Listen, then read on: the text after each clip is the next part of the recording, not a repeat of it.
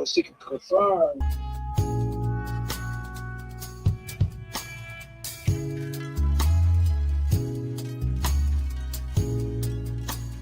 Bro, like, listen, right? I don't like scandals.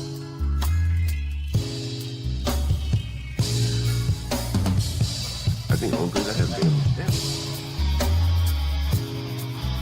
Stanley doesn't state the obvious, like what he is talking points. Yes, he does.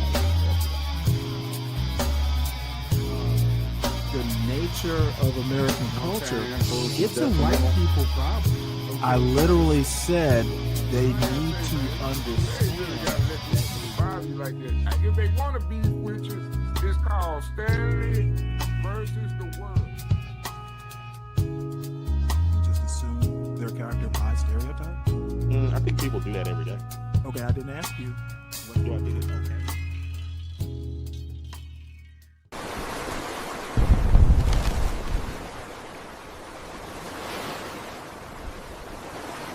Peace. What's up, everybody? Welcome back to our Mix What I Like. Again, I'm Jared Ball, very happy to be your host, and I'm very, very happy to be hosting this particular discussion, something some of you have heard me talk a little bit about here and there.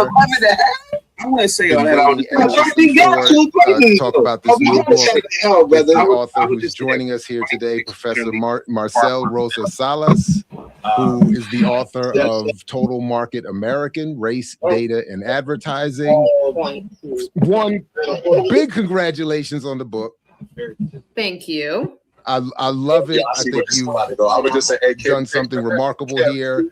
But welcome, and please, if you would say a word or two about who you are and what, maybe even start with the initial question. What brought you to this topic? But yeah, yes. Welcome.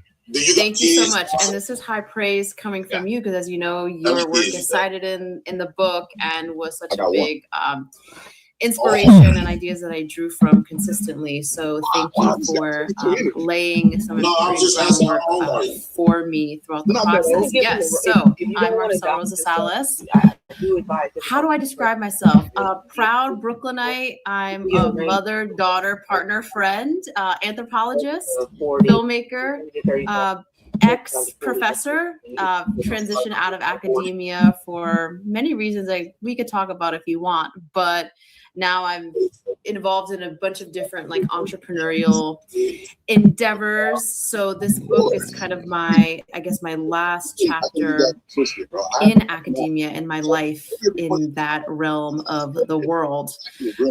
This book, Total Market American, is really a conversation with myself in a lot of ways. And I always go back to childhood and some of, the childhood fixations and obsessions that maybe we had sort of bubble up into what we're doing in the present day. And I really think that this book is the manifestation of so many questions that have been on my mind since childhood. But to give a bit of an overview about the book itself, it really focuses on a part of advertising that most of us never get exposure to, but I think really has a profound impact on all of us. And that's really the behind the scenes labor, particularly in research and strategy, that ultimately gets to decide who is imagined as a target consumer and how this kind of labor of decision making and theorizing is done. So I think there's been so much amazing scholarship in the past that has asked really important questions and have done really phenomenal analyses about images, commercial images, and sort of the information about race that we receive from advertising. I have an industry background in advertising and marketing as well. So given that background that I had, when I started doing the research, I wanted to go a layer deeper and ask a different question, which I think the book addresses throughout, which is how do racial representations that we see in advertising in the end product, how do those get manufactured and made in the first place? And so that question that I had led me inside ad agencies and media agencies, also a host of different kinds of industry conferences all across the US. And I spent time studying and doing the work ultimately, alongside the people that are called brand strategists and media planners. Their job is to essentially do a bunch of social theorizing to make human beings legible to corporations. And they conduct a bunch of research and analysis about people and translate it into what is known in like industry jargon as consumer insights. And these consumer insights then become sort of the conceptual direction of ad campaigns. And so the book itself traces how theories about race get turned into commercial expertise within the American advertising industry. I could talk a bit about what led me to the work, but I'll stop there to see. No, I do want you to. I do want you to, because, and I'm assuming that would have to include some discussion of the internships and the conferences, because I thought that was. I don't know. I found like I think I was having a kind of positive jealousy about that. Like I because it seems like, and then maybe you can it seems like in reading your book that you were much earlier on in being clear about where you wanted to go with your work, certainly than I was. So you seem to have laid out, and I loved the methodology. So I definitely wanted you to talk about that, because I certainly never interned at ad agencies and went to some of these conferences you talk about, which I definitely want to come back to as well. So yeah, please talk about what led you to it, and if you would, some of that experience, because it's fascinating. Thank you. Yeah, the field work was quite a journey, but as I mentioned before, I did have previous work experience at big brands. One of my first jobs out after undergraduate was at Red Bull, and my role was a culture marketing manager. So my job was to, and Red Bull's a really fascinating, kind of a pioneering brand in the like contemporary. Good evening, everyone. Welcome to this pop-up show. I actually wasn't going to do a show today. I know I had one scheduled, but I was feeling a bit under the weather. But I guess the old man nap recharged me, at least for a little while. This particular video is fascinating. She's talking about how ad agencies market to different types of demographics. The concentration is going to be on minorities, not just blacks, but mostly blacks. So it's actually a fascinating hour. And I think it was an hour. I was truly spellbound. And let's see here. How long is this? Oh, actually, it's an hour and a half, but I'll stop it and comment as need be, but it was totally fascinating. The guy here is Dr. Jared Ball. I know him from a earlier incarnation on Black Power Media. Apparently, Black Liberation Media spun off from Black Power Media. And he has his own personal channel, which is called I Mix What I Like. I highly recommend this dude. He's a leftist, but I don't know. He's like a bourgeois leftist, which is kind of a contradiction in terms. He's a professor at Morgan State University, and he teaches communications in the communications and African. He's in the communications department, but he also teaches in the African American Studies department. His specialty is actually propaganda, that type of communications. So anyway, what is advertising but propaganda? So anyway, I loved it. I kind of rarely watch long YouTube videos these days. I get bored after about 30 minutes. I watched all of this. It was just fascinating. So enjoy the ride. After this, JP showed up at Candy Cane's show. Well, CT came first, And I don't know, maybe he emailed JP or something, but JP is holding forth on Candy Kane's show right now. Now, the good news is she's given permission to show it. I just need to make sure I credit her. So I'll drop her link and all that stuff to her channel. And I highly recommend her channel. She is lovely. The way she conducts her panels is very professional. She's also really good looking, but I wasn't supposed to mention that. But anyway, we'll get some CT and JP fuckery, and they just popped up. CT says he was channel surfing and saw she was live, so we get a Saturday night special. So let's go ahead and do this. Hit the link if you're out there. Feel free to do it. And by the way, shout out to Mike123, who actually, he pretty much sponsored the show. I'll say he and DiCapriono are the sponsors, and I'll put the signage up in a bit. But shout out to DiCapriono, shout out to Mike123, my frenemy. Capitalist propaganda space as it comes to brand, not only selling product, but becoming a whole media empire where the product is second to the brand story and the people that they want to represent the product. No, and in world football, they even talk about Red Bull's influence as a culture of football. It's so way past a product. Yeah. Yes. So that was like my marketing training ground. And it also burned me out entirely and kind of propelled me to do my PhD. But I think that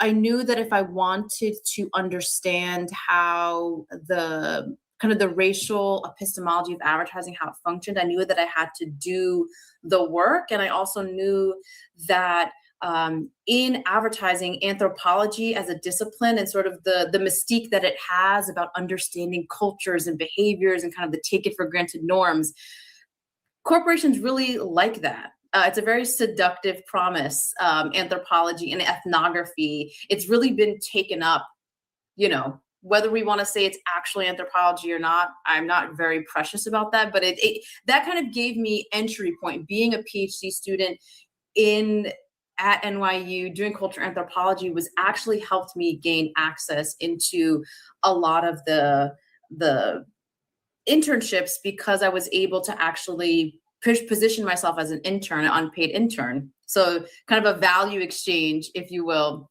So that worked in my favor as a researcher for sure. But I think that the interest in multicultural advertising and kind of like the racial dimensions of advertising, as I said, started in childhood. Like it goes really far back for me. I know, right? Because fashion plate, right? Yes, nameplates. I think too much to my parents' like dismay, I was like a very brand obsessed kid, like hyper materialistic. And my parents, they joke about this, they laugh about this a lot because the obsession with consumer culture at such a young age was veering on the level of absurdity that my parents were like, where's this coming from?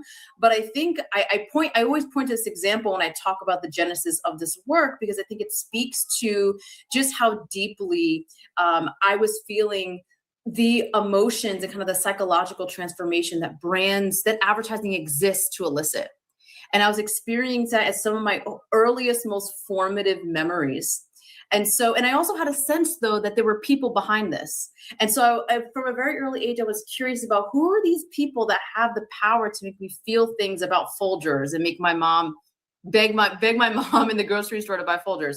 So there's that piece of brand culture being this kind of salient part of how I understood my place in the world and kind of these enduring questions about who am I and where do I belong. For me, brands and advertising have always been that cultural material that have been very predominant in how I understand myself, and kind of unpacking the messiness of that as I sort of become.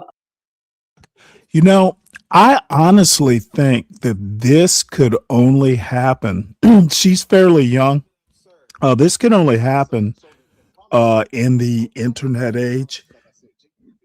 I remember growing up in the 70s and 80s. I graduated from high school in 83. Um, you know, there was TV and there were commercials. Say, you get up on a Saturday and you'd be watching like 6 or 7 hours of cartoons. um, but most of the advertising that I remember would be for cereal and Pop Tarts and stuff like that. Um,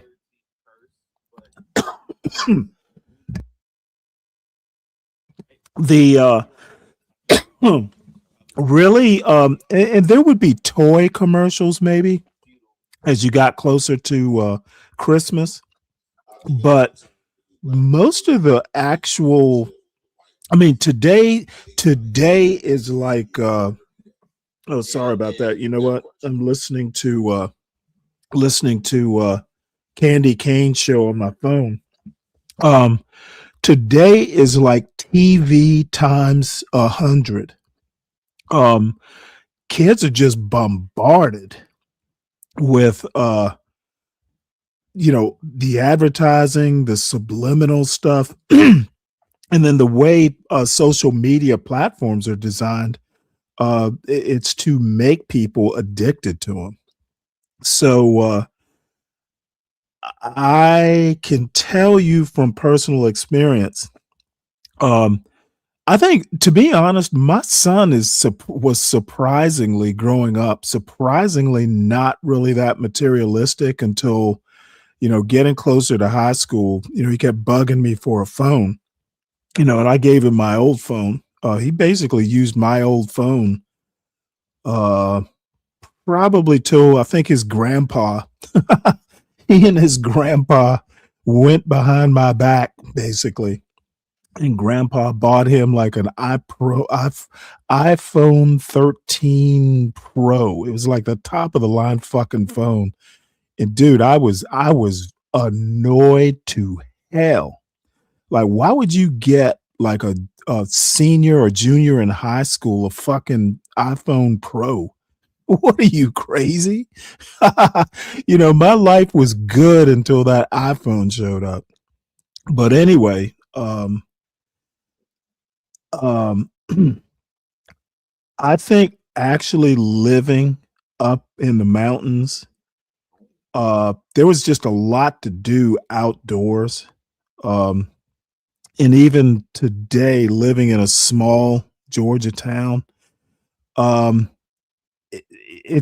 think it's easier to kind of protect kids from, a high level of advertising and all that sort of stuff. It's impossible to avoid it altogether, but I think it just gets easier living more rural. But that it's my opinion.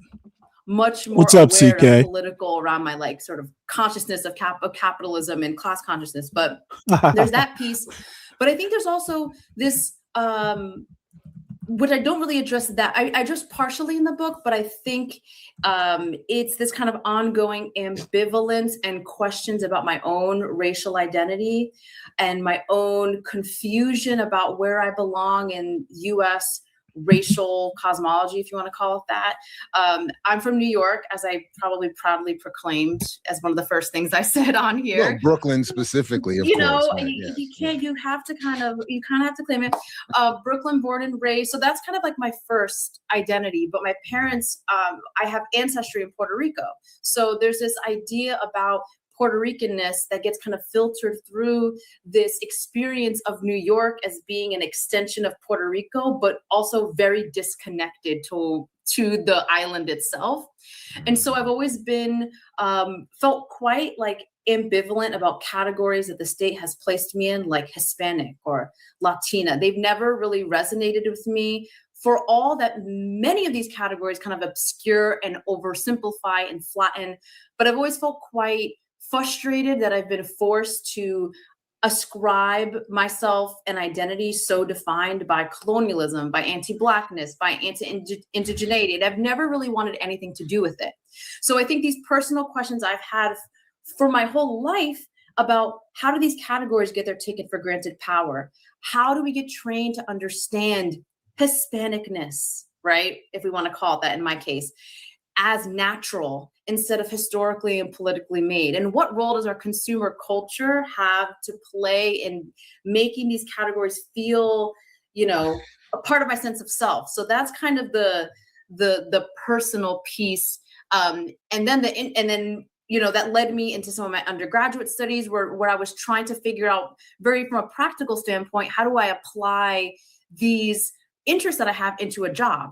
And so that's when I literally did a Google search one day, right when I was about to become a senior in college, and came across multicultural marketing as an industry, came upon a bunch of different PDF reports proclaiming, facts and figures about who Latinas are, how they behave, how they think. And I was taken aback that there was an entire corporate industry of knowledge production that existed basically to sell with certainty facts and figures to Coca-Cola, to McDonald's, to get people like me to buy more Coca-Cola and McDonald's. So that was the impetus that made me then pursue an internship as an undergraduate at a multicultural advertising agency.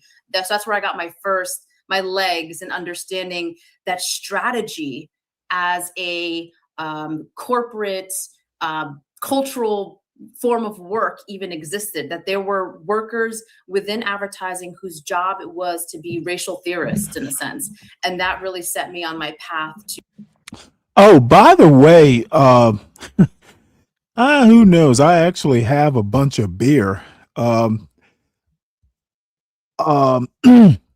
We may or may not get to John Galt's time up on Izzy Band's panel today. John got his ass handed to him, quite frankly. And, he was up there with JP and Angry Man. And then, of course, Izzy was there as the host. And John got properly handled. I was actually pretty impressed with how Izzy Bands just, dealt with John today. I think John might even be live right now, licking his wounds, and then all his little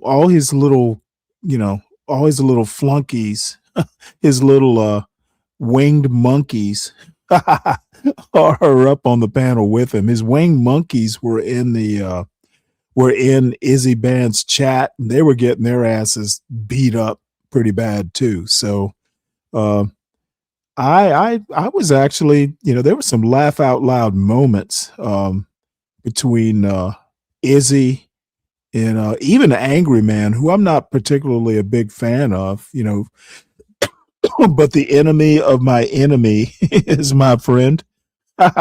So I was pro Angry Man today.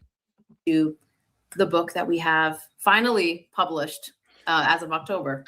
And I should say Duke University Press. So, and again, congratulations on that. Even though you've wrote, I guess you don't care anymore leaving. What's up, JB? But I still think it's important to note. And I started thinking, the whole Brooklyn and hip hop. I started thinking of the Jay-Z, grand opening, grand closing. Like you've, dropped this incredible work, and then it's like I'm out, and then I'm moving on to bigger. Yeah, exactly. And it is a mic drop. The book. So as I always want to start, I increasingly like to say as just to ease my own stress and just to remind people that for whatever failings occur in my interview of our guest, please don't let that deter you from checking out. Hey, Stanley. Pretty good. How are you doing? Oh, I'm all right. Did you hear how Master Kim and Mike 123 were talking about you on John's channel? No. And I went off on John for you. Oh, good. But to be honest, look, John got his ass handed to him on Izzy Band's channel, so I guess he was just, kind of like a mad hornet, once he got back to his channel. To be honest, I don't really watch John's show. I don't subscribe to it. And really the only reason I even know somebody on a Discord, I'm on a few Discord servers. Someone told me that John Galt was on Izzy Bands, and someone also told me that John was talking about me. And you know what? My response when I heard John was talking about me was like, yeah, well, you know what? It's par for the course. And John's just kind of demented. Yeah. I just got, I'll leave that. I'll let that, let that rest. I don't need to respond. Yeah, I went off on him for you. Well, that was nice of you. No You didn't call me problem. you didn't call me the hard ER, did you? No, I called him that. I called him a crackhead and everything, Sam. Well, we might have to watch that too. Yeah, I've got JP and CT. Of course, John sometimes puts his stuff, behind a paywall. Yeah, but, you know what? Look, if you don't want to see it, then yeah, I'll see it. Well, no. I want to see it. I don't, at this point in time, John's not going to recover. He's just bitter, and I can't figure out why. Hey, Stanley, can I drop out and come back in? My audio is messing up. Yeah, okay. All right. Out the book and seeing for yourself how good it is. So I just don't want anybody to be like, oh, Jared, his interview, he messed, he didn't, something wrong with him, and then so please read the book. It is phenomenally researched and written, and you make so many important points that and in fact, let's start with one of the ones you just sort of touched on. This relationship, how did I write it here? How does your work engage or define or interpret the overlaps in settler colonialism, advertising, and racial construction? The American advertising's racial information system, as you describe it. Yes. How does that work exactly? And I just want to, and even in your a part of the title of this is it chapter 2 is the production of racial expertise, like based on these settler colonially inspired racial categories. So yeah, could you talk a little bit about this overlap of settler colonialism, advertising, and racial construction? Yes, sure. So again, for every campaign, every ad made, that we see on YouTube that we quickly, skip, there is a group of people who sit in meetings day after day and labor over decision making and questions about who will be considered a target consumer of that particular piece of media, and also where that media is placed. So there's the advertising creative agency piece where the brand strategist exists, and their role is to compile and do research of a variety of different methodologies. And then there's the media planners at media agencies who basically do that process again, but decide where is the best channel for an advertisement to be placed so it's seen by the target audience. So a huge part of the research for the book takes place in this division of the industry, where a lot of their work, as I said earlier, is devoted to this type of corporatized social theorizing about humanity, about what it means to be human, about the significance and meaning and placement of brands in people's lives. This is conducted through dedicated efforts at research and measurement, and essentially these kinds of I don't know, she may get into the main thing and I might not even watch it through. I watched the whole thing through and I was fascinated. There is one point that she makes that, I guess everybody kind of knows, but having it said so bluntly, definitely caught my attention. Let me see if it's in the next couple minutes. If not, I'll just talk about it a bit and move on. Dossiers of information are presented in slide decks and PDF reports about attempts to get into people's inner world, into their fears and motivations, and put them to use into the creative storytelling of advertisement. And ultimately, the quest is to make persuasion more scalable and more effective. So we know that advertising in the US can't escape the racialized social world it exists in. And because of this, it has inherited what I've observed and what I've practiced as someone who's interned in the industry. It's inherited this very race-forward common sense that assumes that groups are essentially different in ways that are measurable and predictable.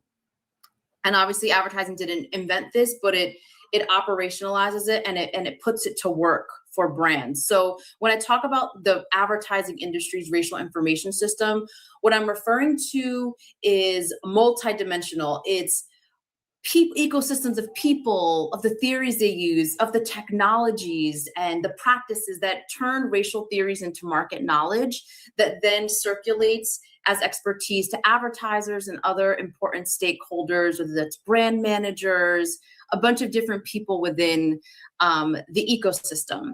So these kinds of racial theories about what it means to be human and ultimately who people are, their cultural practices, what they want, they get professionalized and commodified in American advertising for this quest of getting consumers to do what corporations want, which is view that video, click that ad, buy that product. And so it shows up in a lot of the work that you're familiar with in terms of these kind of audience measurement reports, the buying power reports, the Nielsen's, the Selig reports of the world, the Pew Research Centers even. So audience rating and segmentation data, these proprietary agency research that sometimes multicultural agencies develop and sell to promote their expertise and services to brands. Trend reports, what else? Software that has kind of racial logics, consumer research software that has racial logics built into how data is cut up and then is able to be used by strategists. So when I think about the overlap between settler colonialism and advertising and this kind of production of racial categories, I keep coming back to this obsession with classification and how classifications aren't just a way to describe people. We know that it's not like an innocent practice. It's a governing technology. Once you can name, count, and sort people, you can then build a hierarchy that gets then transplanted and built into the infrastructure of everyday life. And that ultimately determines who gets rights and resources and ultimately whose life is treated as expendable. So what's up, Speak Radio? You know, I used to have a sweatshirt like this young man's wear. Shit, I still do have that hoodie. That gray polo hoodie. I bought it like fucking literally back in like 1997.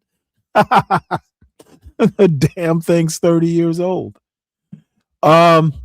This is, like I said, I don't think there's anything in here that would be new to anyone who's, you know, an adult, like maybe 40 or above. But it's kind of funny. I actually think growing up, when I did, maybe people up to, you know, as young as 50, I actually think we have kind of like a natural defense against social media. I mean, I personally can remember when, you know, TV commercials were kind of it. And, you know, usually what would happen during the commercials, you'd get up and go to the refrigerator or something just to avoid commercials. I have an abhorrence of commercials. I mean, to the extent that, you know, before I even started doing a YouTube show, I've had YouTube Premium for almost as long as it's existed because I hate commercials. I will literally, unless occasionally there'll be something that I'm interested in watching a whole commercial through. I'm much more apt to kind of get interested in a magazine advertisement than a video advertisement. So I guess it is interesting to someone like me to see kind of how they've turned this whole thing into a data science. That's essentially what it is. But I just chuckle through some of it because none of this shit affects me. Well, I mean, skipping would be you get up and go get something from the fridge, while the commercial was on. I think that advertising is part of this system of racial knowledge production that is part of reproducing this seemingly. Oh, by the way, Speak Radio, CT showed up on Candy Cane's panel. He was just kind of channel hopping. So it wound up being kind of interesting. And then he must have emailed JP or something like that. So JP actually wound up coming up, and he might even still be there on Candy Cane's panel, which we're going to watch at some point. You know, she's given, all the content creators in the audience permission to use it. It was, she's actually really good. She's a really good host, possibly the best host I've come across. And I've come across some good ones. I think she's even better than Nightish. Naturalness of racial categories and giving them this kind of like institutional power and heft to make them look rational, normal, and not if you have YouTube Premium. Racial categories can't be separated from capitalism. Capitalism has always had a stake in the practice and the labor of racial theorizing. And so to me, it's no surprise that American advertising, the very business infrastructure as we know of it, is built on a racially segregated vision of the American public. No, absolutely. And there are so many overlaps in terms of the politics, the funding, the ideology involved in the trajectory of the research in advertising, in psychological warfare, there's everything in between. So So I messed up again because I intended to do this at the beginning, but as we record this, it's the day after Steve Biko's birthday, and Biko, of course, the Azanian or South African legendary freedom fighter who wrote "I Write What I Like," a column whose name I pay homage to with "I Mix What I Like" for several puns, including my own racial mixture. But he wrote. I just was thinking about him in advance of our discussion and was just, thumbing through this collection, "I Write What I Like," and almost haphazard, just sort of going through notes I had and found two things that he said here real quick 50 some odd years ago that I think fit very well into what you've already said and what I'm inviting you to talk more about. But just quickly, he said, we believe that alongside, he's talking about the role of the press in struggle here. And he says, we believe that alongside Radio Bantu, most of the, I'm sorry. SASO, that is the South African Students Organization he was working with, rejects the press and believes in having as little to do with it as possible. The press is largely directed at white society or the so-called electorate whose values are laced with racial prejudice against Black people. Equally, SASO rejects the Black press, which up to now has been largely controlled and some of it financed by government institutions. We believe alongside Radio Bantu, most of the Black press is being used as instruments of propaganda to get people to swallow most of the unbalanced and inflated stories about what the government is doing for the Bantus or for the Indians or for the coloreds. So I thought that was interesting in terms of not only his recognition, as I would understand it in the context of our discussion, that advertising and political ruling elites have so much more to do with the content of commercial press, black, white, or other, or Hispanic marketing media, as you talk about as well.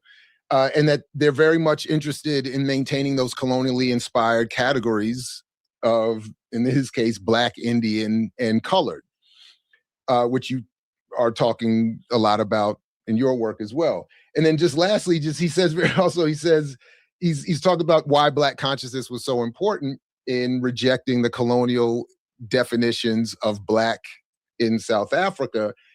And he says, these are concepts which the black consciousness approach wishes to eradicate from the black man's mind before our society is driven to chaos by irresponsible people from Coca-Cola and hamburger cultural backgrounds.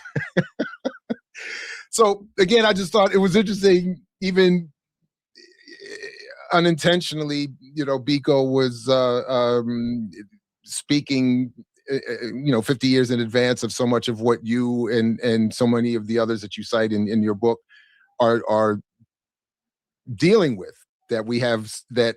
And I did want you to say, if you would, another word or two about that so much of what Biko was saying then is in response to categorization inspired by colonization to better determine, in other words, to better define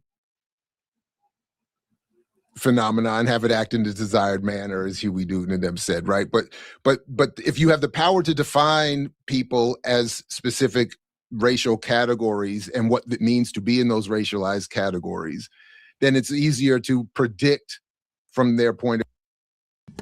By the way, I really just thought of this. This is literally a description of systemic racism. If you have the apparatus, the infrastructure to basically go in and predict behavior, of a certain racial group or, just a certain demographic group, that's literally systemic racism. And these idiots like Thomas Sowell and Glenn Lowry and all these anti-black blacks, they are always asking people for examples of systemic racism, and it's literally sitting right under their nose. View what the behavior would be that you can then market to have better results and impact on your advertising.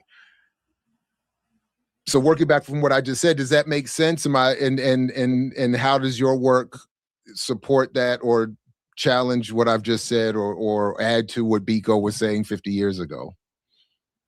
Yeah, thank you for that. We know that racial categories have always been about prediction, creating these containers of meaning to create order, hierarchy, and control, and ultimately use these types of theories about what it means to be human as a conceptual shortcut so that we can, with some degree of certainty, we believe, know where to place people before they even have before we even give them the dignity to be who they are, aside of the kind of idea about them that we are ascribing to them. So I think that absolutely tracks with how I observed and practiced in many ways, and saw the types of theories about race be circulated, produced, bought, and sold within advertising, because what you'll see is certain truisms about different racialized groups be bought and sold and traded as basically like social facts within the industry. Like Hispanic moms are cultural trendsetters, or Black consumers, and mind you, Black as the capacious category that it is is taken for granted as that. Black consumers are cultural trendsetters, which, has a degree of truth to it in, the American cultural economy, but the underlying logic beneath it, which is what I try to get at the book and talk about with my interlocutors, is this understanding of race as this kind of embodied trait that sort of propels cultural behaviors. So the understanding of these categories often isn't being, socially and historically constituted and also like changeable. I wouldn't say that that's also that's exclusive, because what's interesting too is that there are people that are working within the industry that do have more complicated, nuanced understandings of the politics of these categories and sort of the ways that we've been trained to think about them. But when they're in their roles in the industry, they know the part that they have to play and the types of adages and truisms that need to be in their pitch decks, in their presentations, in order to give populations in the United States that are devalued in so many other dimensions of life, politically, socially, to ascribe them with value, so that a company like Coca-Cola, Pepsi, McDonald's, what have you, will consider them worthy of investing marketing budgets towards. And seeing them. I loved your discussion of being seen, and what does it mean to be seen? What does it in that context? What does it mean to be seen when what does it mean to be seen? Yes, I feel like we see that. We see that language, feeling seen, within the advertising industry as a way to create a kind of like moral imperative around multicultural advertising, which, by the way, is an outdated term. Even as the book has been published, so much changes. And we can talk about like why multicultural marketing as a term is kind of passe, but I use it as a shorthand here. So feeling seen in industry, like discourse, becomes this kind of moral imperative and kind of like political charge to get brands mobilized for the social good aspect of investing marketing budgets into targeting racial groups as their own audiences with their value to bring to the corporate bottom line. Feeling seen refers to this sense that a company, so it refers to two things. It's a practice, and I think also kind of like a sensibility. In practice, on the advertising side, feeling seen refers to the efforts that a brand would make, whether it's hiring the right agencies, hiring the right consultants, paying for the right research, to invest in the racial expertise needed to understand populations in the US that for so long have been grossly stereotyped, denigrated in our media system, right? So there's a baseline understanding that is a fact, and that the advertising industry has a long way to go in rectifying ingrained racism and how people of color, again, I use all these quotes, these things in scare quotes, are portrayed. So with the acknowledgement of that, a lot of the labor that I noticed being done in multicultural advertising strategy places is basically appealing to companies that, it's important that you invest in this kind of research and expertise to right those wrongs of the past, and also to gain greater consumer understanding of Hispanic moms or Black millennials in Atlanta, right? Feeling seen is then this like kind of psychological, emotional disposition that is positioned as a brand doing the right amount of research and getting the right amount of expertise about their consumer market, so that that person feels like the brand really understands them. They've done the effort to create that emotional connection, and that type of effort that is made to know the types of cultural cues, the types of music to include in an ad. A consumer seeing that in a McDonald's ad or a Nike ad will be a factor in them getting to buy. So feeling seen is this type of I think this longing for dignity that I think many of us long for in a nation that has their foot on our necks, the boots on our necks, and appealing to our consumer culture and corporations as a route to kind of giving us that feeling of wholeness, psychological fulfillment, security, that in my view is in many parts a distraction from where we should really be directing those appeals to dignity. But feeling seen becomes this kind of rallying cry that I think not only operates in the industry. It's kind of odd, that part about the appeal to dignity. In a way, I'm a little cynical about that. The thing is people don't want to be, they don't want their dignity appealed to. They want bullshit. This, is kind of reminiscent of, Candy Kane's show earlier. People don't want to hear information that's like this. I find it fascinating.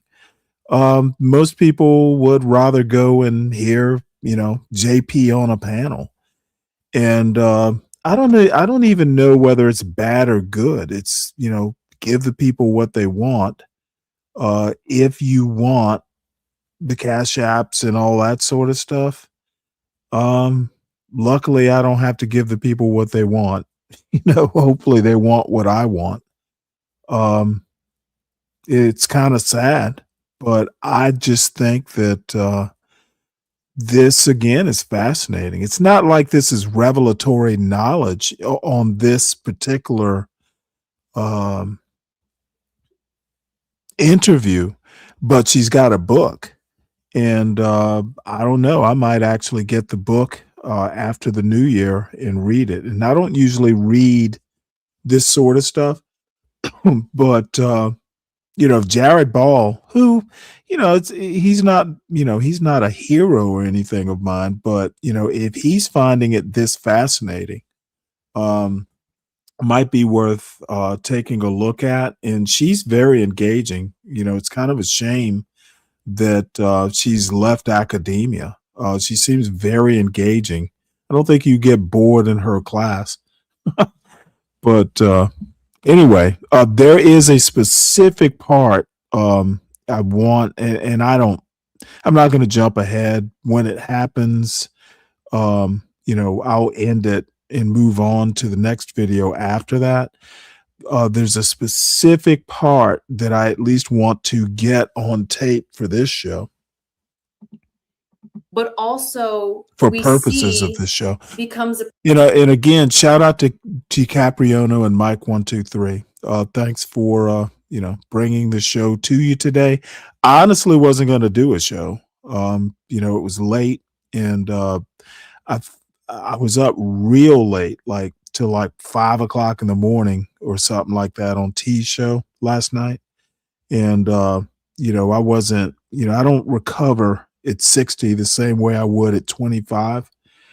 But, I was up all day, anyway, after being up all night, because I had things, I'm starting to, slowly prepare for cooking Christmas dinner. I guess it'll be Tuesday. I have to go back and look at the calendar. What is today? It's the 20th. So Thursday, I think, is Christmas. So it'll be Wednesday, Tuesday, and Wednesday. I'll probably wind up, taking or cooking Christmas dinner, because we're going to transport it down to Savannah for Christmas Day. So anyway, By the way, I'll have to think about how we do shows, or even if we do shows, to be honest. Part of how many of us relate to corporations, the kind of demands that we make, you know. I think it also impacts how we relate to each other, because, Yes. And I'll leave this as this is for my small but wonderful audience. I will leave this as a sort of teaser and an inducement to get your copy and read Marcel's book. Because just one other little inducement, someone you reference in your book used that description of seeing me, I think, as an interpersonal microcosmic version of what you describe happens with corporations using that. In other words, it was used to disarm disagreement and criticism by saying, wanting me to feel, I see you, Jared. And I felt immediately, and in reading your book, I said, "Oh, that's exactly how I felt on an individual level." You say here, I think is really important about that. And then I want to use this to double back to a question that I had wanted to ask you before. To feel seen is to be interpolated by an advertiser, hailed as a valued consumer subject, recognized as important, worthy, and deserving of a message crafted just for them. In the United States, the desire reflects the market's deep influence on shaping subjectivity, intertwining consumerism with broader aspirations for social equity, respect, and political inclusion. So again, they're saying, we see you, as I understand what you're saying. We see you, Yes. we want some freedom, some liberation. We're going to symbolically include you as a way of pacifying and alleviating some of that tension for you from without threatening us. But so say anything you in response to that you'd like, but I wanted to use that to come back to what I meant to ask you more specifically in terms of talking about the importance, because I did want you to lay out, I'm doing this out of order, so this is my fault, but I wanted you to say a little bit about the importance that advertising has to this media environment that we're in. I'm not always convinced people appreciate the extent to which advertising shapes so much of our media environment. But so with that, the scene, anything else you'd want to say, please go ahead. Yeah. Yes. The only thing I'll add to that is, if you think back to where you were in the summer of 2020, I guess that's what I'm referring to it now. And so much of I think that moment was so revealing, because it's no surprise that brands and advertisers were like central to the furor, the discussions, the cultural moment, if you will, around racial justice that happened in that period. Brands and advertisers, you'll often hear that what's going on in culture? Like, how can we be part of culture? How can we be part of the existing conversation in a way that makes the brand feel like a partner in life? How do we insert ourselves into what people care about right now? And so in that summer of 2020 uprising, we saw brands not just sit on the sidelines necessarily and co-opt the conversation. I feel like brand culture was integral to the social movements that were happening at that time. And I would be curious to hear what your thoughts are about this, because at least from where I was sitting, I think it was the uproar in kind of broader culture, and what we were seeing on social media and even at protests. It wasn't just what is the state doing, what are governments doing, but it's what is policing doing. It was, what is Nike doing? What is Netflix doing? What is McDonald's doing? I feel like those types of questions of accountability to who is responsible for our current kind of strife when it comes to racial injustice in this country, it wasn't necessarily in a kind of anti-capitalist reading, but it was more of like, what are the brands doing to kind of be the solve to the psychological and emotional wounds that I'm experiencing of isolation, of frustration, of grief. And so we saw brands signal their allegiance and perform these values, and that were treated, I think, in many ways as very politically meaningful. And it's because in our so deeply wedded consumer society, so much of our understanding, I think, about what it means to be American, what it means to be human, comes through that recognition, that feeling seen through corporations as these tremendously powerful institutions. And of course, now we're seeing the pendulum swing in the other direction. I thought I had finished the book in 2023, and then everything happened with Trump getting elected again, and then pendulum swings right back, and so much has changed within the industry in terms of a lot of the pledges that were made to DEI, or to Walmart having a center for racial equity, and Target having racial justice institutes, so we see this kind of opportunistic, predictably opportunistic relationship that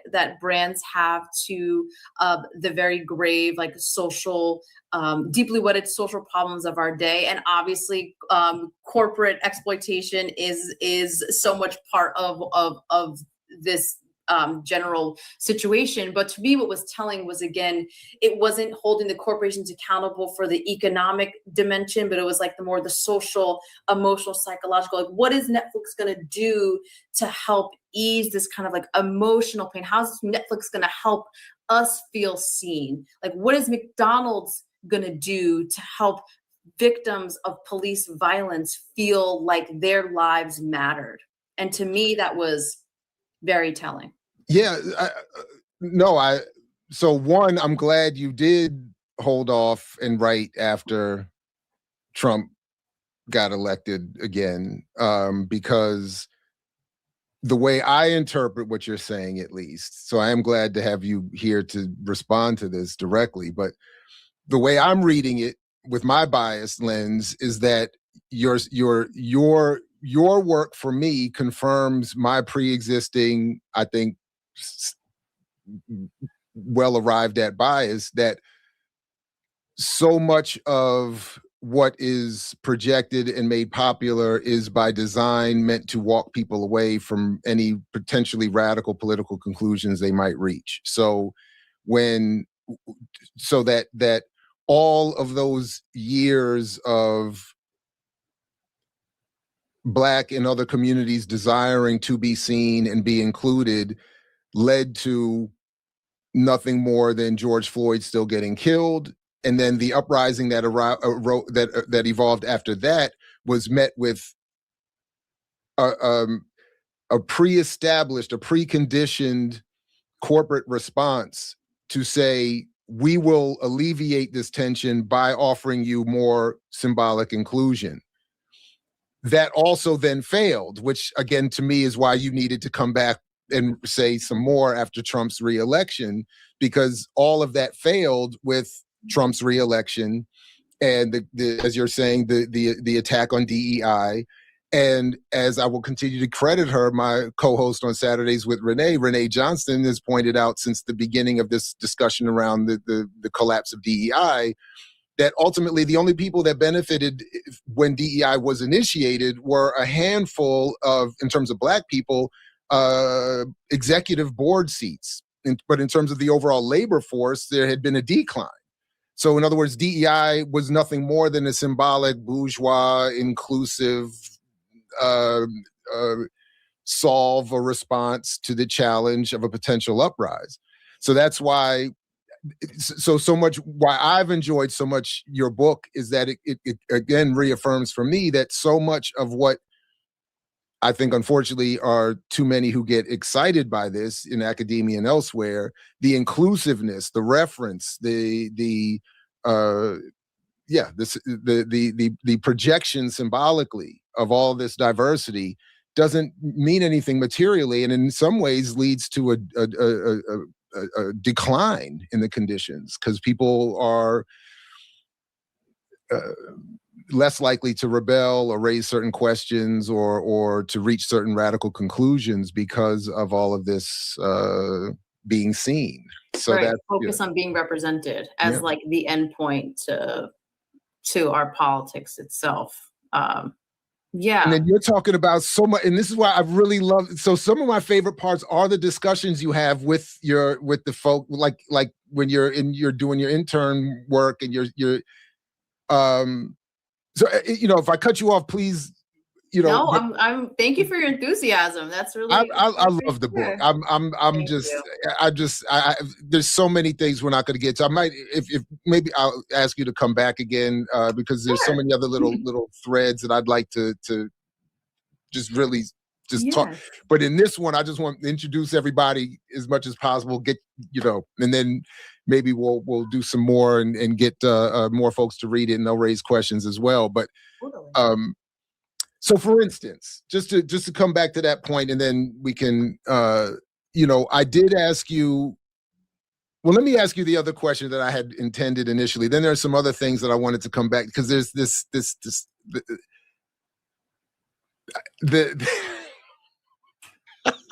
I'm just looking at my notes. The conversation you had about Black Panther and nuance, I want to come back to in a second, but I'm just going to leave that there for a second. So I had wanted to ask, speaking of those racial constructs that these categories that were put in, what does it mean when the world's smallest segment, that is a ruling white elite, are defined as the mass audience, while the majority are the complicating factors, as you describe? And again, I saw that even in Biko's statement about, the press, like we know the press, even the Black press, is targeting a white audience, a white ideal, a white aesthetic, a standard, or definitions of race and all this. And then you're talking about in 2025, something very similar in terms of, again, who is this mass audience and who are the complicating factors? Right.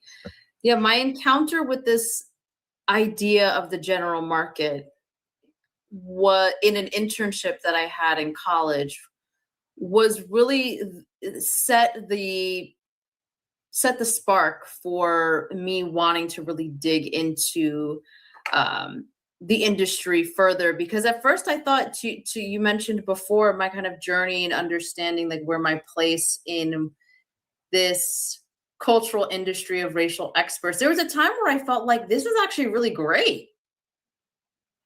Like I get to be an expert in my quote identity and have stable, seemingly well-paid employment through that. That's really interesting. So that was partly what motivated my interest in actually doing the internship. It was first the curiosity in the kind of racial theorizing, and then the practical economic aspects of like, I can get paid to be me, and the false promises of that. But I opened the book with this scene that I had on the first day of I don't know. I might have followed up on that. I was brought into this kind of creative brainstorming meeting, and the team that was sitting around this table trying to figure out, I think, like how to get Hispanic men ages like 25 to 34 to think that this mid-sized sedan was cool or something like that. And I remember one of the account managers said this phrase very offhandedly, like, well, this consumer isn't like your average general market white consumer, and continues on with some other sentence. And I looked around the room like, what, that wasn't weird to anybody else. Like that was sort of, so it was in that moment that my burgeoning anthropologist hat came on and was like, okay, this is kind of a taken for granted understanding within this space that that there's a category called the general market that refers to some kind of group in advertising. First, just interested in me to want to dig more. But secondly, that whiteness and notions of generalness were tied together as synonymous. And so in the book, I kind of dig into this in a chapter, one of the first chapters called The General Market, on the commercial construction of American whiteness. And what I talk about is this category of the general market that you hear get used in media agencies. Yeah, I'm sorry. Just to backtrack a little bit, this lady was an anthropology professor somewhere or another. NYU PhD. Probably, I think she did her undergraduate work there too. Well, she has written a book called where is it? It's called Total. The book is called Total Market American. Duke University Press published it, which is a big deal. She's decided to leave academia, probably because she's going to be a consultant, make a shitload of money. But I don't know that for sure. But it's a book about advertising. And advertising has basically gotten to a point to where they literally look at demographics. But when you say demographics, they really mean race. There are literally like race theorists that work in advertising, like for advertising agencies and stuff like that. She was just talking about, how do you market this particular type of sedan car to a male Hispanic audience? How do we make it cool? How do we get them to buy it? Now, I don't know. I'm kind of on the fence whether this is evil or whether it's beneficial. If being seen is important, then you know what? You advertising to your particular demographic or race, it's being seen. There is an upside to multiculturalism and equality and all that sort of stuff. There's also a downside, and she's written a book, Total Market American, and the guy interviewing her is Jared Ball. He's a professor at Morgan State University. He teaches communications, and his specialty is propaganda. And what is advertising but propaganda? So that's what the book is about. I hope they do a second interview, because this interview was about an hour and a half, and I rarely watch a whole thing, a whole interview, a whole hour and a half interview. I literally watch the whole thing. I don't do that too often these days. So that's how fascinating it was. Advertising is actually pretty fascinating. They've gotten it down to a science. All the data, their cookies, when you visit these websites, sometimes, they'll say, hey, will you accept all the cookies? That's all information. All that stuff, it's basically like a data science. All this information about you winds up in the hands of advertising agencies, probably as well as government agencies, just this information goes all over the place. But advertising agencies basically they take their demographics very seriously. She talked earlier about some product, and maybe she'll talk about it. Maybe it's still coming up, where, some vodka gets advertised to millennials, I think, in Atlanta. Very specific. They can just literally target you almost in real time, to be honest. So it was fascinating. So that's what she's talking about there, Santa Simp. See pitches. You are a simp for Santa. Between colleagues, and they're talking about, consumers. They're talking about human beings in the United States in particular. And the way that it functions in the industry discourse is in a variety of ways. So it's used as a shorthand to kind of mean everyone, right? The mass audience, which is even, an outdated concept in and of itself in terms of just how media is consumed and being distributed these days. But in practice, in the industry, it has meant a very actually specific racialized person. The general market in American advertising industry lingo refers to a white, economically comfortable person who, by virtue of... By the way, for people who seem to still be in 2025 confused about a European standard, they're more it's more than a beauty standard. She's talking about a general audience, or general, group of people you advertise to. See, it is just so ridiculous that, people just can't understand that even your advertising assumes a European norm, general audience, standard. It's all geared to white people.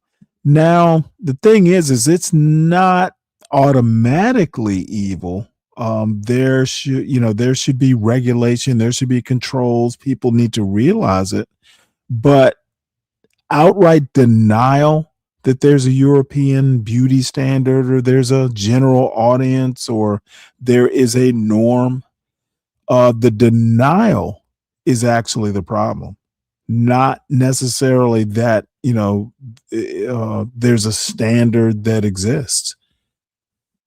A lot of dumb fucking people out there, and it's just so annoying. And what's more annoying is, these anti-black blacks who love them some whites will defend whites or whitedom all the way up to and including denying that, there's standards, there's a general audience that's assumed to be white. It's kind of sad, really. And quite frankly, that CTJP thing on Candy Kane's panel, which we will watch at some point, worshiping whiteness while denying that you worship whiteness is the it's the plight of the anti-black. They're both pro-black in the worst ways and pro-white in the worst ways. Those identifiers is then treated as the average American, as the normative human. And we know that this idea doesn't originate in advertising, it just gets reproduced there. It is a very concretely political and cultural conception of American citizenship that marketing has inherited and then reproduces in its language in the business infrastructure of advertising, because you have general market agencies and multicultural agencies. So there's that piece. And there's like the technical piece too of how advertising and like media is data obsessed. There's like cultural creativity obsession, but a lot of times that has to be supported by some kind of research to back it up, to back up any kind of creative decision. So the idea of the average or the norm is tied up, I think, with this statistical thinking and this the way that quantitative data sort of put on a pedestal in many ways, through measurement, through census categories, ratings, demographics. So the mass audience becomes this kind of group that's treated as the default and the safest investment, the group that's that is the most worth pursuing because they represent the majority. But I think that's where I observed in the work that I did and the people that I talked to, where specific conceptions of American whiteness, because I wanted to be careful and not just fall into the trap of saying that whiteness in the United States is this kind of like monolith. But what ends up happening in the advertising industry, the way that this term is used, it becomes this type of monolith that people don't really define, because whiteness is understood as this like obscure norm. And so because of that, everyone else is treated as niche or different or multicultural, and therefore incremental and extra work. And so we know that this idea of whiteness as the norm, especially in how brands have conceptualized like the mass market, is so tied up with and I talk about in that chapter kind of mid 20th century kind of political economic shifts that made whiteness a predeterminant in who got access to credit, who got access to build wealth in terms of access to home loans, and how the racial wealth gap was stratified in that way through consumer culture. So the general market operates in the racial information system, and it kind of gets justified as a sort of economic and neutral term that's somewhat grounded in the facts that whites are the majority of the country. But we know that what I talk about in the book is how it's actually a racial formation. And we actually see people use the idea of general market in a racialized way in the work that is done in advertising in both sides of the business as well. Yeah, Again, I can't stress enough how important your book, I think, is to a contemporary understanding of all of these intersections of race, advertising, colonialism, media, politics, and all of that. And I will say, I'll at least claim it, that I just said the word intersection on purpose, because I did want to ask you about your discussion of intersectionality. Yeah, this part's pretty good. And Juan, you might especially let me be ask you interested. this way. Because in my notes, I wrote Crenshaw and Google equals Kaepernick and Nike ? And what I think I meant by that is that one of the only criticisms that I ever had of Colin Kaepernick's efforts with the NFL was when he ended up doing the Nike commercial, which I thought I could understand the logic on his end, but from what I think I understand about all of this, I took it as an ultimate net loss for his efforts, because he becomes part of the co-opted advertising process, and it undermines, even unconsciously, people's association with him with radical politics and challenging powers that be. And that's how I interpreted what you were saying about what happens. That's how I interpret what you've written about Kimberly Crenshaw's intersectionality concept, and its, my word, corruption by the broader academic and corporate environment. So when you talked about, because I think you do a very important reminder of, this is what Kimberly Crenshaw, by the way, who preceded me by some years at the Africana Studies and Research Center at Cornell University, then headed by the late, great founding director, Dr. James Turner. I always like to shout him out. May he rest in power. But so I think it was great that you reminded us. Crenshaw was saying intersectionality was specifically initially about recognizing all the forces that negatively impact women of color, Black women in particular, starting, if correct any of this in a moment. But then there is something that happens to that concept in the broader academic punditry universe. And then there's another thing that happens to that in the advertising space, what the corporate world does with intersectionality and how they redefine that term and redeploy it. So then when you describe her, I think in 2016, that is Kimberly Crenshaw going and sitting with Google to talk about their deployment or definition or engagement, where she describes it as ultimately a positive in helping the world better understand and see the representation. I admittedly, I felt like that's where I felt like she unfortunately slipped into the Kaepernick Nike realm. So I'm not saying you're saying that. I'm saying I interpreted it that way, and I'm curious what you think about any of that, or what you are in fact saying that I missed, or obviously that you would have said better. Did that make sense? Am I making sense? That totally made Okay, sense. okay. I think, what I should admit at the outset is that the reason why, so you're referring to an excerpt from a panel that Kimberly Crenshaw was on at the Ad Color conference. And the Ad Color conference has become the premier industry, entertainment, media, advertising industry conference for, quote, people of color in US, entertainment media industry. So they have this conference every year. And the same year that Professor Crenshaw was speaking on a panel, so was I. So I like to point out, my participation, because I could to answer your question about how I try to, at least in the book,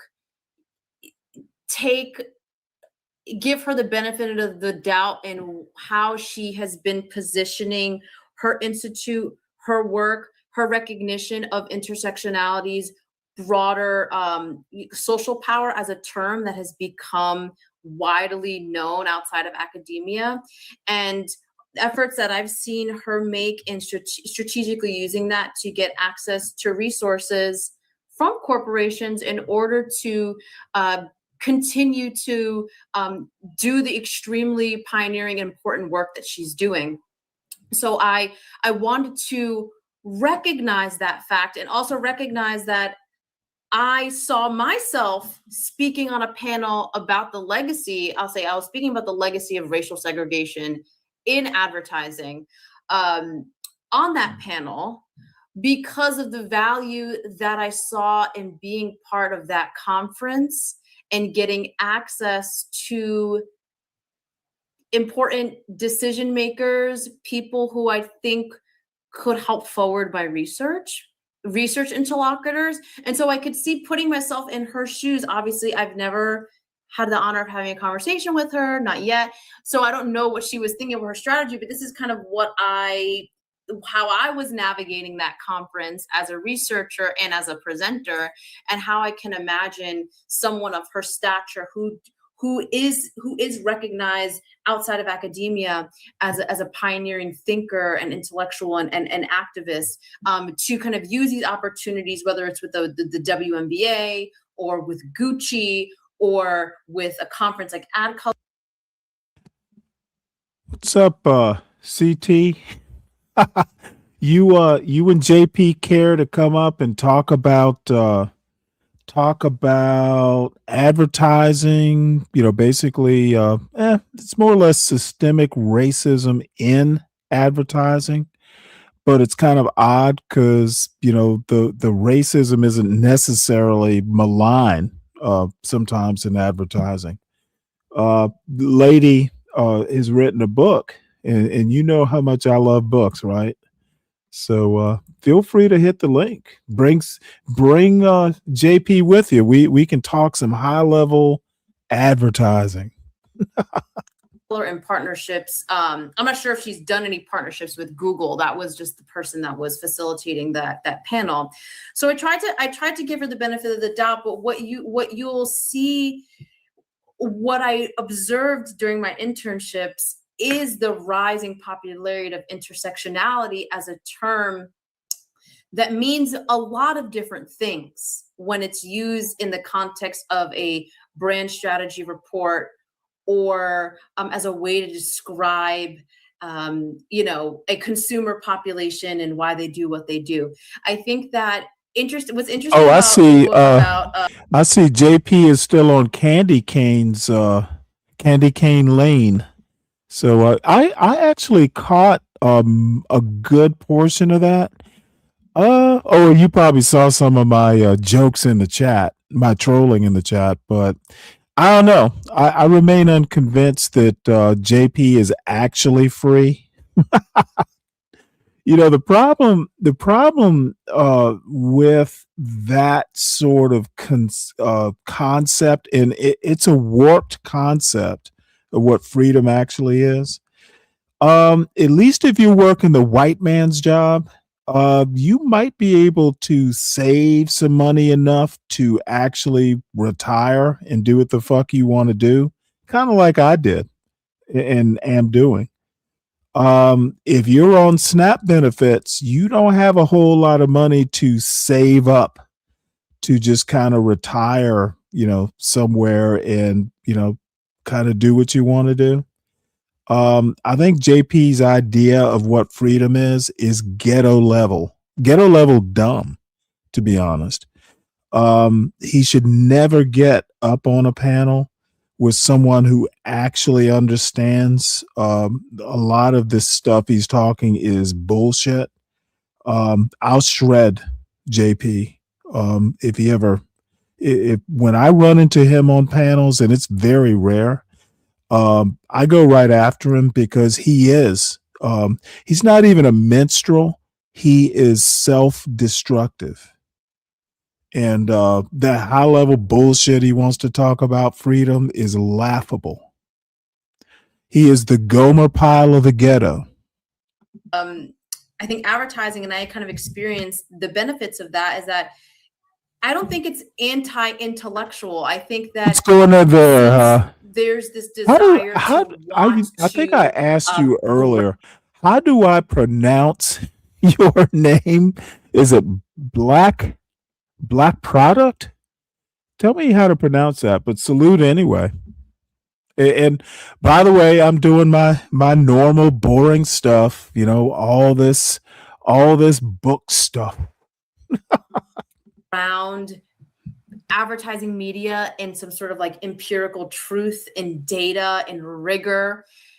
They look to academia a lot. They look to anthropology. They look to sociology. They look to history. People have probably read your books, honestly, to inform the social theories that they're producing. So it was no surprise to me that intersectionality is popular within like the lingo of advertising. I think what I wanted to do in that chapter though was really focus my analysis on exactly how intersectionality was being defined and used. By the way, this is one of these things. I think that one of the more interesting things about how American culture works is how people will call it colonizing. Maybe it's co-opting, whatever words you want to use. But how things like DEI, which are well-intentioned, or affirmative action, which is well-intentioned, or, civil rights laws like the Voting Rights Acts are well-intentioned. It's amazing how something like intersectionality, which was, Kimberly Crenshaw's concept, within a CRT framework, how it literally gets co-opted to make money. Capitalism is all consuming a lot of times. What's going on? It's been a while since I've seen you. Where you been? How you been, Stanley? Pretty good. Yeah, doing my old boring stuff. Hey, I appreciate it though. It's getting on the holiday season, and when everybody's getting busy, I'm just glad that you're up here doing your same old stuff. And yeah, we'll spice it up after the new year, but not much. I usually on weekends I kind of try and do fuckery, and I wasn't. I'm on way later than I intended. So I was up really late on T's show, by the way, up really late, and fantastic. Well, being 60, we don't bounce back like we used to. Ooh, you tell me, but I really enjoy the dynamic going back and forth between the channels, because we do really appreciate your real that relaxation of that calmness that you do bring to these things that we should be talking about, and the pace that you do it is great. I'm not always that calm. You know what? I this particular interview. I was saying earlier, I don't. It was an hour and a half total, and I don't know that I want to do all of it. You know, I'll drop the link and people can watch the rest on their time. But this was just absolutely fascinating. It's, you know, advertising agencies, you know, they're extremely good at I don't know, sociology, anthropology, history. Yeah, they have literally and then data science on top of that has just made them, like, if these people ever decided to take some of this methodology, and they do, by the way, into war fighting, psychological warfare, that sort of stuff, these dudes, it's scary. It's scary. Well, Stanley, I'll tell you this: like this type of interview is probably at the lowest spectrum of what that is actually going on out there right now. And absolutely. Well, she wrote a book about it. Then we just get the trickle down. We get to comment about it and be like, "Wow, that's cool." And then it's just, well, but here's how I feel about it, though. Forewarned is forearmed. So, you know, it may be low level. Now, anyone who grew up in, you know, like the 70s and 80s when there were Saturday morning cartoons, you get this, you get this automatically. You know, all those cereal commercials on Saturday morning, it was naked, like, hey, you know, we're going to advertise this sugary stuff to the kids because we know they're going to ask their parents for it. But that was the good old days. Unsolved mysteries. That's what I grew up with. Well, I still think that forewarned is forearmed, and I hadn't thought about stuff like this in years. So the interview, basically, the amazing thing for me. Now, I never thought about how advertising could take something like CRT or DEI and basically turn it on its head and actually make money off of it. I never thought advertising would be political. Absolutely. Yeah. If I wear, I'm wearing winter boots right now, but because of winter boots I'm wearing, that shouldn't be identifying the political system that I represent. It's just let me you're in Canada, right? Yes, sir. Okay, so you know, you probably know this because you know Canada, you know, is close enough. But you know, Timberland boots, the work boots that have been popular for fucking 20 years now.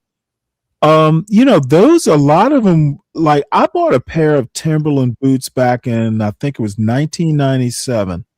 I spent like damn near $300 on these boots, but I didn't buy them for fashion. They were hiking boots, but they were Gore-Tex lined. They were waterproof. They were awesome boots. But, you know, like the Timberland work type boots, you know, marketed to the Black community in America, you know, it was so marketed that there's a rapper called Timberland. So, of course, you know, once you get race involved, politics will follow. Oh, geez. And I see that in the quality of stuff. And it's not about the race thing. It's the business thing, that the quality keeps going down because we keep buying into it and stuff. And nobody says, no, it's no good anymore. Like, well, you can still get the good stuff. You're just going to pay a lot for it. You know, like I said, Timberland Gore-Tex hiking boots. This was in 1997. It was almost $300. Uh, So who knows how much, something like that would be now. and that was back when Gore-Tex was real Gore-Tex. Oh yeah, it was. Yeah. Like Gore-Tex in 1997. First time I ran into Gore-Tex was probably the mid to late 80s. Nike had this running suit. I don't know if you remember, there was a guy named Salazar. I want to say it was Nick Salazar, but I know his last name was Salazar. Well, he won a New York marathon. He was a marathoner. Yeah, I was into cross country running back then. Yeah. But he had this Nike. He had a Nike, like Nike sponsored, him, paid money for him. It was a Salazar Nike running suit that was gold, but it was a Gore-Tex jacket and Gore-Tex, pants. And socks. And that was like the first time, and this is maybe 1985, 86, 87, somewhere in there. That was my introduction to Gore-Tex, and it was a kind of a big deal in the athletic world, the running world, because it was waterproof. It was awesome, and it was expensive too. Oh, absolutely. My first experience with Gore-Tex was right there in the early 2000s. So, wow, doing my infantry training. And oh, really? You were in the Army? I did that 19 years, sir. Yes, sir. Oh, I didn't know that. I started in the infantry and ended up being a snowplow driver. And well, sometimes there's those mysterious things that happens in the background, but yeah. So I was introduced to Gore-Tex in the early 2000s, but it was not issued. We had to go out and buy it, and wow. 2 paychecks later, I had a top, bottom, a hat, and some socks. And it was worth it when it was still real Gore-Tex. Hold on one sec. I'm listening. I'll be right back.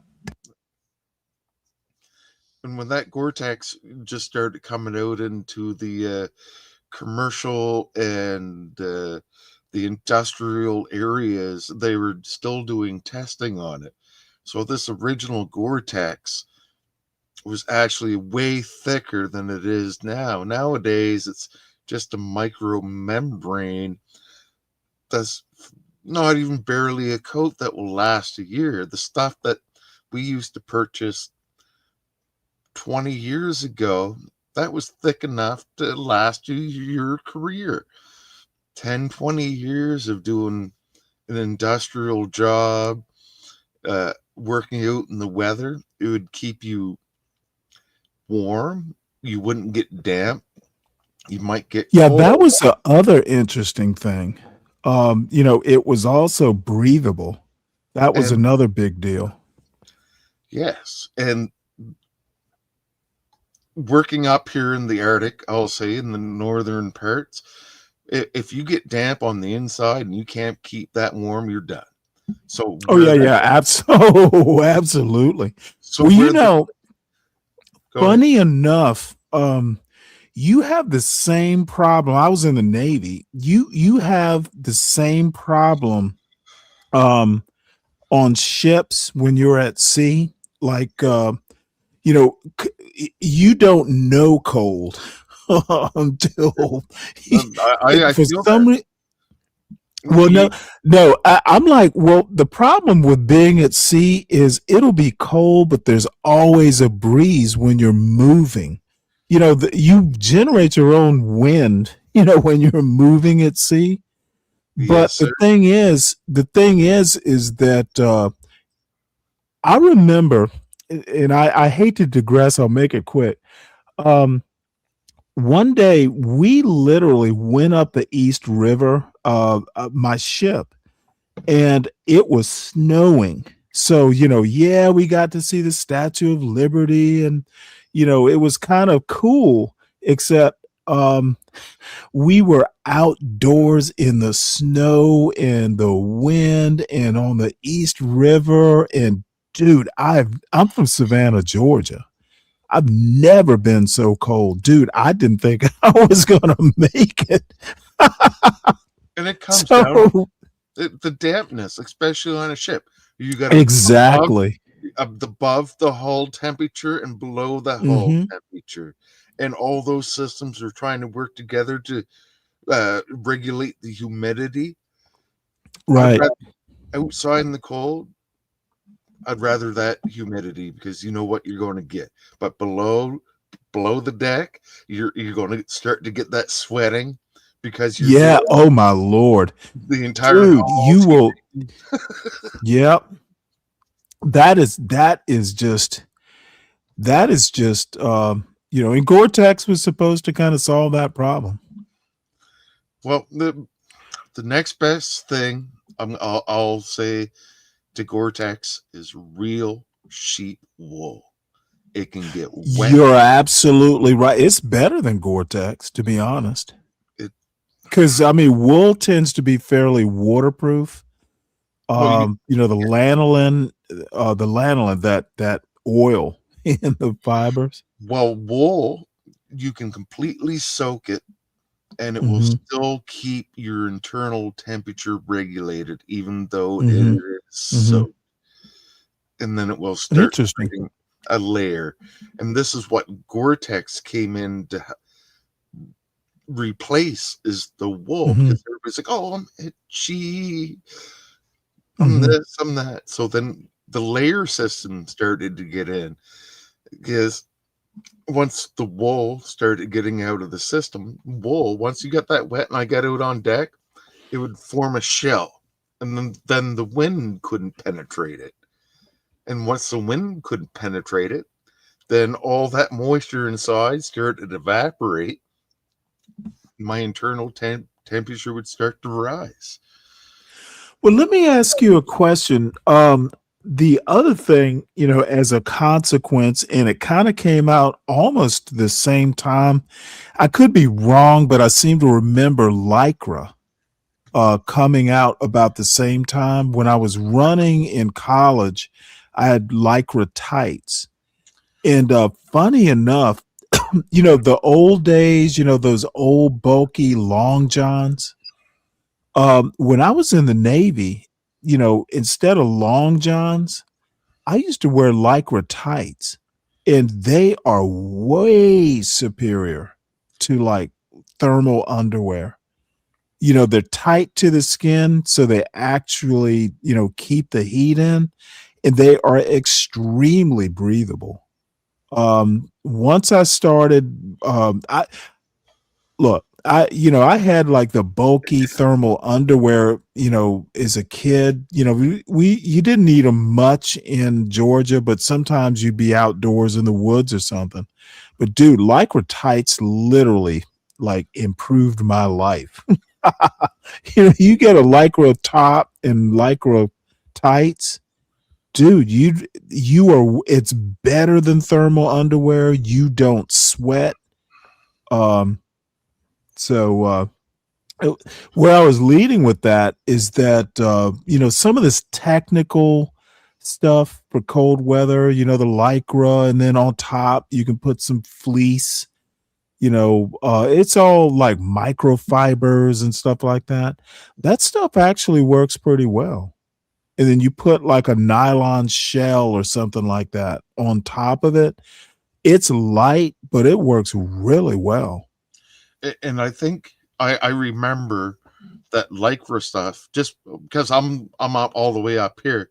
That was right behind. No, that was just before Gore-Tex came out, because they would give us, it was called sealskin.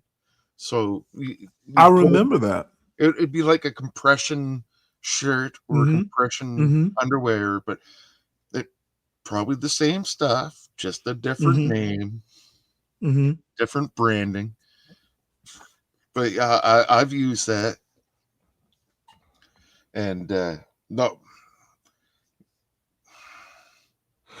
So let me just do a quick commercial here. Everyone, please make sure you hit the like button. This particular show has the vertical and the horizontal.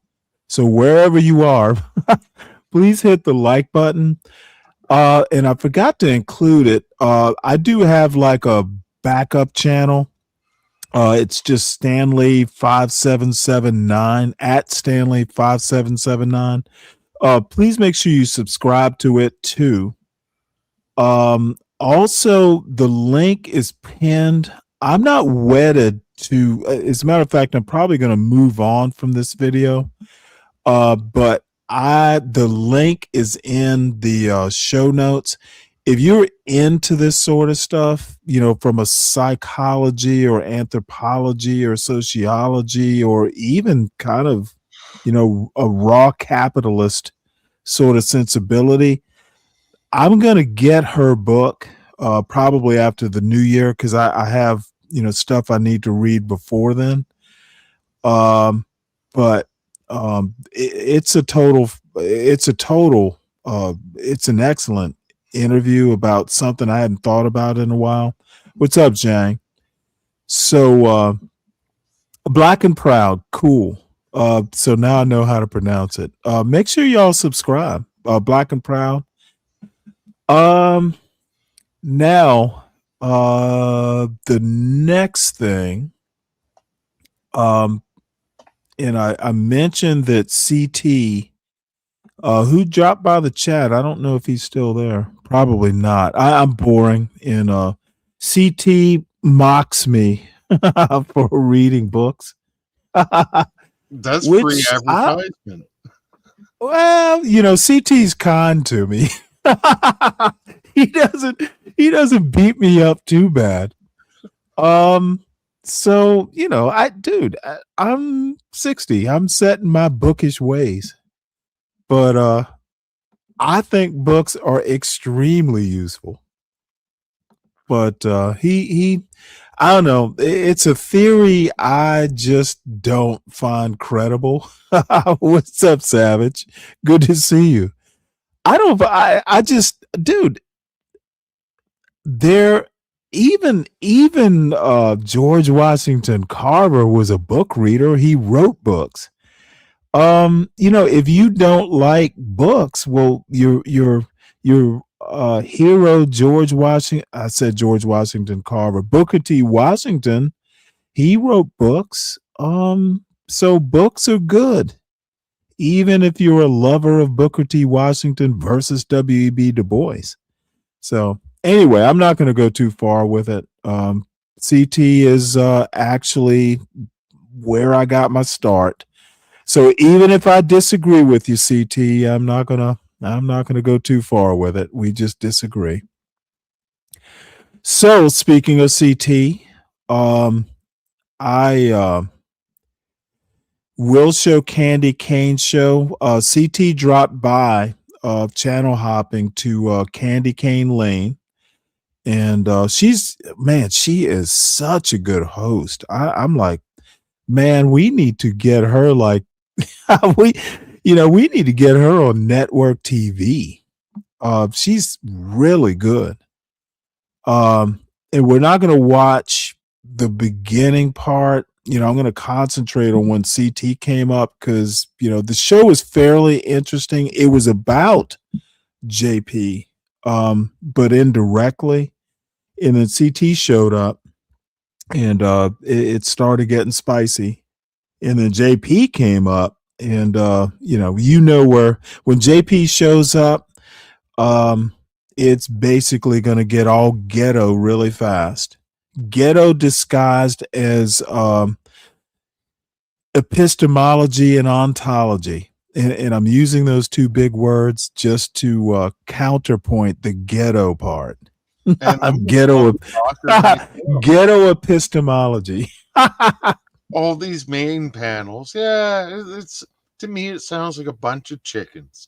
But for me to sit back and actually take a few minutes and listen to how people are branching off, and then have their own pace to come back and talk about it, this is what I'm still really appreciating about you, Stanley and T and these other folks. That yeah, it does make a difference. We all got our little pace out here. And, thank Well, I you. haven't seen you. Have you been back to T show lately? T's. I stopped by No, there. T here for the tea. Yeah. T chill. In the evening. No, child, listen. The podcast. I know T. There's Mo Love. Mo Love, and then we got the other guys over there at the Gospel of Bob and RLN. Oh yeah, you know what? Yeah. I forgot that's your hangout. Well, I just try to keep it smooth, and not try to get too feed in, just because when it gets too riled up, and then I just can't pay attention. Then I pay attention. Sorry, I get too excited, and then I got to drop out. And I'm like, Well, yeah, it's I don't. There may be 3 panels that I like going on, probably 4 now, but I kind of know what you mean. I don't know. The fuckery's fun for a little while, but it's not something I want to do daily or even that long, in a show. It just, the thing is nobody is funny. Nobody is like hilarious. There are not many people in this, I'll just call it the blackosphere. The one thing the one thing that you get from reading books is you get really good at words. You get really good at wordplay. And a lot of comedians, and I think Dave Chappelle might be kind of a gold standard, but Richard Pryor, all the like really cerebral comedians, Dave they were good at replaced. I think he is probably the best out there. To me, he's the most cerebral comedian that I can think of. Larry David's really cerebral, as well. Larry who? Larry David. Curb Your Enthusiasm. I'm going to have to check. Well, let me put it to you this way. Larry David literally created, he and what's his name? I'm getting old. Seinfeld. Larry David and Seinfeld created the Seinfeld. He was like the executive producer for all the years. I think he wound up leaving at some point, but Larry David literally created the Seinfeld show. So that's why it was so funny.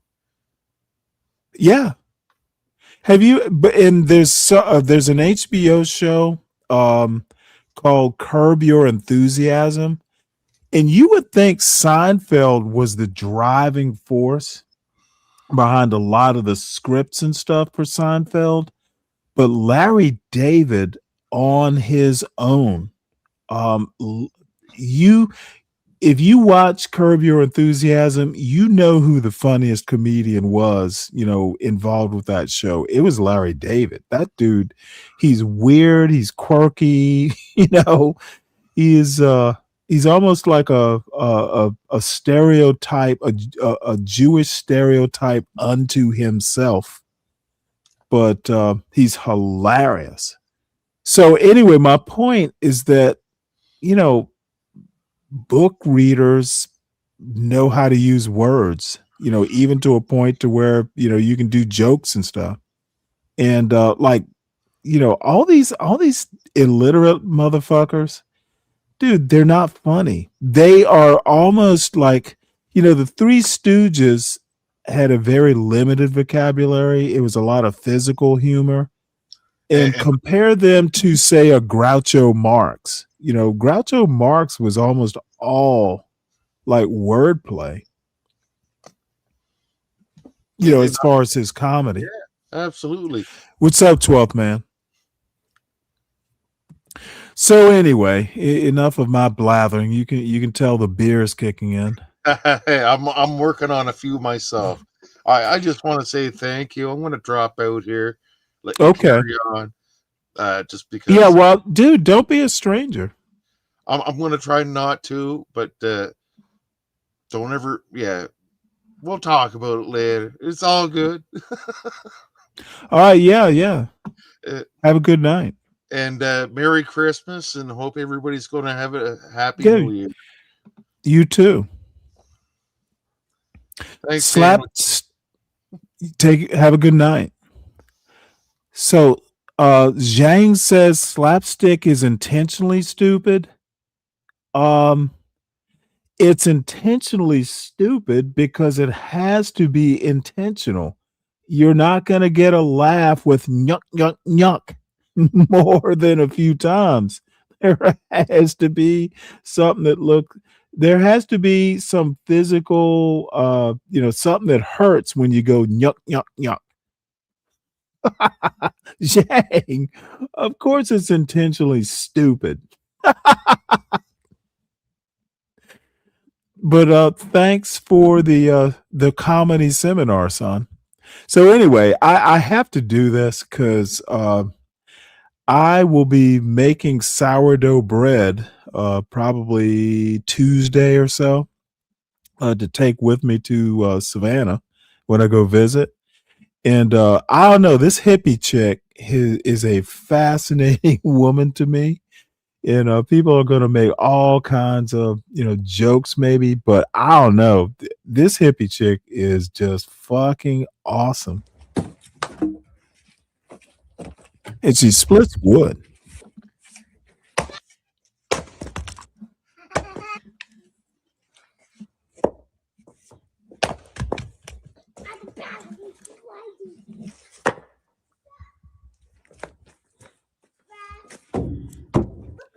And apparently there are kids around.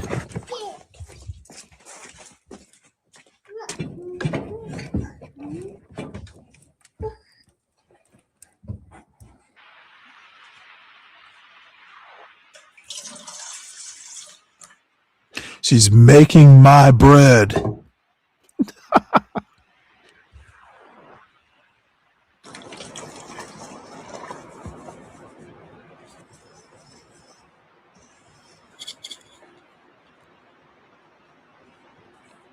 The fuck was that? Salt or sugar?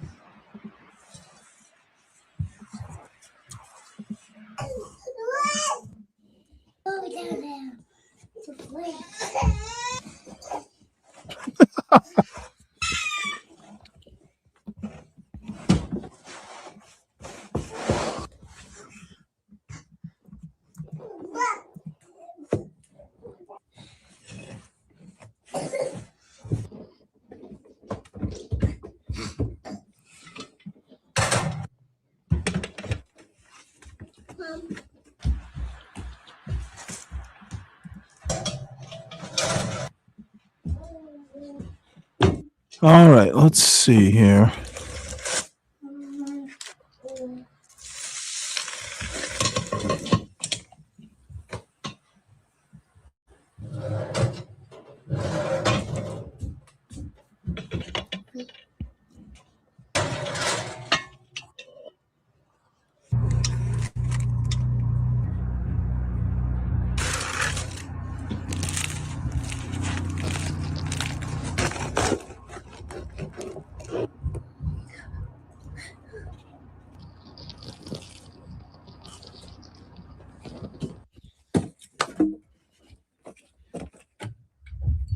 All right. Well, that's my hippie chick fantasy film for the day. So let's see here. This might be the main event, though. There's some Izzy bands. I mentioned earlier John Galt and JP and Angry Man were on Izzy band show. Supposedly some sort of ghetto debate or some bullshit like that. Wound up being entertaining, mainly because John Galt, that motherfucker is devolving. He is no longer able to hold his own.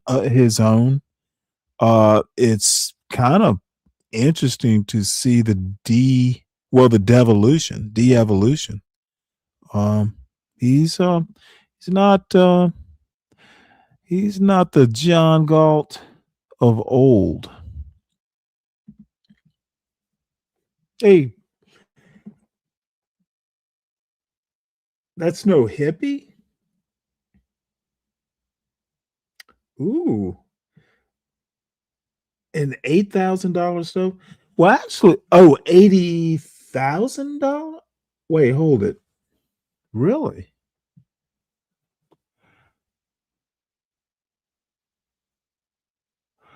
That's no hippie? Well, she got, oh, she looked hippie-ish to me. You probably know better than me there, Adam. I am not going to argue. What's up, Tropes? How you doing? So anyway, this is just before CT, who is panel hopping, shows up. The topic, the title of the show is from back chats to back shots. Are we in a new phase of YouTube? So basically, it was something. It's something about Taz and JP. I watched that exchange, but it was something about, well, JP makes the comment that, hey, for all the advocacy that Taz was doing, women were still kind of going, in the back chats or the DMs or wherever, still going for people like JP. So they were getting the women, the people who were defending the women, I guess, weren't getting those women. They were looking for the more dangerous, JP types, which to me, who cares? I think that, not sure YouTube is the best place to find your mate. So that would pretty much be it. What's up, MOT? Oh, not much, man. What's going on? Nothing much. I wasn't even going to go live, and then a Cash App or two convinced me. Well, you know what? Might as well do it, at least as long as I can. I was up way late last night on T's show, of all places. Oh, okay. And cutting up, and I was really tired this morning after staying up so late, and I figured, I need a break anyway. But I was roused from my old man nap, so I'm gonna give the people what they want. Oh, that's cool. Hey, So what's I going want on to have with you on you? tomorrow night. I want to have you on tomorrow night for the political show we do every week. Yeah, I'll be there. No, I want to have you on the Yeah. panel. Oh, okay. Yeah. Oh, absolutely. So I look forward to it. I will email you the link. We have like a certain amount of stories. We do the story, then we give our comments, and we move to the next one. So Okay. we do it for an hour, and that's it. Closing thoughts, that's it. So Oh, I have you on there I'll be there. regularly. Yeah. Oh, absolutely. I'd be an honor. I'd be honored. Yeah. So that way, we can So have people from over my channel come to your channel whenever you come be on live stuff. So. yeah, dude, you don't know how honored I am. You're a legend. Man, I'm just a regular dude, man. That people don't listen to. People are not interested in progress or change, man. They're here to hang out. They're here to hang out because it's kind of hard to hang out with all the clubs closed, or most of them closed That's in funny. the country. That's how come that's how come people are dating on YouTube, because they can't meet people in regular ass life, man. I don't know though. I've met, I've talked to a couple women like, damn, I wish, I have that age gap, and there are just some things that, just you know, I there's some interesting women who I would, if I were maybe 10 years younger or something like that, yeah, I'd probably, hop a flight out. But you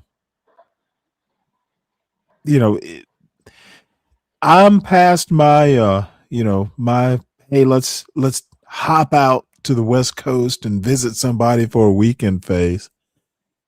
Oh, okay. So you putting women in front of Fannie Willis already? Oh, okay. I see you. I see you Oh now. no, you know what? I have several irons in the fire. The Fonny, now see Fonny, literally I live like what 40, 50, probably about 50 miles outside of Atlanta. Get out. So So you close to her? That close that's to her? right. Come on, man. Fonny is within striking distance. Hey, let me tell you something. I that she had Roy Barnes. I knew they were friends. I knew he was kind of like a mentor. But dude, look, it was so funny when that interim chairman, because the actual chairman of that committee had other business or something. Look, when you got to call your target's lawyer governor, dude, Yeah. anytime you say governor, that's deference. And here's the thing. That dude chose to take the day off, and he chose to put somebody else in that spot. There is no way that he would. No way that dude just chose to magically take the day off. Yeah, I didn't even think of that. You're probably right. I And wouldn't want to be in that position. Georgia's one of them. Georgia's one of these states, even today, all those people know each other. All those white people, all that. Oh, yeah. There's an old boy network, and you're from Mississippi, so you know what I'm talking about. Roy Barnes was a Democrat, but dude, years ago when I had just gotten out of the Navy, there is something called a shad planking that they do every spring in Virginia. Tidewater, out it wasn't Norfolk, it's somewhere in that Tidewater area. And I lived in Norfolk at the time. So, the money people and the politicians, and there's actually shad. It's smoked shad. It's a fish fry, except the fish are smoked. So, all these people, dude, there were Democrats, there were Republicans, and, there was beer, and it was a social occasion. All I have to say is that the South is really interesting in that old boy network. Every damn body's wearing seersucker suits. Yeah. It's and Roy Barnes, that old boy network in Georgia, shit. They all, back in the day at least, they were all, kind of blue bloods in their, in their way. So having Roy Barnes there, did you see the way he was just sitting back in that chair? Yeah. In that kind of shit, the way he was sitting in the chair was like a Southern drawl. He was relaxed. He was not on edge. So, well, what I got here, CT, who might still be in the audience, maybe. Um, Shows up on Candy Cane's. Her show is Candy Cane Lane, and you Oh, okay. may not be familiar with her, but she's possibly one of the better hosts out there. She is just so calm, just so polished. So CT shows up, and then naturally JP shows up shortly after that. And the premise of the show is, maybe, I don't know, she just kind of, wasn't a JP fan and probably still isn't. But one thing that struck her was that JP, basically saying, hey, Taz, or, all you guys who want to go out and, stand up for these women. Well, these women are going behind your backs and they're all, wanting to date me. I'm JP. They want to date me because I have the personality, I have the humor, Oh, I have the God. swagger. So, she spent a good portion of the first half of the show, exploring that. And you see the people up on the panel. Well, who should show up but CT? And shortly after Chaotic Truth shows up, well, maybe he Okay. texted or So when you emailed say CT, JP. that means chaotic truth. Right? Chaotic Truth, yeah. Okay. All right. Cool. And full disclosure, like, I really didn't get into YouTube, to the extent that I do now. It was CT's show. And I will always remember CT, because we did a one-on-one, because I get up on a panel and I'm fearless. I'm like, dude, y'all don't know as much as I do. I'm just, people would fuss at me. Well, Stanley, you can't do the ad hominems. We need a good faith debate. I'm like, well, dude, the debate is the ad hominems. I basically don't think you know much. So, dude, I got to keep myself interested. I'm just going to ad hominem you. It used to piss people off. But anyway, CT and I got somehow or another on a one-on-one. It was maybe later at night, nothing much going on. And, the upshot was he literally said, hey, Stanley, you're pretty cool for a liberal. Because I'm kind of no nonsense. I don't get up there. If it is how I feel or it's my impression and I can't back it up, I'm going to preface what I say. Hey, I can't back this up, but I feel. Otherwise, you know what? I've read it somewhere. I've experienced it somewhere. I try to always, especially when I'm talking politics, I want people to know why I think this. Yes. I think that's extremely important. So, And the thing is about being ex-military and liberal, that's kind of a cheat code. Because they can't yes, say they yes. can't say that you don't want to destroy shit because you was a part of that apparatus, right? So they can't say that you're soft on shit. And then they be like, Mhm. wait a minute, you're more conservative than I am. I'm like, no, I want shit to work. Yes. Yeah. Oh, dude, that just knocks him off balance, doesn't it? It does. It does. I was like, wait a minute. You're ex-military. You get all this shit. You came from a cultural background. How are you liberal? Because I want shit to work. Easy. Hey, what's up, Lupin? How you doing? Hit the link if you want. It's pinned at the top. Let me tell It's you a like, story. they try to throw all the gay shit. I'm like, dude, that's 1% of the population. I'm Right. not Oh, about to. yes. I'm not about to sell out my fucking principles for 1% of the population. Oh, it's about immigrants. I'd rather work with working class people than these dumb, than these, these Delta Novembers. I'm like, look, people work. You want people to work, right? Okay, that's a different group of people that work. You could just work with those people. Oh, they're just taking all the jobs. I'm like, okay, why don't you go start a staffing firm and you'll see how quickly you'll be hiring those same people other than American Hmm. citizens. Eh, Hmm. To me, it's too easy to just work with working class people because a lot of people have just given up. And Right. they kind of believe that, we're already great and they owe us. And I'm like, hey man, that's not how democracy works. Maybe if we had a Right. parliamentary system, you would be able to have some assigned group of power based off the such segment of groups that you break yourself up into. But we don't have that system, and you have to play the game that's here. And it's like, look, the Cleveland Browns managed the same amount of draft picks than that the New England Patriots and the Dallas Cowboys manage. Guess who has better records and better outcomes? Not the Cleveland Browns. So you can choose not to manage your time well. Mhm. That's on you. But look, the Let outcomes matter. me ask you a question though, because I actually have two things, but what you just said just reminded me of a point that I had back during the 2024 election. This black jobs phenomenon. And Oh Yvette God. Carnell specifically, she basically, ADOS, the group, took a, kind of a MAGA point and agreed with it.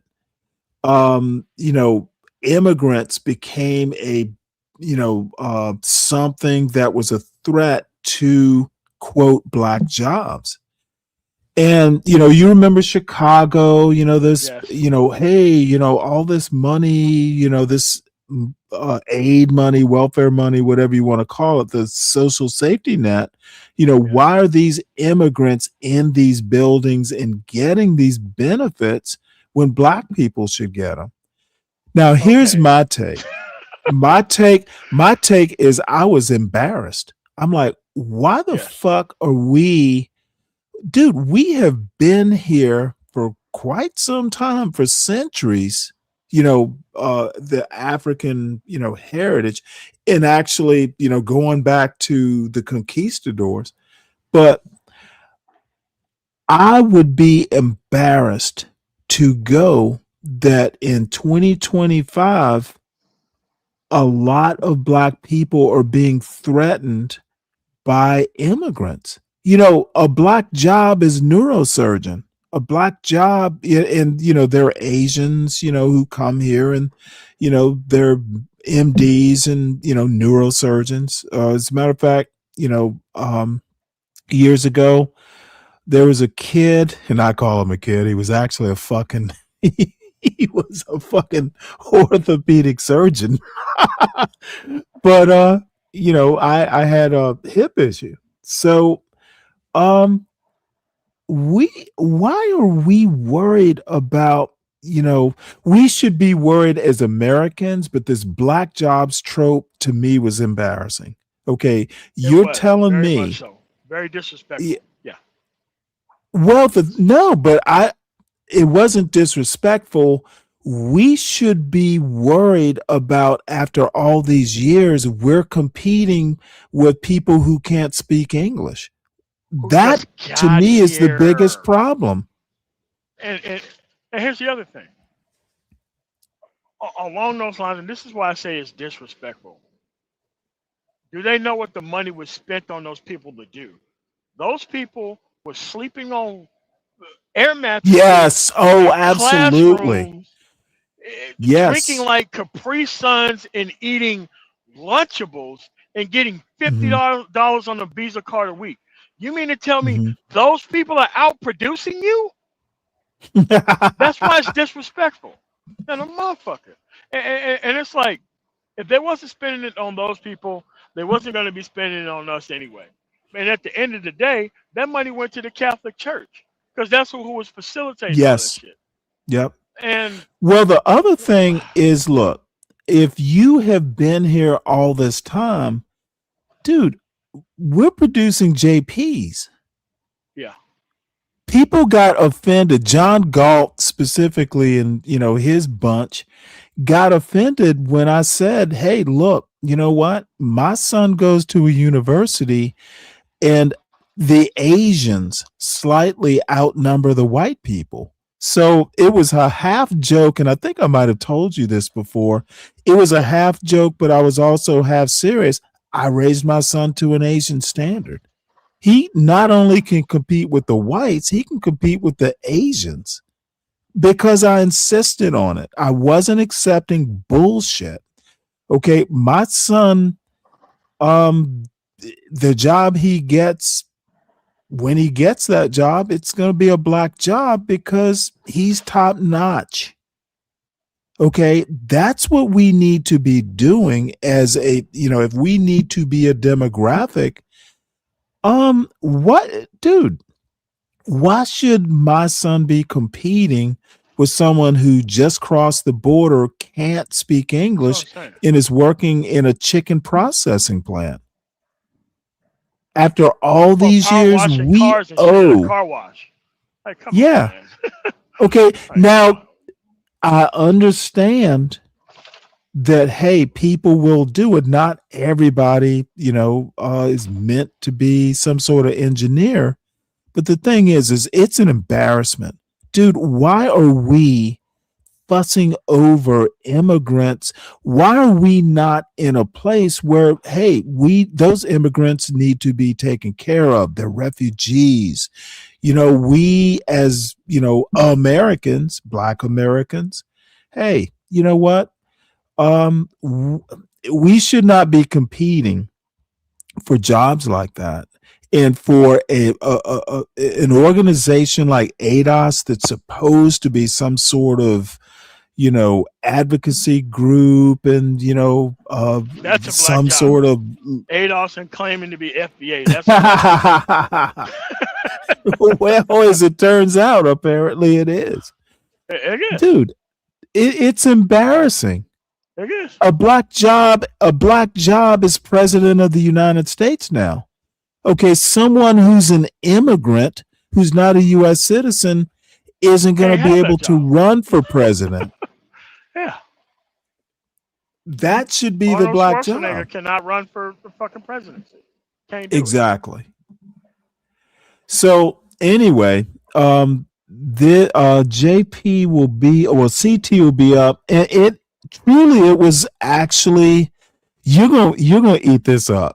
Dude, you're gonna be we're gonna be stopping this like every few minutes. And the guys are pro wrestlers, and all they was talking about wrestling. I love wrestling. I'm listening. I'll be right back. My mama actually put me in front of the TV and made me watch wrestling as a little kid. Yo, she loved wrestling, right? She loved wrestling, soccer, all of that stuff. So it's cool, right? But right, I just went to an F Scream. I was on the pedal cussing everybody out, right? Well, only one individual. I won't say his name, right? And then I went all the way to a wrestling channel. All they was talking about is wrestling, military strategy, stuff like that. That's all they talk about, right? Then I'll go all the way to a New York channel, and all they talking about is like these Godfathers, right? Godfathers probably of the Bloods or the Crips, but they talking about changing the community, how they get paid to go in certain projects, and like trying to diffuse situations with the new generation. You know what I mean?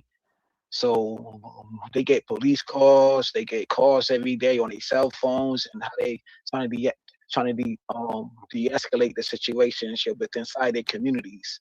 So I listen to all walks of life of people, yo, and then you may catch me on a white platform, listen to what they talking about.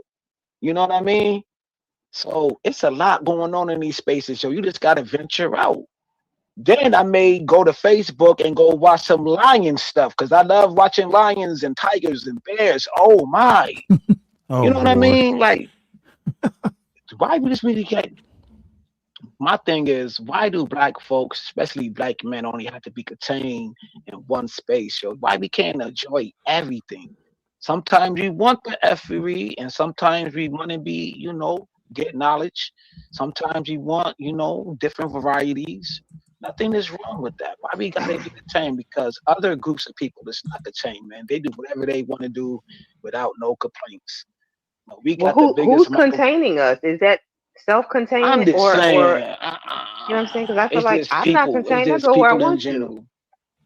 Yeah, that's Now, you, but the I general want to. census, the general census say different though. You know. I want to thank, I don't even know how to pronounce your name, and I don't want to be disrespectful. I know you as Chaotic Truth. Can I call you that, or you prefer the name that you Oh, came I could with? change it. Well, I totally. Yeah, hold on. Let me change it. Yeah, yeah, I can change that. How you guys doing? We're good this evening. Now How it about yourself? will Or at it least will let me get speak for myself. I spicy. don't speak for all of you two. We good, bro. It's a What's going on, Yeah, slow. guys? we good. How are you? It's rolling thunder. It starts slow, but it will get. The fuckery. The fuckery's brewing right now. It'll boil over. Well, awesome. I just panel hopping. I haven't panel hopped in quite some time, and saw you guys were live, so I just happened to wanted to join in on the convo. Well, you are more than welcome to do so. I mean, you can see the names because I'm not sharing anything from the chat right now. Uda, thank you for coming through. I see you. And let me do this, and then I'll let it play. Candy Kane. She is dude. Why is she not on CNN? She is extremely professional. Every time I hear her, I am always impressed. I wish I could be this poised. She is really yeah, that she's gonna be a star. Appreciate it. So I don't know how much you heard. How long have you Not been too here? much. I just came in. So we were, and where we started with the conversation, we are now in a different place. Where we are right now is a discussion on whether or not this space of YouTube actually appreciates and will support positive content, or will it always be the knockdown, drag out, drama Well, you know content that what? we I think that CT actually gives a thoughtful answer on this.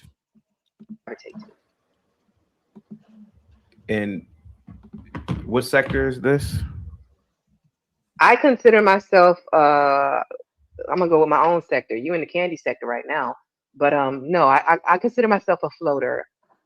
But by proxy, I would say I'm probably black / under manosphere sector somehow, some way. Yeah, it's always going to be controversial.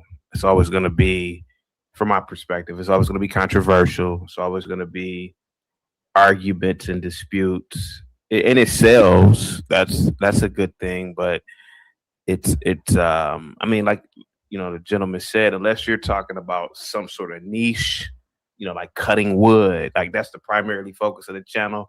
Carpentry, plumbing, or if you're talking about this type of topic, yeah, you're gonna always have. It's never gonna be solely positive, Well, because I'm not saying solely oh, positive. oh, I just don't think that we celebrate the positive enough to oh, the that point where doesn't we sell. can't even agree on what is Yeah, positive. There's always it going to be won't. different opinions on that.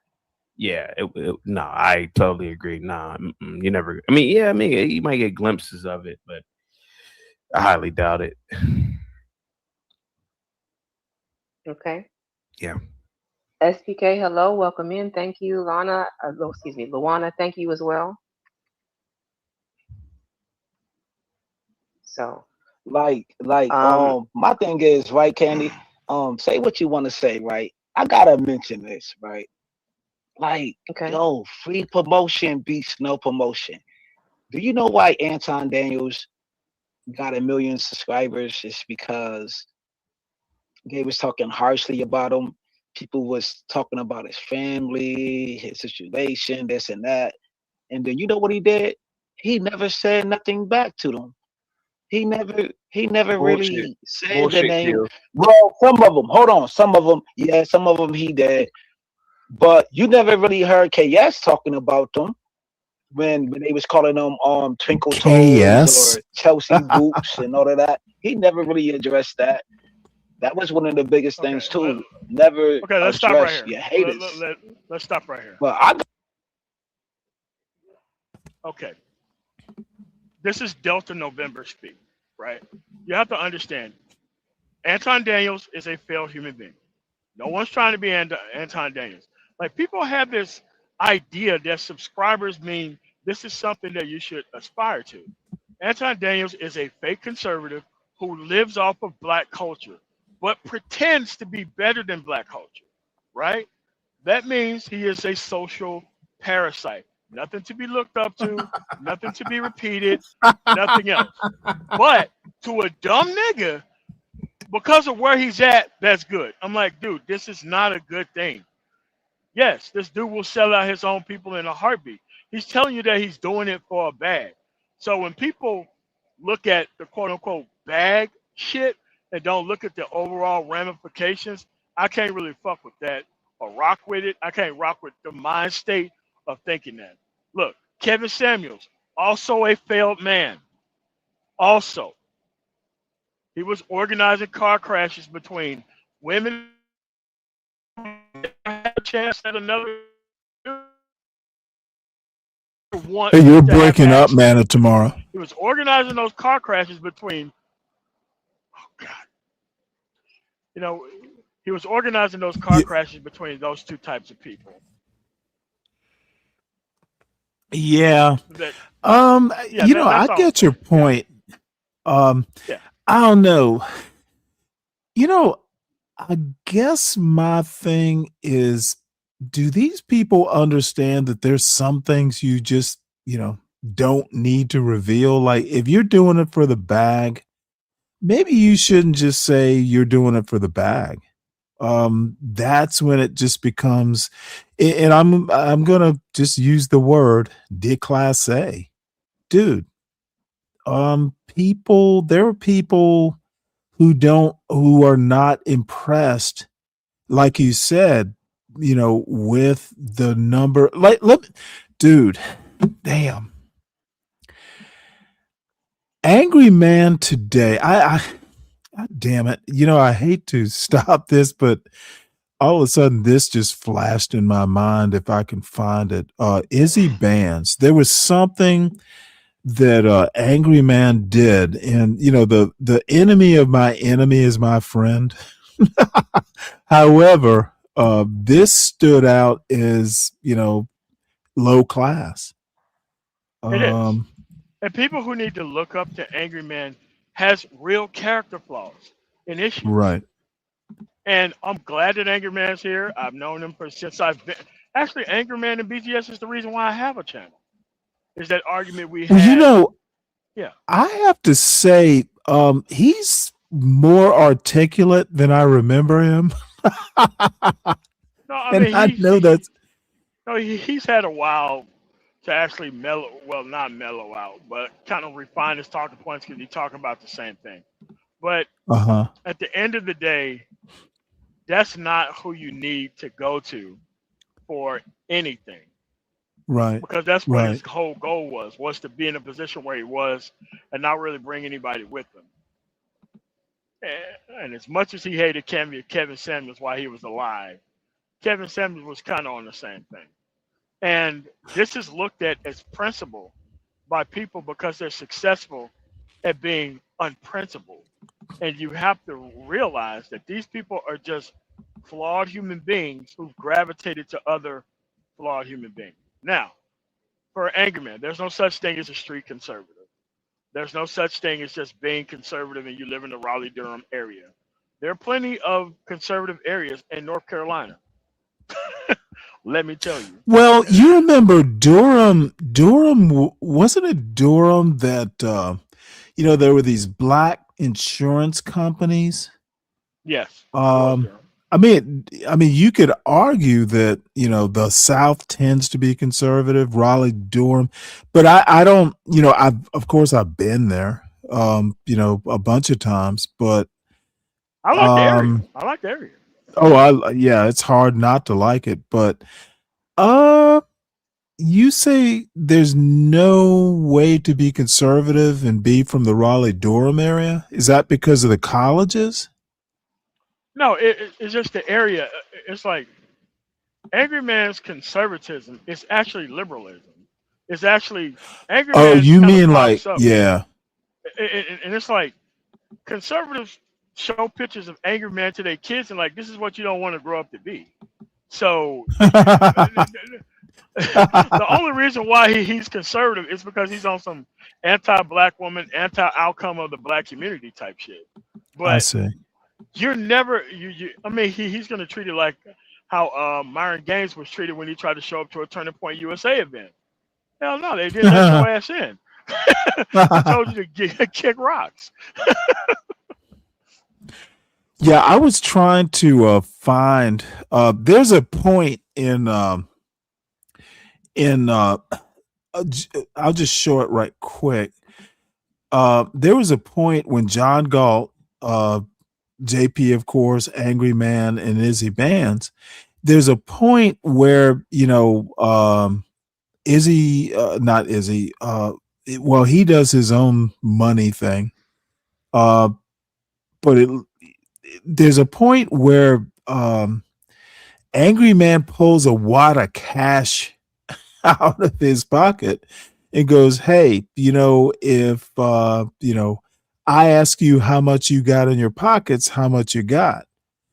And Angry Man pulls out a wad of cash. I forget whether he said it was Total 1,000 Delta or November shit. Total Delta. Well, that's exactly it. I'm like, well, dude, who the fuck carries cash? Dude, if I have to go to the bank to get cash, I got a debit card, or a credit card. No one carries fucking wads of cash anymore. Somebody can knock your ass over the head and take it. Unbanked individuals carried around a wad of cash. They're unbanked. That's exactly right. What the dude? How is that? That is literally some bullshit. Why the fuck would you carry a wad of cash? No, but to him that's power. No, illicit nigga money is power to dumb niggas. Like, they're like, oh my God, look at that wad of cash. He must be some principal guy. I need to follow him. And it's like, that's how you get like the Wall Street trapper and dumb shit like that. Because people just see some street image, associated with some kind of realistic shit. And I'm like, look, I'm glad this stuff is here. So that way those people can be attracted to that. So whenever they try to pull that, oh, well, you know what, Angry Man is this, I'm like, yeah, dumb nigga. The only person who can ever try to dress up something like that as a legit move would be somebody who's uncultured or let me tell you, like I said, let me tell you the fascinating thing. There were a couple women in the chat, women I kind of know from the chat world, and they're going, who the fuck carries $1,000 in cash? That's like crazy. That's that's dangerous. I mean, why the fuck would you carry $100 in cash for like tolls if I'm right? going through Well, like you're New but Jersey you're on the road. Shit. Yeah, right. But I can't think of just 1,000 fucking US. Why? I mean, shit, I got a black card from American Express. Why the fuck would I want to? Like, I mean, well, there have been some flex, times, yeah, I'm not. sometimes, hey, I'm going to give you $1,000 cash. I'll just give it to you. You might be doing, bartering or something. Hey, I need this service. I'll just give you $1,000 cash, just make it real lucrative for you. But that would be the only time. And motherfucker, I put it in one of those bank envelopes. I'm not going to fucking put a rubber band around it. What the fuck? Anything over 10 grand, especially traveling through states like Tennessee and shit. Yes. Dude, they'll take your money and you'll never get that shit back. Nah, if you don't go anywhere, then by all means carry a wad of cash. But if they pull your ass over and you got a wad of cash in your pocket, you're really setting yourself up for a very long traffic stop. You're right about that. I didn't even think about that. Yeah. Why do you have dude, an up and down 95? Oh fuck. No way. Oh fuck, that is crazy work. That just Virginia, clicked in my head. Dude, that's a fucking drug corridor. Yeah. North Carolina, South Carolina, yes. Georgia. Could you imagine getting pulled over in Georgia? Dude, I've been, dude. Man, no. Well, I didn't, we didn't have that kind of cash, but my girlfriend at the time and I and her little niece, we were going to New Orleans for a week. And we got stopped, she was driving and I was like, because I'd worked all day and, I needed some sleep before I took over driving. So, for some reason or another, it wasn't raining, but for some reason or another, she flipped on her I-beam or high beams. And I'm like, well, you need to turn them off. It's not dark anymore. Just go ahead and turn them, and I don't know why, by the time I finished the sentence, the fucking cops were already on us. And I wasn't particularly worried, but I was annoyed. She's driving, I'm in the passenger seat, and there's like a 5-year-old or something in the back seat. And they had the drug dogs out and all this sort of stuff. And it was fine. They didn't even ask us to get out of the car. But yeah, you're due to be stopped at any point in time on 95. I mean, So I got a bullshit ticket from Georgia. What was it? About 2 weeks ago. And oh, did you really? Yeah. So the cop comes up to me and say, because I'm very mindful, especially around way stations. Mm-hmm. Police will just show up out of nowhere and just pull your ass over, and that's what happened to me, right? Mm-hmm. So the cop walked up like, "Do you know why I pulled you over?" And I didn't say anything. So he looked at my phone holder and he was like, Georgia's a hands-free state. And I'm like, yeah, my phone is on my bed. So that's the reason why you pulled me over. Because he told me why he pulled me over. And I'm like, right. You do realize I have 3 phones. One here for the ELD, one here for my actual business that, like the military calls or some, for like, third-party logistics-based shit. No, emergency phone shit. And like my regular phone. So I don't even need a phone. Plus, I have like a tablet and shit. Right? So he tried to tell me that, well, Georgia's a hands-free state, and because I didn't have my phone in the phone holder, that somehow he pulled me over because he saw me. I'm like, okay, I'm driving down the highway at 70 miles an hour. There's not an overpass. How do you see me with a phone in my hand? And how do you tell me that? I'm like, all right, no problem. And he was like, well, I'm like, yeah, I used to be a cop. So I know that you're full of shit. You're trying to write a bullshit ticket. So just write your ticket. And I asked him, is your actual is your actual what do you call that shit? Camera on? Great.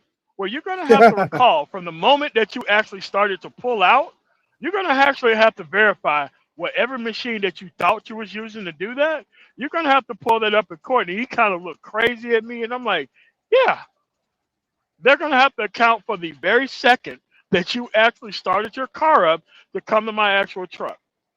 You're gonna have to show from that camera where you see me with a phone in my hand at 70 miles an hour, and I'm 10 feet in the air, and you're 4 feet on the ground from your car.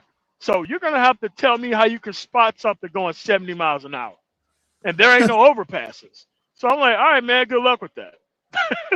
So he kind of like gave me this like, oh, it's not an admission of guilt. I'm like, it's on the paperwork for my actual company. So it's like Highway Patrol could give you bullshit tickets that you can't fight. Like if they put something on your FMCSA record, you can't fight it. There's no court for that. They could just throw all types of shit on there, and you can't fight it. Even if you were to win in civilian court, that shit is on your permanent record for your driver's license. Right. And he's trying to tell me that, oh, it's not an admission of guilt. I'm like, fuck you, it's an admission of guilt. It's on there. He was like, oh, well, no, it isn't. I'm like, dude, you can't data queue that shit off of there. I'm like, look, you came up here on some fucking bullshit. You want me to pay some shit? I'm not going to. I'd rather pay an attorney, $299 to like get this shit taken care of. But this shit's on my permanent fucking record according to my driver's license because you can't take that shit off of there. Right? So you keep trying to tell me it's not an admission of guilt. I'm like, it's why you the guilt isn't the problem. Yeah. It's like MOT, you told me. Yeah. Yeah. Go ahead. did you ever see that? You remember the Cessna crash, that small plane crash? Did you ever see the news article around it? No, I looked at it the next day, and nobody got killed. Okay. Nobody got killed. Okay, because there's footage of the plane actually landing. Have you seen that? If you Oh have, no! I'm Hell not gonna. no! No! Okay, I didn't even know let there me was footage show of that. this. Yeah, let me show this to you. Dude, it's scary as shit. Nancy, If just it hit, if it hit some shit, there was it had to forced to be make an scary. Oh, watch this. emergency landing because of the situation. Part of their investigation, they're going to be taking a look at a number of things like the flight track data. They're going to be looking at the maintenance records of that aircraft, and then they're going to be looking at the pilot's license and its ratings as well. Now, we want to show you that video one more time. Like Nancy mentioned, incredible video, mostly because most of the folks who were involved there walked away with minor injuries in that How incident. scary You can see the is small that? aircraft collide with that Toyota Camry. The driver of that car is a 57-year-old woman from Melbourne. She was taken to the hospital with what FHP is calling minor injuries. According to Florida Highway Patrol, the pilot and passenger in the plane were both 27 years old. Neither had any injuries. We also want to show you some video from Chopper 2 Neither over the had scene any after the crash injuries. happened. No. You can see the mangled That plane and shit the was propped up extensive on traffic between backup the near mile median, marker just 201. like that. This is in Yes, that's Cocoa, exactly what it south looked like. of King Street. Now, we spoke with the driver and his son who took that incredible video. They were directly behind that Toyota. Take a listen. That's crazy. We're thinking, oh, it's trying to make a safe landing on the highway. As boom, front tire just goes right onto the car that's right in front of us. It was so scary. Wow. The debris started coming at us. We had to swerve out of the way, and get to the side of the road real quick. There are 3 agencies involved in this investigation: the FAA, Florida Highway Patrol, and then also NTSB. NTSB says that its investigation could take at least 30 days. They are asking anyone who has video of this incident to please email them, and we have that information on WESH.com. Covering Brevard County, Megan Moriarty, WESH 2 News. Do you you want me to put this link in the back chat? Oh no! I'll look it up. Yeah, Okay. because I heard there was like nobody that got killed. I mean, because I shine my floodlight into the actual thing, and I seen, blood in the fucking windshield. I'm like, man, that don't look good at all. I mean, because Hey, traffic was stopped go on ahead. both sides of the highway, and I didn't understand why until I seen a plane in the middle of the median. And I'm like, oh, Well, it was an obstruction on both sides. yes. Hey, Wow. King Picks, salute to you. Look, John Galt has me blocked from his chat, at least my main account. I have a second account, but I don't even subscribe to his channel anymore. And, if he has me blocked from the chat, I doubt he's going to allow me up on his panel. Unless it's to a point to where, I need be concerned.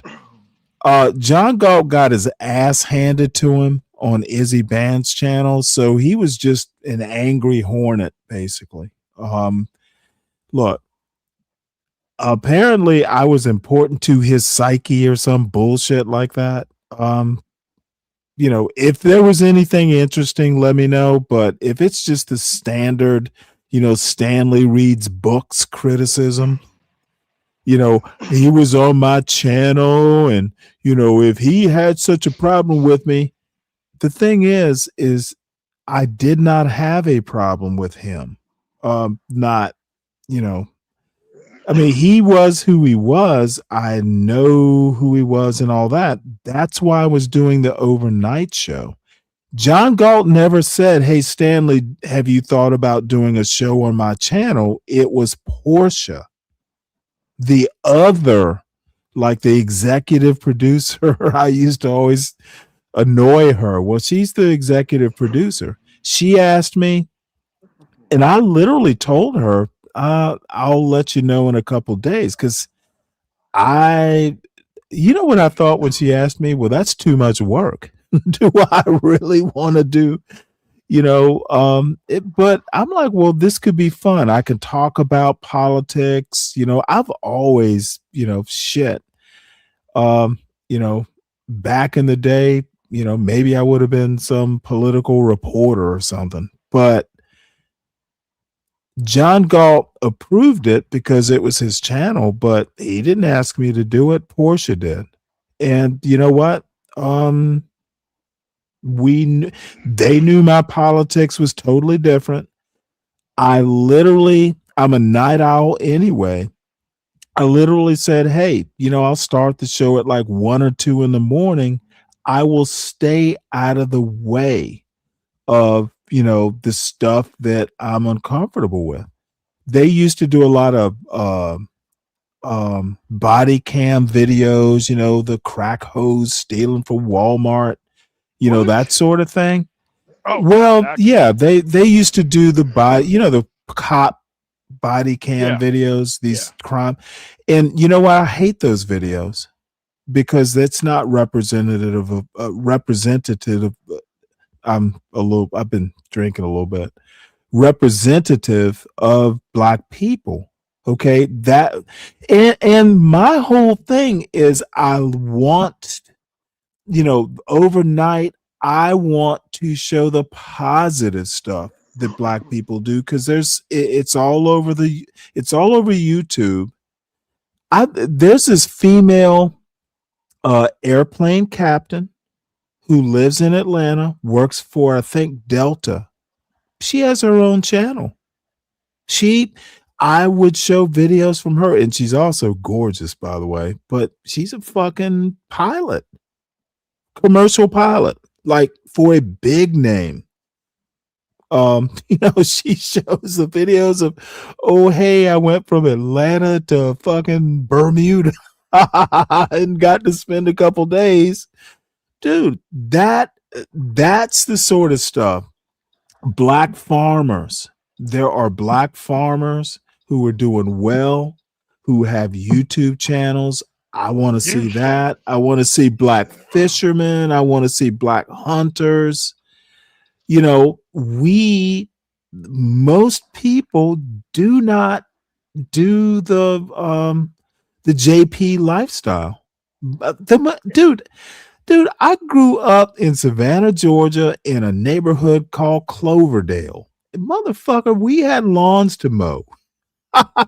Dude, it's almost like, hey, when I was 11 or 12 or something like that, my father fixed up his old fucking lawnmower so I could use it, to mow lawns for my neighbors. And you know what? It was an excuse because he wanted a goddamn snapper anyway. he wanted some expensive lawnmower. He was like, okay, I could take this piece of shit. We rebuilt the engine. We painted the body of the lawnmower. We sanded it down.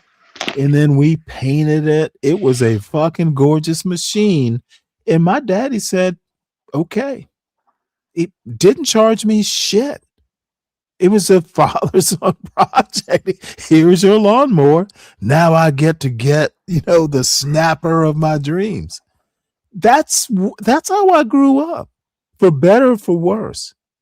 So, look, I'm sorry, but not all Black people.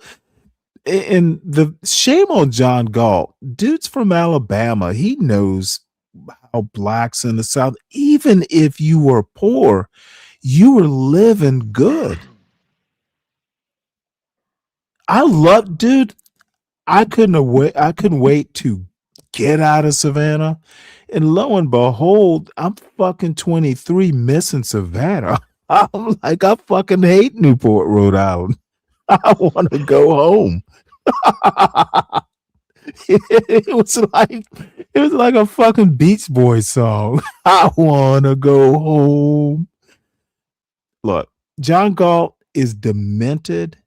And the other thing I want to say is that, I've been out of the John Galt universe for about a year now, almost a year. He's not getting better at this. He is devolving. All that fucking, weed and beer, it's catching up with his 50-year-old ass. He's not funny. He's not clever. He's not quick on his feet. Izzy Bands handed John his ass today, and all John wants to do is he's just trying to save face. So if he comes after me, I'm so glad you told me, King Picks. Someone, another couple other people mentioned it to me. I don't care unless it's something that really needs to be addressed. John Galt is descending, not ascending. Who? Candy Cane? Oh yeah. Oh, it's hard. If you go back up in the chat, I dropped her link. If you can't find it, let me know. I'll redrop it. King Picks. So anyway, enough of my blather. Let's go back. Because I really want you to see this whole exchange with CT. And I really want your take on it. God damn it. How did I do that? Now I got to find my place again. Here's as good as anywhere. This before. I've said this before. If the black man was too much of if the black man did not have a level of defending and securing and having a way to maintain his environment, he lost. He was a punk. If he got punked that goes out for the whole stuff. continent, then. That's fine. That goes for all of Africa. And don't get me started with Africa. Don't get me started with Africa. But the thing is that this is why, when people say, CT, if I ever see you, man, I'm gonna do this to you. Well, why didn't your ancestors beat up the white man? Because you constantly talk about the white man doing all this to you. So be tough with me, but your ancestors weren't tough with the white man. And so these are the things that bother me, and one of the reasons why I love these race conversations, because why weren't you tough in Rosewood? Why weren't you tough in Tulsa? But you're tough now. And that's the thing that's really bothers me about a lot of blacks. So as a woman, I get where you are coming from, and that's fine. But as a man, men don't operate like that. I've known a lot of black dudes that got their asses beat in the streets. Oh no, don't forget the last question from me. Okay, I want to answer the last question. Okay. I've known a lot of black dudes to get their asses beat in the street. Then you see them the next week, they lying and saying they ain't even got into a fight, or they had never called themselves a victim when a black man does something to them. So as a black man, there's a level of disgrace if those events actually happen the way that we are being told. Because what stopped us from having our own military, quasi-military, security force? Okay, I want to. I don't know how well or how much you know about his point. It's like, what is this? Let me give you a so little bit, and I can backtrack it. Well, hold on one sec. Let me give you a little bit of background. I think he's first generation Nigerian. Okay. He went to, I think, one of the more prominent colleges in the Midwest, majored in African American studies. So I don't get, for some reason or another, he's an alpha. He talks about he pledged Alpha Phi. I don't know. He's one of these types, almost like a Candace Owens, in that he was kind of pro-black, and then lightning struck apparently, and all of a sudden, he's not even conservative in my mind, to be honest. he's not a George Will type conservative. He fucking like, you know, he bitches at me. Well, he doesn't bitch, but you know, he loves to get his little poke in the side about me being a book reader. And you know, he and JP, you know, the whole thing that CT, Chaotic Truth, John Galt and others, and JP, like, hey, how is someone who dropped out of high school in ninth grade more personable, more funny? You know, people want the JP on the panel because JP pulls in an audience. They don't want, say, a Stanley Cross, because motherfucker, I'm boring is why. Dude, I'm not JP. Dude, I got some good one-liners. You know, if I have a couple beers, I get funnier. Dude, I'm a serious man. JP is not. That's why they want him up. The dude's literally a clown. And most people You want to won't. listen to Hey, clowns. if you need like a problem solved, and I don't know, dude, I remember waking up one morning on the way to work. We'd had an ice storm up in the mountains, and motherfucker, my neighbor goes, well, hey, I need a tree cut, you know, one that it fell across the road. Is your chainsaw gassed up? Well, turns out my chainsaw was fucking gassed up. So we had to cut our way down the goddamn road. But that's a problem JP wouldn't be able to fucking solve. Motherfucker, my chainsaw was gassed up, and my neighbor and I had to cut our way across the road. You want people like JP to make you laugh on a YouTube panel. You don't call him if you need, like, you know, if there's some Real wood problem across the solved. road. Yeah. Yeah, motherfucker. JP can't fucking run a chainsaw. That I mean, but motherfucker couldn't. unfortunately, most people conflate that with substance, and I can't help those people. I don't know how to appeal to those people, and But it let me seems to be way too many of them. but let me tell you something, dude. Motherfucker, I am a book reader, but god damn it, I can swing a splitting maul. Motherfucker, CT can't fucking swing a splitting maul. The motherfucker's a city boy. And I'm kind of a city boy too, for that matter. But guess what? I moved up to the mountains on a whim. It's like, gee, I wonder what it's like living in the mountains. Dude, it changed my life completely. I had to learn how to split wood and use a chainsaw, and I fucking loved it. Dude, it was like, damn, I'm like 35 and where has this mountain been all my life? So when I hear dumb fuck like JP or CT or any of these people, dude, I know how to swing a goddamn splitting maul. I know. But these are characters, though. Like this is not real. These are characters. It's not. Yeah.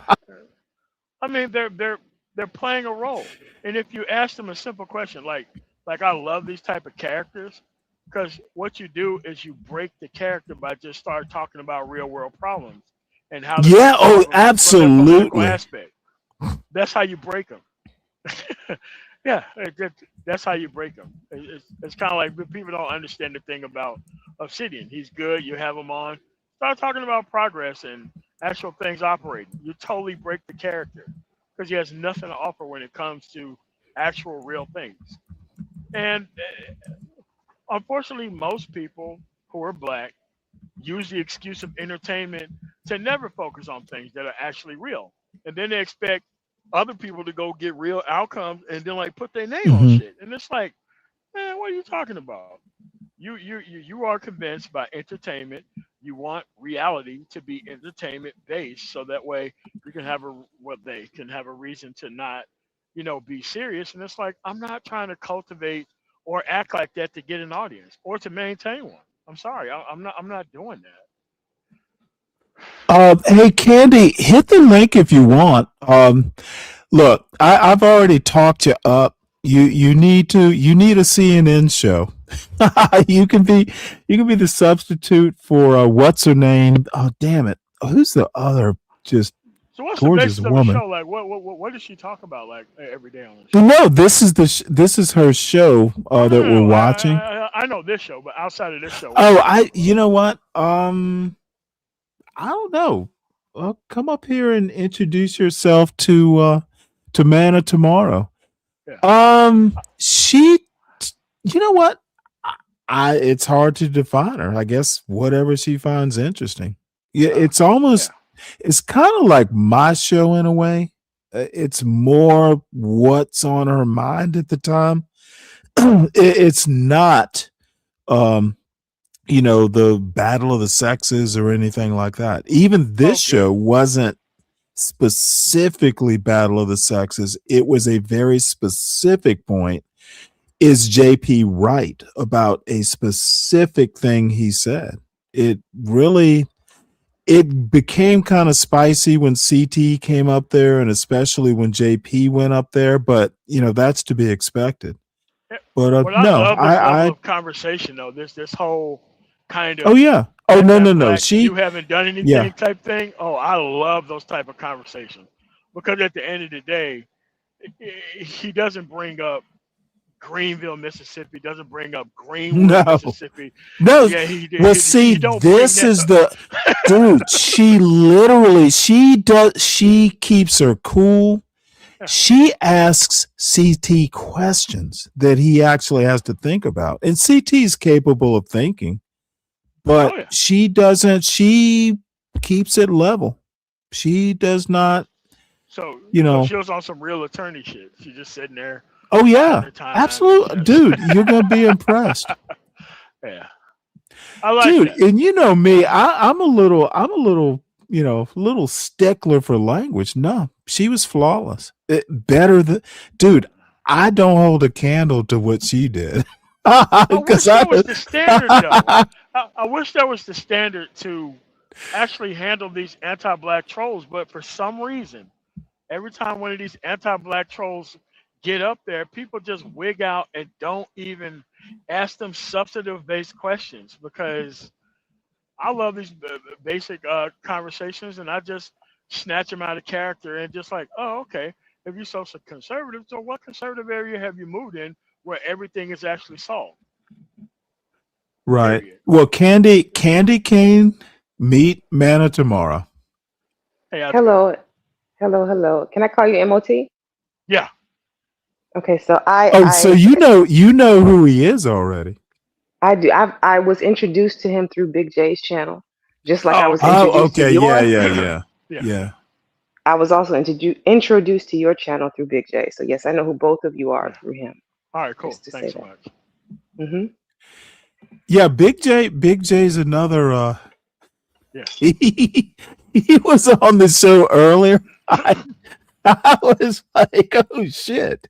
I thought he was gonna jump through his screen and slap somebody. He was going 0 to 100. He did real quick. He did. So anything you want to set this up? This is a bit after CT showed up. And like I said, I don't think I've ever seen anyone handle CT. You were real even keeled. You kept it real journalistic, and it was impressive. Well, thank you. I just kind of wanted to come up and give a little bit about myself and my channel. Basically, the whole premise of my channel is to just have conversations about various topics that I see that I kind of want to expand upon. And you are very correct. I had a specific point that I wanted to talk about with that exchange between JP and the other person that I mentioned in the stream. And yeah, it Mhm. wasn't meant to be like a bashing stream. It was actually meant to be a Right. stream that to ask, was JP correct in what he said? And Mhm. JP came and he spoke for himself. So, I'm always going to open up the platform for people who want to speak for themselves and do that. So I do appreciate him for doing that. Love him or hate him, he is going to show up and talk for himself. So I'll give him that. Well, it's kind of funny. And again, I mean, do you have a journalism background? It was pretty impressive. Not quite exactly. I mean, Mhm. I was kind of like a writer for school Okay. newspapers and things in the past, but never really like active journalism. No. Oh, Mhm. okay. Well, like I said, kudos to you, salute to you. It was impressive. And look, there are YouTube hosts out there that I wish I could be more like, and you might be one of them. I Well, can thank do you. both though. I can do both because I'm my character is the cranky old man. I I can be I can be real even tempered and ask good questions, or I can just ad hoc on your ass or ad hominem your ass. And it annoys a lot of people because I do both gleefully. Hmm. I prefer the ad hominems.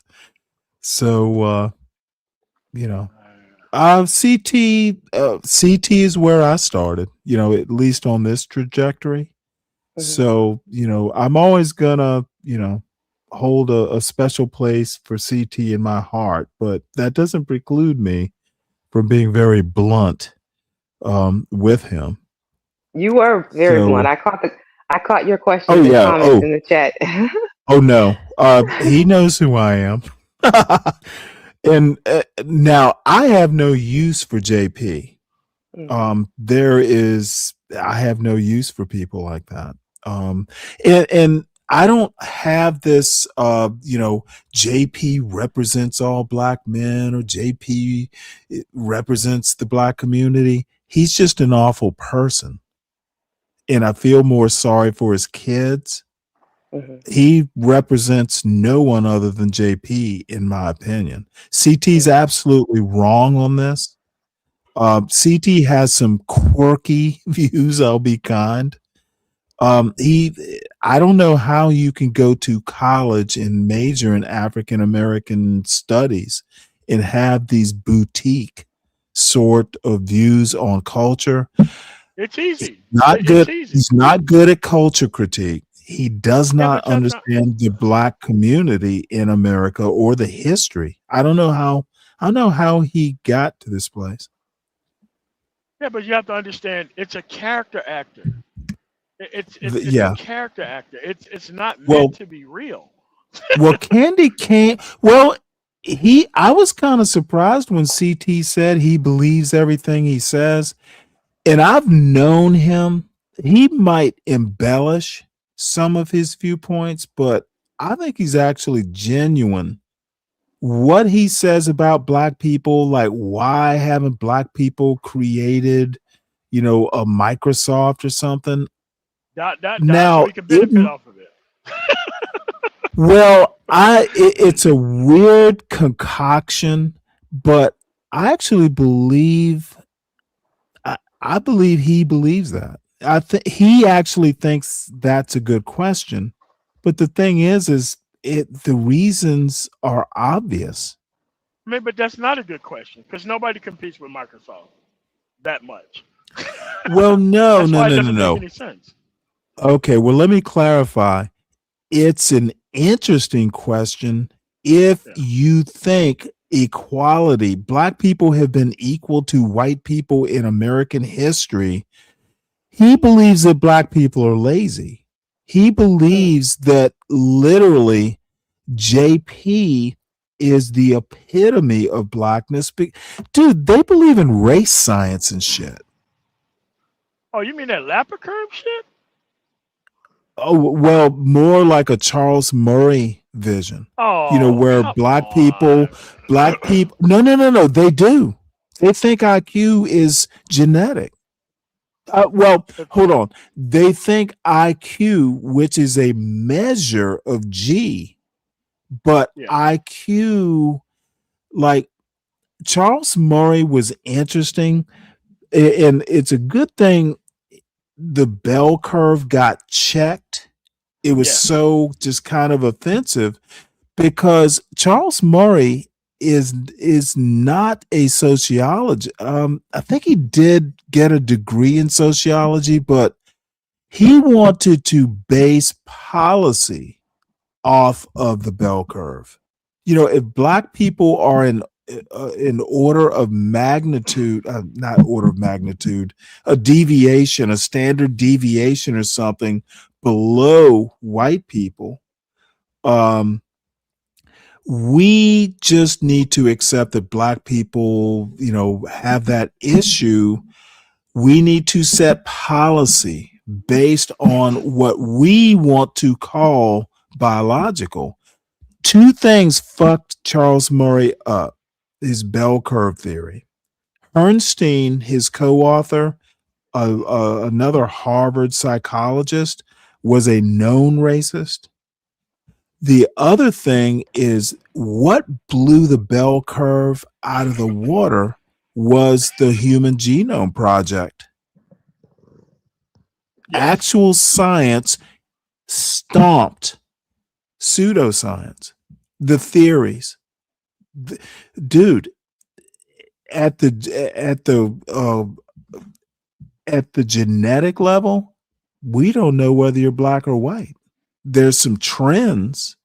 You know, one type, you know, sickle cell is not a black disease, it's a tropical disease.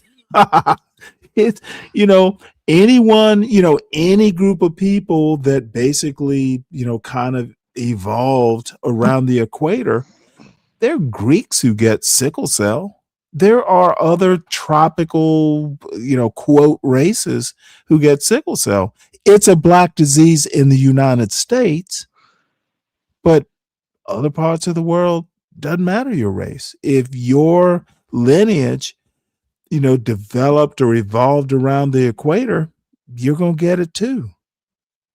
And by the way, sickle cell is an adaptation. It actually, you know, it's weird in that if you get the right type of mutation, you're going to be more immune to, you know, tropical diseases. Anyway, I'm getting way off the topic. CT and his ilk, they believe in race science.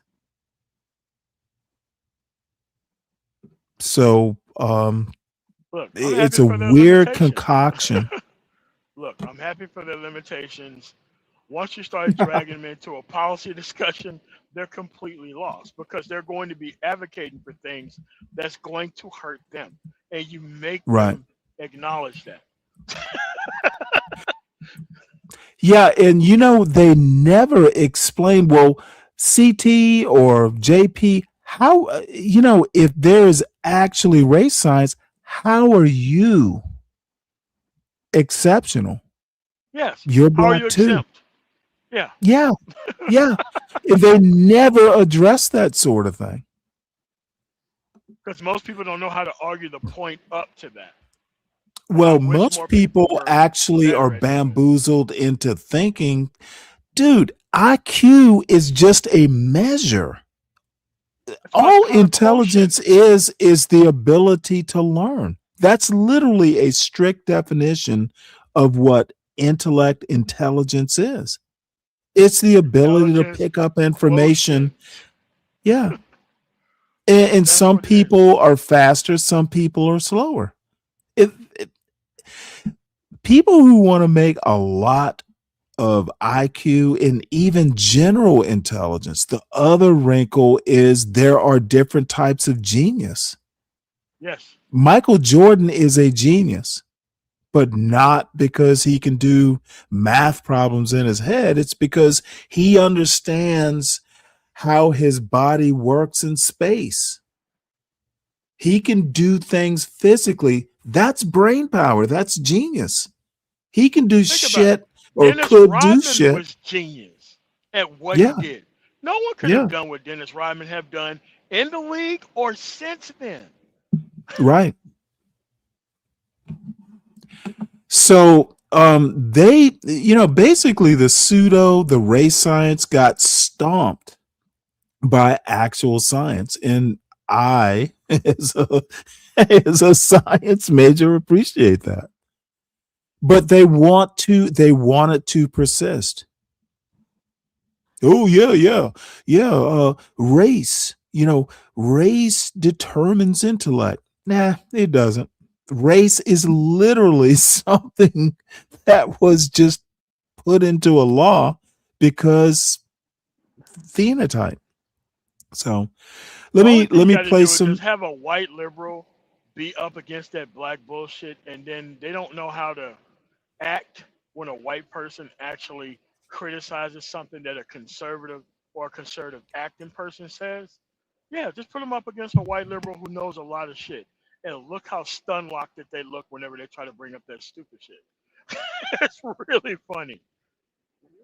Well, the funny thing is that they don't seem to understand that, these people who are doing the actual science, dude, they tend to at least be able to say y'all are dumb. So I'll start this and I'll be right back. I'm listening. Why didn't black people created everything? Why didn't we have airplanes to bomb their town? So these are the things. Why didn't we control the media? We've done everything. So these are the questions that I ask on my panel. Whether they're right or wrong, it's just food for thought. Now, to answer this question, Candy Cane, please ask him why he doesn't talk about issues in the white community. Black Proud, I kick white people's back in damn near twice or three times a week. I talk about the fact that I talk about their incel community. I talk about the fact that a lot of whites are drug addicts and not using their whiteness for their advantage. I kick white people's backs in all the time. I talk about how they fuck their dogs. I go in on white people. I go in on their stagnant civilization and why they're not populating at high rates. I kick their backs in all the time. I call them hunkies on my channel. And I call the ones who call in hunkies and cracker. I call them all types of stuff. I'm an equal opportunity racist, Black Proud. You need to watch more shows because I can't Thank get you, Frank. And see, let me help him out. Equal opportunity racist, you're a fucking racist. Yes. It doesn't matter whether you're an equal opportunity. That is literally, see, what CT does not do is he doesn't have the best and brightest up there on his panels talking about this shit. Dude, you're a racist. Being equally racist isn't a thing to be concerned about. You're a racist. That's the problem. You know how You should crazy not he would be. look going up against a cultural anthropologist or a natural sociologist? That dude would get destroyed. Dude, he would get destroyed by like someone who's good at rhetoric. See, he thinks that being a racist isn't bad. He's one of those motherfuckers who also thinks that everybody's a racist. Being racist is what, it's normal to be a racist. No, it's not. It's fucking taught. It's not normal to define people by stereotypes and try to characterize whole races of people by what a few people do. Like, look, I don't listen. I tell people straight up, how many um, how many scanners do we have in front of movie theaters? Apparently, like Aurora, Colorado, where I'm at, we had the Batman shooting. You know how many actual places that check for white dudes who come into movie theaters after that? Zero. You want to know why? It was an outlier event, and it was not meant to be something that was culturally, quote unquote, race worthy to check people for. Even though they shoot up schools and everything else, they don't just check white dudes when they go to school.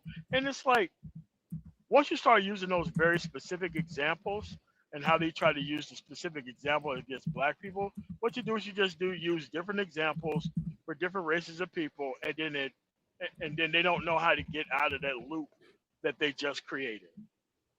Right. Yeah, it's dude, if anybody needs a book, dude, books are good. Thank you for answering that. I do want to give Auntie a chance to speak because he was trying to pipe in there. Yeah, this is my issue that you equate, just like Candy King said, people working for a living and maintain, just having some level of professionalism in the workplace to what we call shucking and jiving, which is a J Prince for president coming up on your platform and being a jester just for the sole entertainment of pretty much the coon sector and a bunch. Look, here's the other thing that people should not do. They should not take CT that seriously. So, you need to treat like I look at Obsidian. Like Obsidian is very purposeful in what he's trying to convey. Like he's trying to say things to get an emotional reaction out of you, so that way you bypass logic and reason and rational arguments, so that way you can argue with him on the level of what he puts out there. And I think CT does the same thing from a racial aspect. Again. Oh yeah. Here's the other thing. He also said, "Hey, Candy Cane asked him, well, are you kind of like a shock jock?" And he said yes. Once he admits to being kind of like a shock jock, that's the key. That's the skeleton key. You cannot take him seriously. He's trying to trigger you. So, but Aunt T, makes good points, but he should have just never even tried to treat CT, other than a shock jock. To white folks, that's what we mean when we say shucking and jiving. People, it's one thing to do that shit for a living, to do that for a living and just not go up there and cuss your bosses out and tell them how you really feel and just doing the job that you get paid to do. And then it's another thing to just come up there and make a total ass of yourself and then try to say that you wear the damn hat for all black folks. And just being a jester. That's shucking and jiving. That's what Imperious meant when he told Jay Prince to go do it. That's what Jay Prince does every time he comes on your platform. So to equate the two, I can't agree with that. I don't think Candy Cane really agreed with you either on that. And the correlation that you made was bullshit, bro.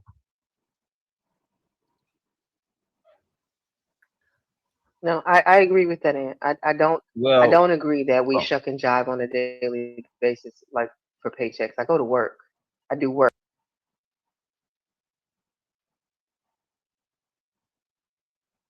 Oh, I'm sorry, I was muted. CT has a satirical channel that highlights extremist perspectives.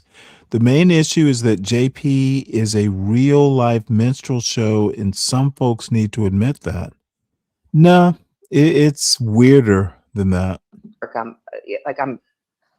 Satire is not the same thing as shock jockery. Yeah, like people need to understand that the difference is, it's like, listen, when somebody is purposefully full of shit, they are not to be taken seriously after that point. You can call it satire, you can call it whatever you want to.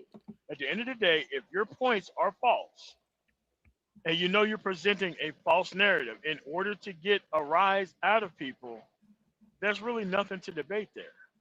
Nothing. It doesn't matter how popular you are or anything else. the end of the day, Well, there's it's a purpose also to treat. potentially dangerous. Not, It is. in this particular case, but it is it can be troublesome. I mean, does he give a Here disclaimer that he's that you would actually doing this, or else you I'm just have sorry, to say know that. that he's doing it? I mean, does he give a disclaimer that he's doing this type of thing before his show? I honestly don't know. Most people are kind of in on the joke. Oh, okay. All right. Well, Yeah. oh, you can go ahead, Miss. I didn't. That's the only thing I wanted to know. So. Yeah, I don't know that he has like a satire, flashing thing, but most people don't take him too seriously. And I don't know, I know of Auntie. I've actually watched because sometimes he'll do like a Sunday morning thing, kind of like a recap, I think it was. But Auntie been here for a while too. really, I didn't know Oh that. yeah. Oh yeah, he's been here for a while. Well, he's very well spoken, by the way. Look, when I say well spoken, I mean he puts thoughts together well. He's not all over the place. I admire people who can present an organized argument. It's not messy, it's to the point. That doesn't happen that often on YouTube, unfortunately. And not to say that what JP doesn't. Okay, let me slow down because my brain's working faster than my mouth.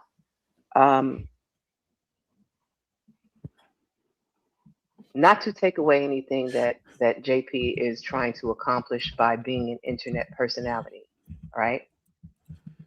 Kudos to you if you can make that work. My issue is that, just like Taz tried to explain to him, the sole purpose of why they want you on that platform is to bring you over to make you the voice of the everyday Black man, and you are not.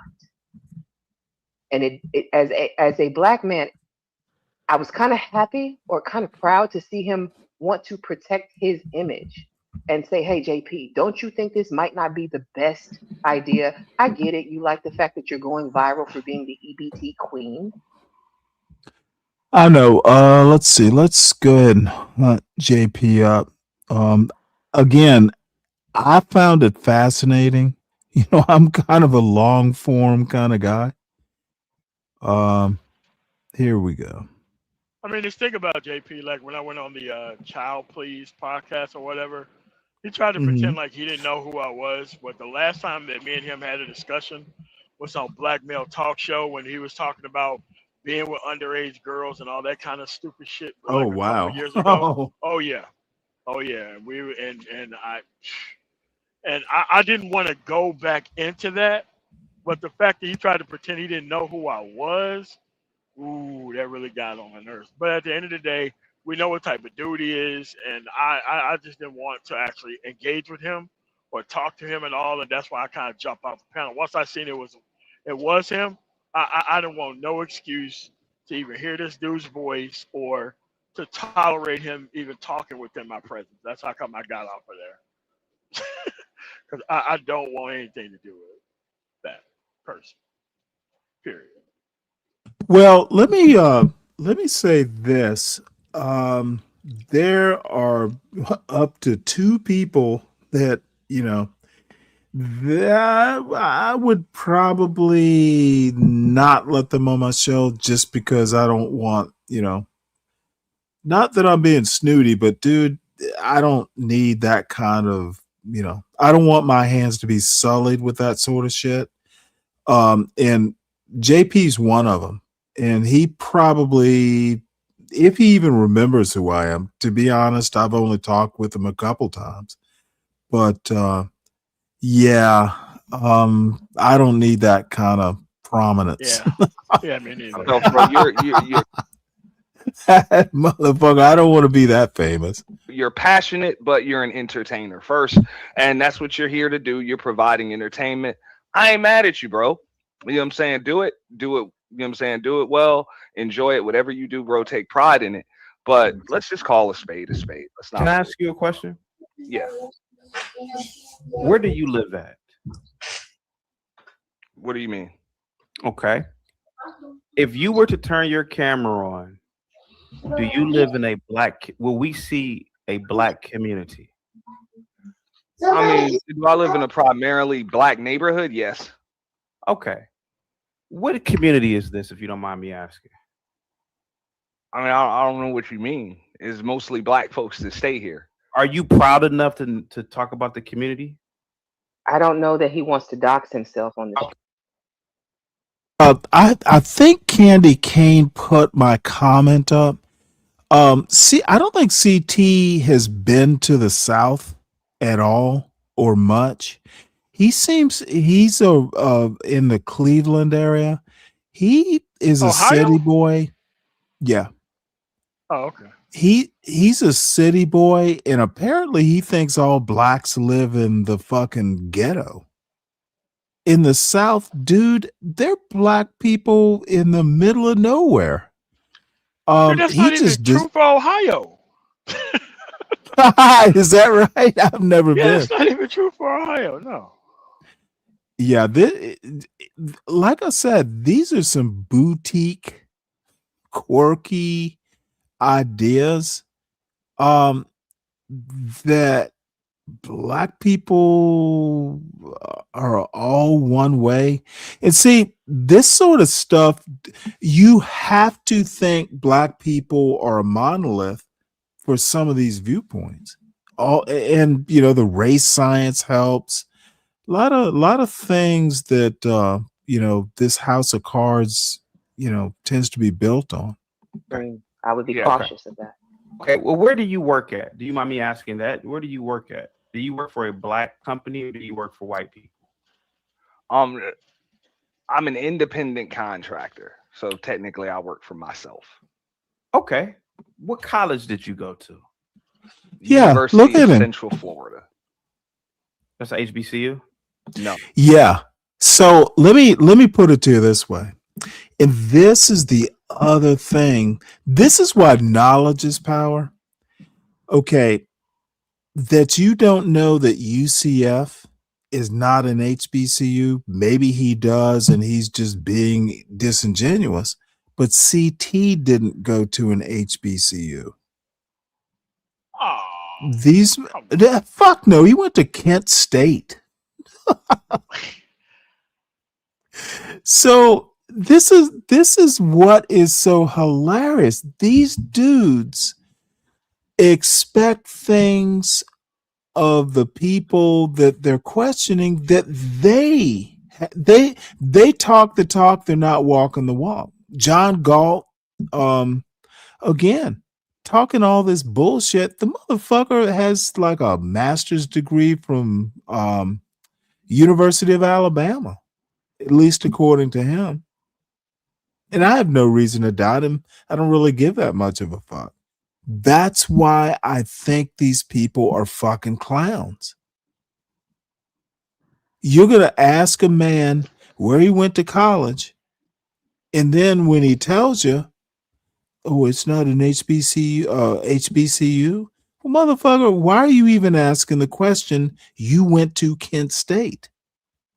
Yeah, so an even better question is, why do we need to have HCBUs in the first place? Well, I don't know. We may not now, but America's big on traditions, especially because it's racist. Yeah, and it's like the whole concept of an HCBU is because they didn't want your ass going to their schools. Period. So it's like Exactly. so it's like the whole race thing is something that they started. It's an institutional thing that they started. And it's like Yeah, HBCUs are the result of systemic racism. That they still exist as institutions, it's still systemic racism. and they don't get funded like the other colleges in the state. It's come on, man. It's like, come on. Yeah, you got 2 billionaires and Trump. And oh dude, people like CT and John Galt, oh yeah. Trump gave money to the HBCUs. Not No, he didn't. enough. No, he didn't. Oh, That was that's another okay. bill I made don't by know. somebody else. He didn't specifically do anything.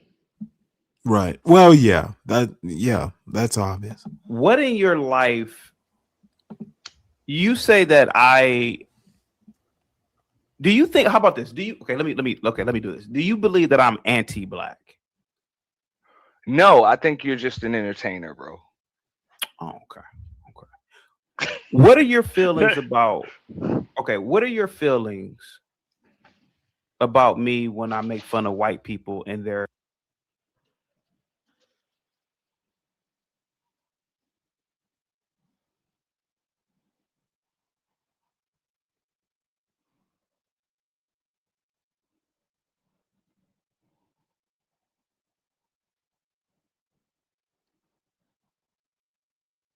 dog obsession, to the point where I kind of believe that a lot of whites, they do sexual things with it. You know, I made a live stream about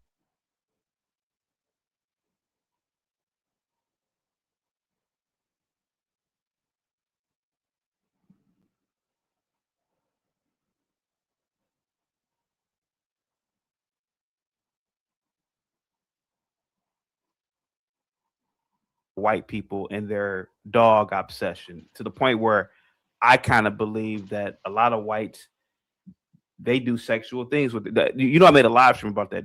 What do you think when I go in on whites with no evidence and no facts? Just my own anecdotal experience. What do you think about that? I mean, I think you're just entertaining, bro. You're just doing what you do. But you just don't want me to do it but you find it egregious when I'm making entertainment about black people. No, I don't think it's egregious at all, bro. I haven't I still tune into your show and everything. I'm just calling it what it is. Okay. I don't find anything that you do egregious, bro. You do it for the sake of entertainment, and you entertain a lot of people when you do it, bro. That's why you do well at it. Okay. Now,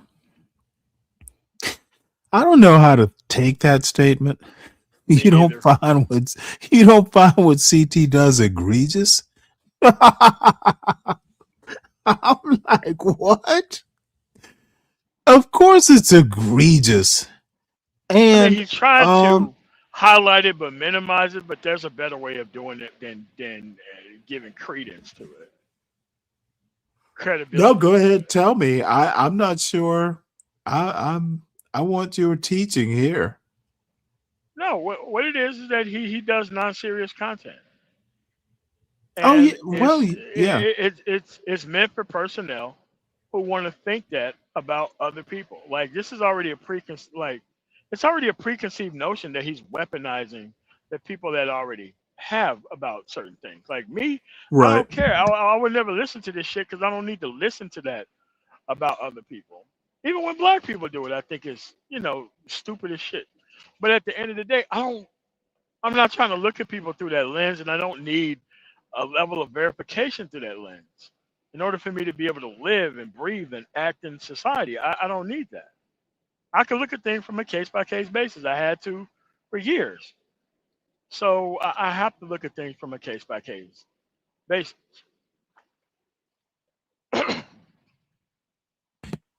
Yeah. This is interesting. And by the way, I kind of like CT on this panel where, he can't drop anybody or, be in full control. It's like, oh man. So I don't think it's egregious. I think it's extremely disingenuous when you come up here and you say that you're passionate about these things, but yet at the same time, it's really just entertainment. Okay. I'd like to thank. I was going to go ahead and introduce JP James Prince. JP for President is now on the stream as well, so he can actually speak for himself. This dude. What's going on? What's the word? What's going on? What's up, CT? Nothing much, man. I'm over here pretty much defending your. Now, let me tell you what I would have done. I would have lowered JP's mic volume. That's another little thing that these people will do. He will be able to overtalk everyone else. I'd have turned it down so it's at a minimum equal to everyone else. And when you get annoying, I'll just turn this shit, all the way down. But letting JP have this kind of volume, and maybe she doesn't notice it, I'd be adjusting his mic volume, letting him Yeah, but it's overtalk. purposeful Not, on the actual yeah, person's part. It's purposeful. absolutely it is. And I would neuter him at this point, turn it down so he cannot be heard over anyone else, even the playing field, basically. Names that you weren't here, they were asking me about your appearances on the show, and they were basically saying, and I'm paraphrasing it, but they believe that you were shucking and jiving. And I told them that they shuck and jive, and not just they, but blacks shuck and jive every damn day when they go to the white man's jobs. They are in the white man's military. They shuck and jive when they begging for a car loan, begging for a bank loan. They shuck and jive and switch up their language, and they leave the black community because the black community shucks and jive with not tackling the crime issue that it persists. But I was trying my best to hold it down for you, man. But now that you're here, man, I think you can handle it. I appreciate that, CT. The thing is, too, is that none of these people got. Just a quick note, King Picks.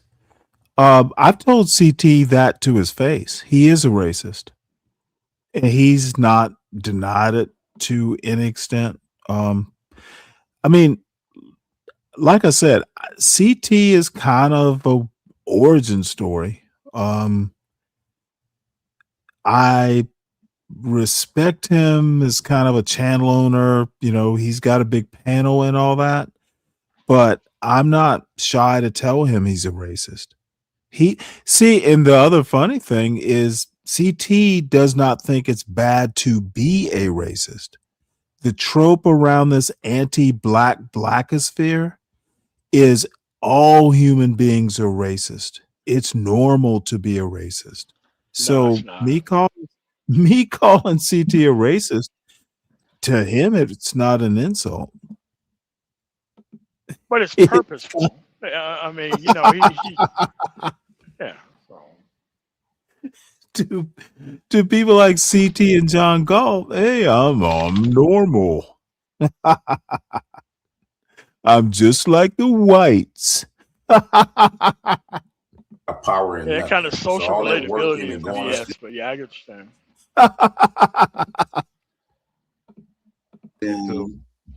All that working and going to school, CT, they not important for nobody. Like, don't nobody need them. Nobody have to depend on. We don't need their permission for nothing.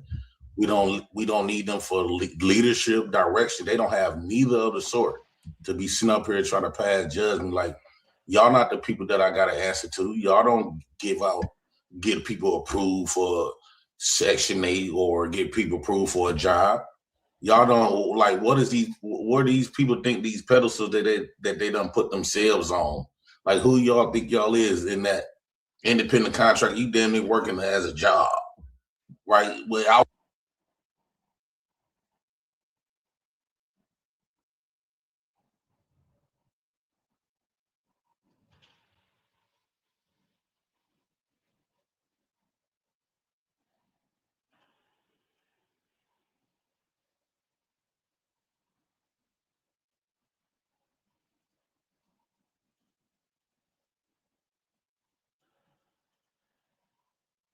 I'm sorry, I was muted.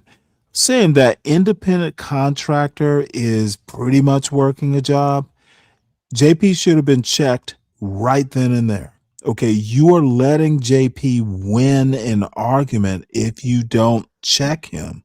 You don't let people this fucking stupid get an inch on everything. Everything that comes out of their mouth, you have to challenge everything they say. Yes, sir. Everything. You body check. As soon as they gasp for air, yep. You be like, look, this level of dumb nigga equivocation is just not needed. That's not what Dude, independent just contractors like a are. child, just like a child. Give him an inch, they'll take a mile. Dude, he should have JP should have been checked, and I don't think he gets checked, but oh, independent contractor, you might as well be working a job, or that's just like having a job. Let me make one quick point here, and this is why I admire you, MOT. Yeah, we're in lockstep. I don't know whether it's the military or what, but dude, you can't let idiots fucking have an inch. No. It's military. It's military, dude. Yeah, that dude, you know that 5 laws of stupidity?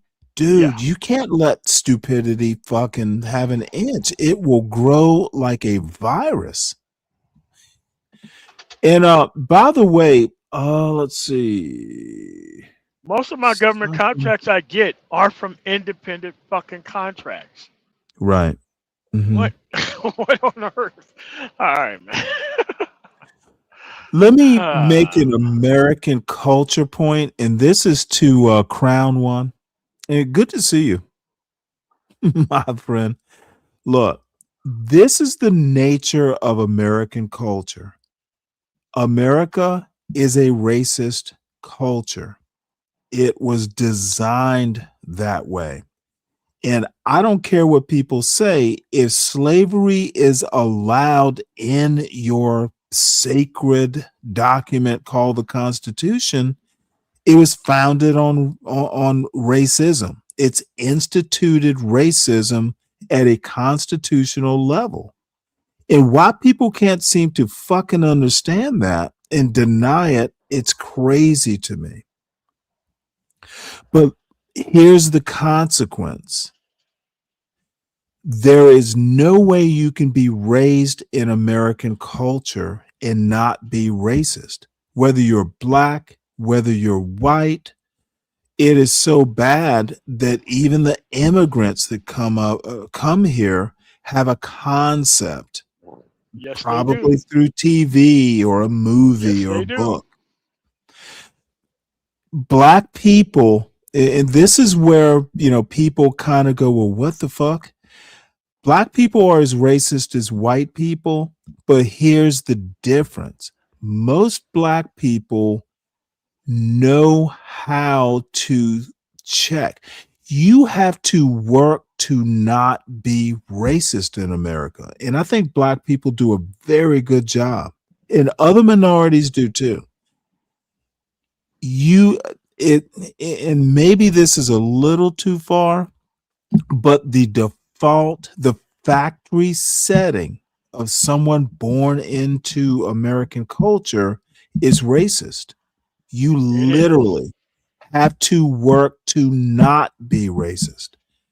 Dude, You are born bumpkin fight. If you don't fucking go yeah, nowhere, yeah. I mean, like anywhere, trust me, you're gonna have some real messed up opinions about how things work. But let me tell you something. I'm sure I probably picked this up from a book.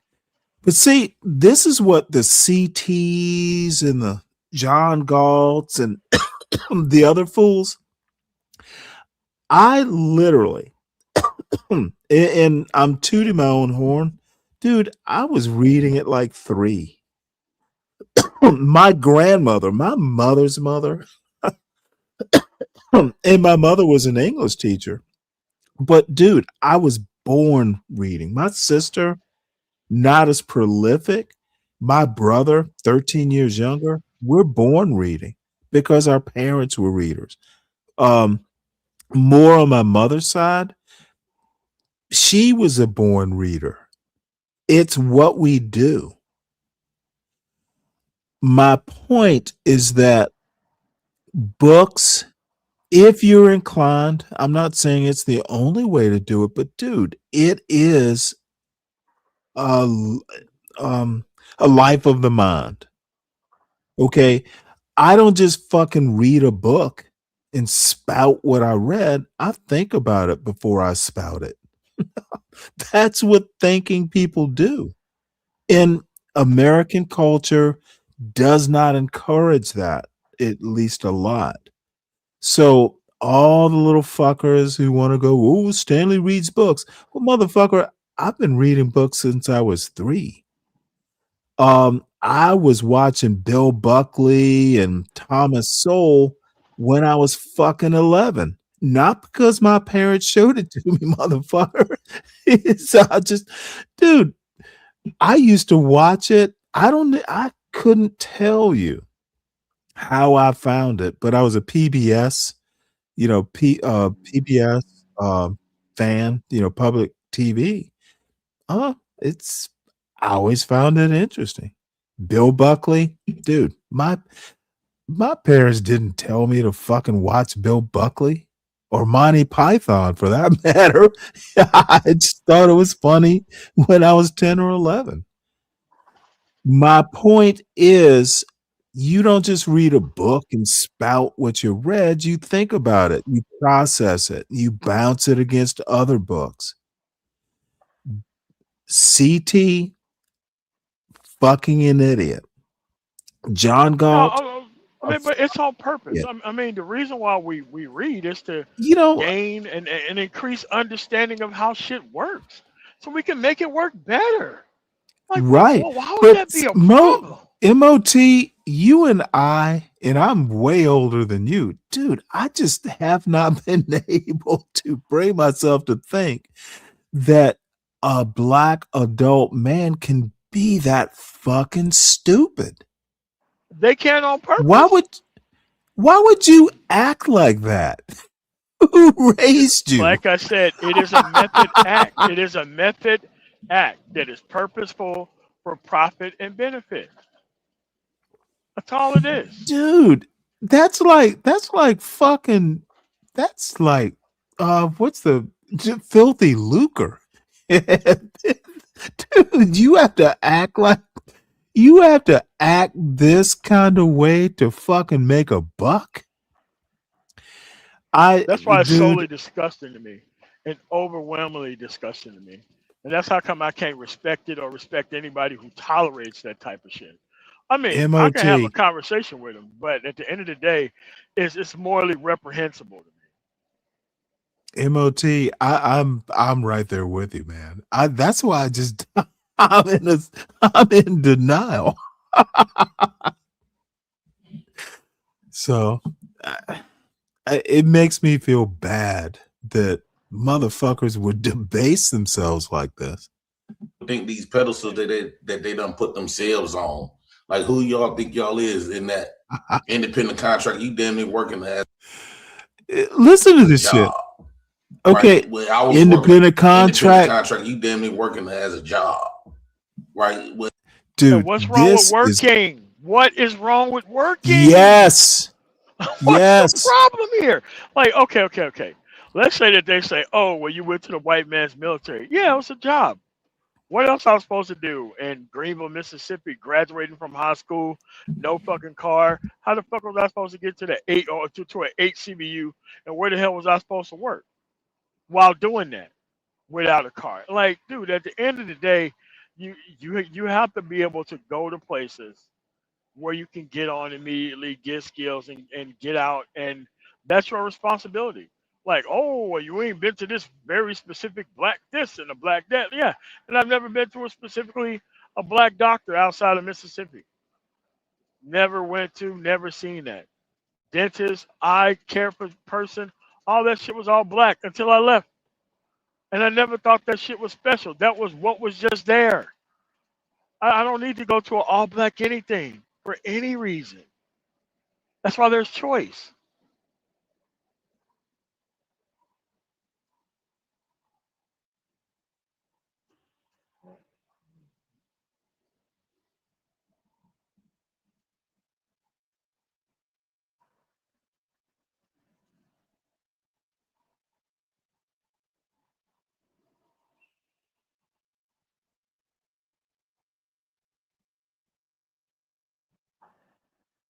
Hey, you still there? Are you muted or?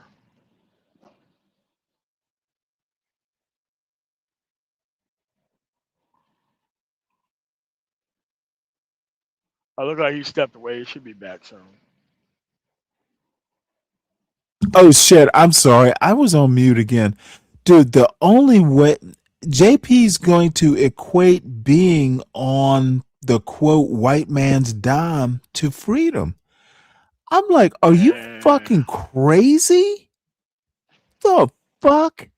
How are you free in a social safety net? You are trapped, bitch, and you're trapping your kids. That's the point I'm making here about he's punking his kids. They were saying, well, JP's punking the system and all that stuff. No, I he's wouldn't say punking his punking. I kids. would say handicapping, deliberately Yeah. handicapping his kids because he has some self-worth issues. So he now needs to make that a generational problem rather than a singular problem.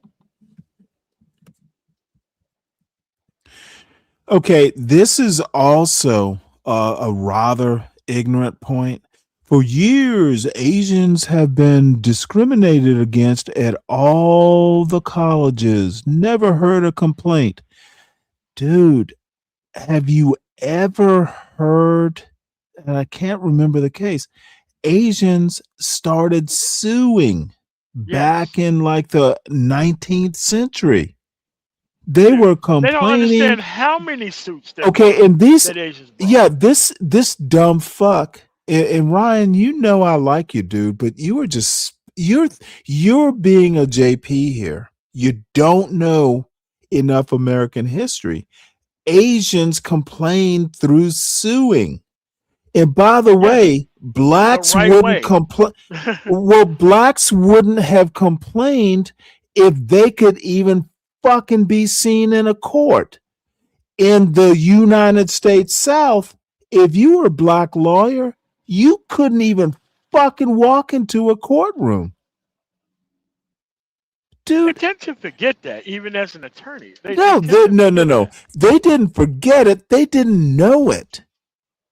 Dude, if you were a black lawyer in Alabama in like 1920, motherfucker, you couldn't even walk through the front door. You couldn't represent a client. You couldn't bring a suit. The fuck? Asians were complaining through the courts. Blacks had to complain because they couldn't go to court. The fuck, Ryan? You don't see. These motherfuckers actually think I don't know shit. Y'all think I'm CT or John Galt. Every question Dude, I becomes know more. educational than debate. Every question. Let's bring you up to speed, and then let's just debate what I just told you. Dude, if blacks could go to court and bring lawsuits, why complain? Ryan, you have got to do better, son. They don't understand Plessy versus Ferguson was a case that specifically did what? Well, let me put it to you this way. It wasn't a black lawyer arguing the case in front of the Supreme Court. No, it wasn't. Come on, Ryan. Don't make me get mean. I was working as an independent contractor when I used to do construction, like painting people's houses and stuff like that. But all that other stuff don't mean that you. I just don't get it. Like, people work hard and slave in a white man's country and go to school, and you still ain't nothing. Like, you ain't nothing. Like, nobody need to depend on you for nothing, and then you don't make no decisions on nothing. So I think that a lot of these people need to pipe themselves down, stop trying to worry about what the next niggas is doing. Like, stay in your own lane. You not powerful. You ain't respected. No other races of men fear you. They disrespect y'all every day. Just because you're doing what they ask you to do, being a good safe boy, that don't mean that we gotta operate like you, nigga. I'm gonna do what I wanna do, and this is the way I chose, and that's the way I'm gonna live. Period. Y'all don't want to sit up there mad, not me, not my kids. We good over here. That's y'all wasting y'all energy worrying about the fuck I'm gonna do, regardless of what the fuck you say. If you got a problem with it, stop paying your taxes or kick me off. If you can't do that, shut the fuck up. Because you ain't gonna change a motherfucking thing. Your little shaming tactics ain't doing a goddamn thing. Dude, listen to these. Let me tell you who's Why is really. he upset? Like he understands on a deeper level that he ain't shit, and that's why he has to overcompensate to try to make his situation look normal and try to make But you everybody else look know, less. you Man, know fuck what the that. worst part of it is? Look at CT smiling. Look at the two black men up there, like the two non-JP and CT.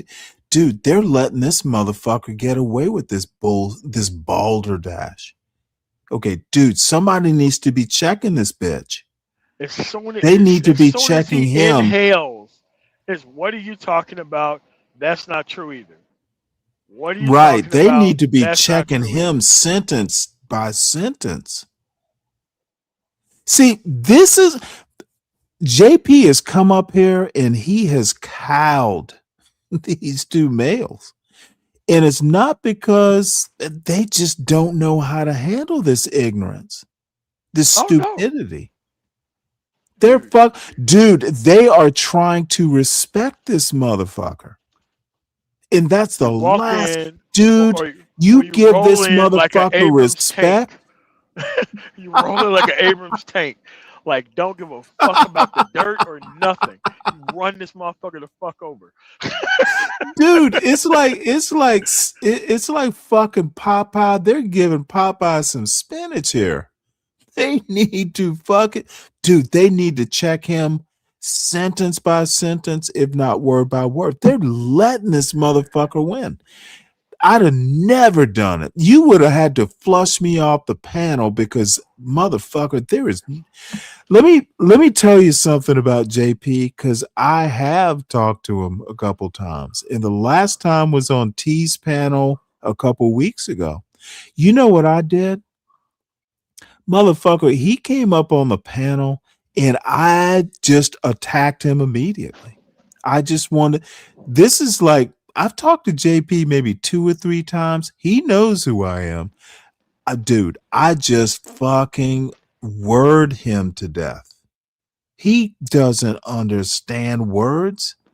He understands like the shit he's read in a book or somebody said on a panel. I think he does have a good memory. But dude, he doesn't know what those Just words mean. justification phrases. Not even words. It's justification It's phrases. talking points. Dude, let me tell you, the look on his face, because I just went in on him just instantly. And dude, he couldn't get a word in edgewise because you don't know enough words, JP. I know more words. So JP, Negroes of the limited kind. look, all I'm saying is they just don't know how to deal with JP. Some of us do. And you just don't let him get in a word in edgewise. Like he would say something, I'd go, well, motherfucker, you don't know how to speak correct English. Let me teach you how to speak English. It was pure ad hominem, I will admit. But dude, you just intimidate a bitch like that. Dude, you intimidate a JP. You make him stop talking. You make every word that comes out of his mouth is going to be a weapon get directly against him once he stops talking. Yeah, and dude, he was confused. Dude, I'm way quicker at thinking than he is. Motherfucker, JP, his attack is pre-planned. He knows it's, kind of formulaic. Dude, it's like fighting in a war, motherfucker. You confuse your enemy. You make them think you're going right when you're going left. Dude, I'm sorry. It fascinates me how you can take someone like a JP and you just fucking confuse them. Yeah, man. The other advantage of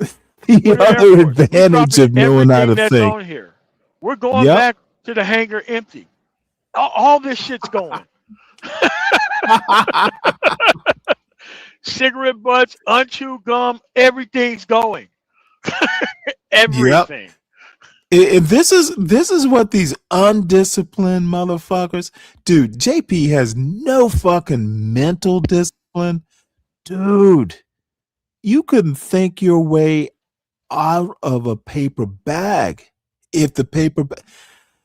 It's sad. In The only CT, thing he probably can start doing is just start screaming like a fucking, you know, you know. No, that's why that game's so loud on his mic, so that way he can't get away with that shit. So you know, JP thinks talking all this fucking fake ghetto shit is like being a man. Dude, being a listen, man. man is being able to outthink your opponent. And I used to He's a listen to dumb my cousin fuck. saying the same shit, hanging around the fucking community where other motherfuckers were at work and school and shit. This is the type of stupid shit the motherfuckers were saying. The same shit Yeah. that he's saying. The Yeah. same thing. Yeah. These dudes were like, you know, check dudes, crazy check dudes, and thought that everybody else who had a job was a clown, and the fact that he was getting an SSI check, that he was the man. He was living on Section 8, that he was the man. Oh, look at the woman I got access to. The fact I even got a woman, you dudes got to work. This is, dude, you can't, you can't. The only thing you can do is when he opens his fucking mouth, you make sure that there is a nice gas cloud coming right back to him to stuff that shit right back in his mouth. Right. But JP's a man. It's going one ear and out the other. I'm actually laughing at you. So at that point, you just wasting your fucking breath. You ain't gonna shine. You ain't gonna dim my light on YouTube. In fact, every time y'all talk about it, I go on World Star. Fuck you mean? I go. Motherfucker like I don't World Star. understand like, I don't think he understands why he's on World Star. Dude, I'd heard of World Star. I'm like, motherfucker. Oh, this motherfucker thinks that somebody who's an independent contractor. What the fuck is World Star? Is And that you have like to pay to put that shit on World Star. That's the thing. You have to pay to put that shit up there. That shit ain't free.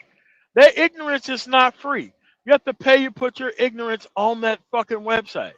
And I can guarantee you, he uses, ignorance, his dumb nigga dollars to put that shit up there. To look fucking dumb crazy. nigga dollars? Yes, That's and funny. it's like all the advertising that they run off that dumbass content, you don't get paid off of that. You have to pay to put your shit up there. And whatever ads that they run during those fucking videos, they actually don't pay you back for that. It's a one-way street. You have to pay to put your shit up there because you're fucking dumb. Now look at this bullshit. Crown, you think he's cooking? Motherfucker, he sounds like a blathering idiot. Cooking what? That motherfucker is cooking ramen noodles. What the fuck? No, Literally. actually, he is cooking. No, that nigga's burning Kool-Aid. No, he's cooking. The fuck? He's cooking what? See, this is that damn dude. I don't like using the That Delta N-word. November God damn it. respect shit, You are rubbing off of me. He's cooking that Delta November bullshit. Yeah, This what is it is. hilarious. Pop the balloon show. When last time y'all Motherfucker.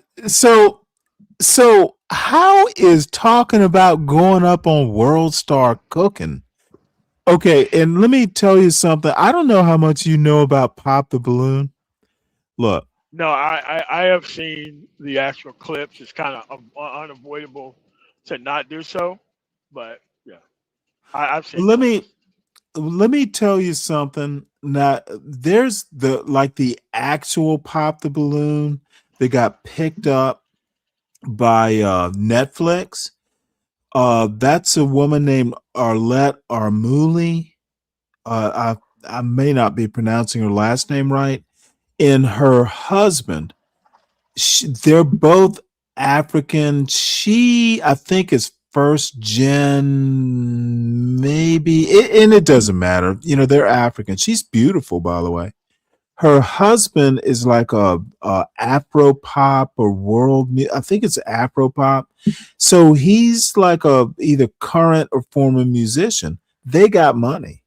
So they started Pop the Balloon and all this stuff, and it was high production. They got picked up by one of the big what is it, CMAA, one of those, like, you know, I got an agent type companies. Then they got picked up by fucking Netflix. What JP was on is Pop the Balloon Indianapolis. Now, I happen to have had a friend who's from Indianapolis. That shit is ghetto as fuck. Now, and there's Again, nothing wrong you have with to it put yourself because in that place to be on there, right? no, It's no, like no. you have They to taste the travel. They travel. Indianapolis, Pop the Balloon, Indianapolis. It's kind of like a road show. Now they got in early, I think, and you know they're okay with Arlette and all that stuff. All I'm saying, and it's fun to watch. It's a good show, but it's ghetto. Where they do it in Indianapolis, I know this because I know a guy from Indianapolis. So he and I, one day we were up on a show, you know, back shit over a year ago. So we got the address. We knew where the address of the studio place. He knew right where it was. We, you know, we did the real estate search so we could look at the building Oh yeah, like the 360. neighborhood. Yeah. Yeah, he knew right where it was. And it's in the hood. But, you know, it's not a bad, it's not, well, hold on. It's not a bad place or anything. It's not like, you know, hood, but it's Indianapolis, you know, the part of Indianapolis. It's a hood. Nothing wrong with that. All They I'm have rural saying shit is like that, even near downtown. They have rural shit around there. 'Cause I just bought property out there. yeah, it wasn't rural though. It was city.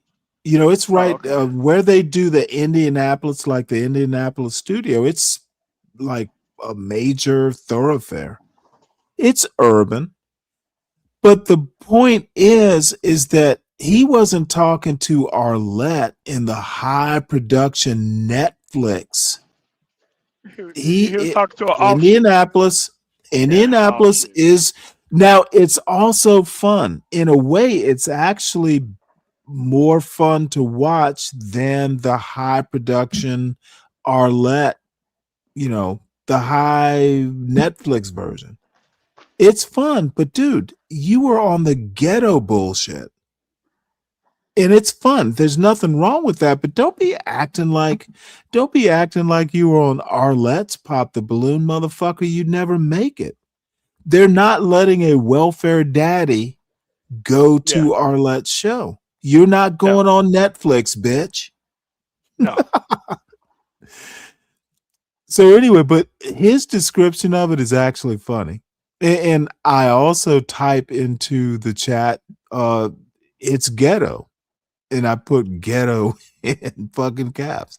I don't know if it makes it up I've been on either to one of the them. Don't pretend like you wouldn't want to be on there. no, motherfucker. There is no fucking way on earth I would ever I'd want to be on one of them shows. go there, dude. Even when I was like in my 30s, fuck no. Have you seen the fucking women on there? They're hood chicks. Yeah. And here's the deal, motherfucker.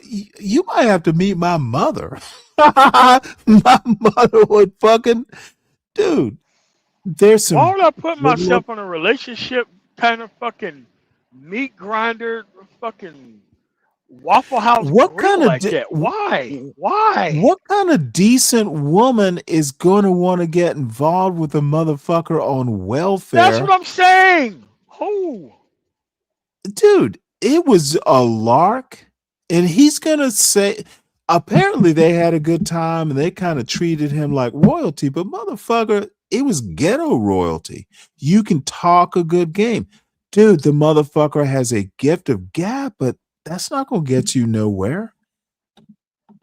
Right, so And y'all these ain't people giving meet nothing. before You they just actually go running on your the mouth. show and shit, so they know who they like. Oh And no, they know they who they treated want. him nice. Apparently, they treated him nice. Oh, here's my comment here. This is demented black logic. Now, I put the black in quotes because these motherfuckers think black people aren't intelligent. So I was trying to go, well, JP, you're not that intelligent. Are you the black the CT's talking about? That's all y'all could do. I'm not gonna change. In fact, I'm finna get some Section 8 that come next year. Now what? Now what? Go talk about that shit. Now this is the father of daughters. This is a flex, though. Yeah, apparently it is. I'm gonna get some Section 8. Like I'm motherfucker, I'm gonna get some Cheerios. Dude, this is not manly behavior. Motherfucker, this is dude, your kids, your daughters are gonna see this one day and they're gonna lose a fucking boyfriend over this shit. And this is when these Like, women go off to college and they never bring their ass back home ever. I just hate black folks when they be feeling like they got a right to tell another motherfucker what they need to be doing, what they. okay, this is all imaginary. Nobody's telling you shit. Nobody on this panel is even interrupting your dumbass. Who the fuck is telling you much of anything? No, And he feels if you're the social talking pressure in about his the own life. past, Yeah. yeah, black people, the people on this panel have given up trying to advise you. They know Oh, better. sure. Yeah, oh, yeah. Motherfucker, nobody, honestly, if I'd been on that panel and he was droning on like this, I'd have left it. Motherfucker, I honestly don't give a fuck. Ought to be doing. You don't set no standards when it comes to manhood, nigga. You don't. And neither the fuck do you. That's the point that we've been trying to make. All of that other stuff that you said, we heard it before. That wasn't even the conversation. So it's obvious you just. Why you wasting your time talking No, about that wasn't even the conversation. All of that stuff. Ain't even nobody knocking you, bro. You get that assistance because you need that assistance. I'm glad you got it, because how else would you feed your family? How else would you keep a roof over your head? So I'm glad. Now, this is actually a good I really comeback. am. But as far as me not being an advocate on manhood, motherfucker, neither are you. And as far as what I've done as a man, you want to I am talk being in about, manhood. you hold the fuck up, bro. We just listened to you. Man, Now it's down my to you turn. talking to me. Now it's my turn. Now it's my turn. So before Like, you stop talk talking to shit grown to men me, like that, like you you don't like raise those the fucking internet. girls to be adults. Because I've actually raised Hey man, I a boy gotta to ask be a you man. about what I'm You doing have as not my done as that a shit. parent, nigga. Who you think You you have not is? done that shit. So before you Bro, I do don't that, gotta ask. Now this is Aunt T. Yeah, I He should have kept it a He little should have kept bit it more calm. He should even. have kept it calm. Yeah. I understand his Now, point. It's a right. good Oh, point. absolutely. Yeah. It's a good point.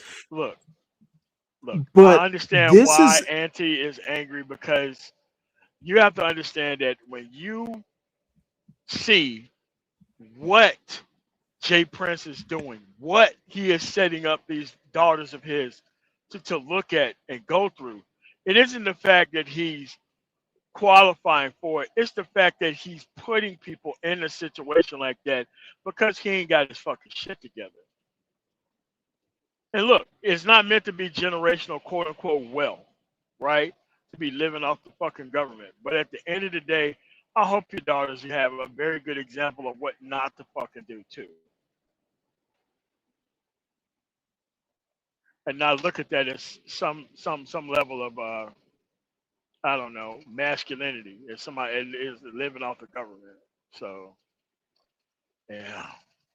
But you know, this is what generational poverty. We are looking at the genesis. You're We're looking looking at at like the you know, it's like, you know how a star, is born, little bit of stuff and it collapses in on itself and then the fusion starts. Dude, this What do you think he's teaching motherfucker. inside of his household? If this is the shit that's coming out of his mouth on the panel, what is coming out of his outside of his household when there ain't no cameras on? Fuck. Dude, again, he's creating the next generation of poverty. Yeah. And these poor daughters of his, I honestly feel sorry for them. Because in this type of situation, they end up pregnant before 18 and start this shit up again. And then those kids are fucked up. All because of this dude. Well, let me put it to you this way. And this is going to be a little bit of a hot take, but you know what? I wouldn't put it past someone like JP to encourage his daughters to get pregnant. Me neither. Like, hey, it's a paycheck. It's a paycheck. Dude, the motherfucker is beneath. God damn it. And these white boys in CT and all these motherfuckers taking up for this scum. Really disappointing. This is America. Welcome to it, Renato. When it comes to my parenthood, don't think you're in any position to talk shit to me. Because you up here running your mouth. A fucking child to be an adult. Those babies are fucking babies. Okay? That's none of your motherfucking business. You're barely halfway through that shit. How about that? It's you're none of your barely halfway business, through that shit, and you're already begging in a fucking kids, bitch. Nigga, you're not shit. You're no more of an advocate like that in real life, nigga. than Shut up. any other motherfucker on here. You be talking greasy than a motherfucker. No. This is CT, the fucking 3-ring circus. Fucking step right up, folks. Step right up, step right up, dumb nigga, step right up, see yourself a dumb nigga. This motherfucker is the ringleader. Look at him. He's got that smile. Like, look at what I did. We got ourselves another one. Boo Bucks Bland. Here he go. Boo Bucks Bland. 100, bro. Raise your fucking kids to be adults before I've been doing that for 10 years, bitch. Somebody that's done What it. you mean, bump? Before you talk shit to somebody that's done it. You ain't nothing. You look like a damn that takes time. Some That motherfucking advice. takes time. That's not some shit that Pop the Balloon Show can give you. Okay, that's not the world hip hop. You gotta jump in. I'm not. You raise your children to be productive members of society. You let the fuck out of your house and not get carried out by the fucking cops. Okay? So it'll be a cold day in hell if a loser, man-wearing motherfucker that likely ain't even bathed in the month of December gonna talk shit to me. And I digress. You come up here, you run your mouth like a female about what another nigga is doing. People that matters say that I'm a good father. That's CBA. One thing I've done is still going to take time to do is raise a baby to be a fucking adult that can move the fuck out of your house. You got no other content. So you trying to do this fake outrage, this fake concern. Outrage. You came up here talking shit to me.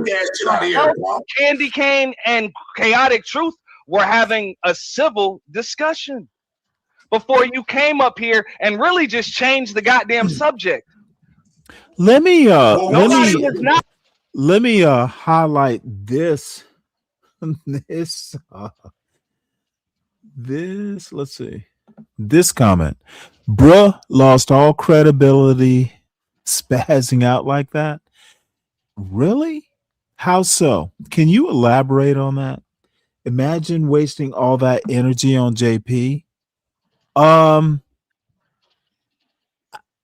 they okay wasting with him all being that, up there saying wasting this shit. all that. Yeah, but wasting all that energy on JP. I wouldn't say that Aunt T lost credibility. I wouldn't say I'm that sorry. I have had a beer or two. Credibility. The thing is that JP never had credibility. in the So first place. yeah, come on now, their crown. I don't get how people come to his defense and make those kind of sideways ass comments, but you have to understand, man, there's a lot of Delta Novembers who actually they're here and they don't build power, they build leverage, right? They don't go outwardly and do things, but sometimes they make little stupid fucking comments like this one, and that's the issue, you know. Well, I think he's just trolling. It's not that Oh yeah, serious. of course, but still. You or any I'm sorry. Go ahead. No, you good. Okay. anything that you fucking doing. Nobody was up here knocking you or anything that you're doing. You obviously came in fucking 80, 90% of the way through the conversation, heard your name, and just clicked the fucking link. That's obvious. Nigga. Okay? Ignorance is bliss. You have no clue what the conversation was about. Nobody on here has knocked you in any way tonight. Shut the fuck up. Like, bro, the conversation is about me, right? CT just said the conversation was about me. Before you continue, I would like to clarify. So actually what we were discussing was the this exchange woman that is you had with- awesome. The whole point of Just listen like to that her. shit. I like She is the I calm. like that shit. She's not the calm in the storm. She's the calm above the storm. Now you fucking YNs. this stream that I started, if you look at the thumbnail and you look at what the title is, it was because of the exchange that you had with Taz. And in that exchange, I heard you tell Taz, hey Taz, while you were being the protector for these women, we were fucking these women behind the scenes. Oh, And I love was it. kind Look of- at dude. She's calm. She's calmly putting her hands in the mud. Nah, man, these dudes are bleeding the fuck out and they don't know it yet, man. No, I told you this woman is wonderful. Holy fuck.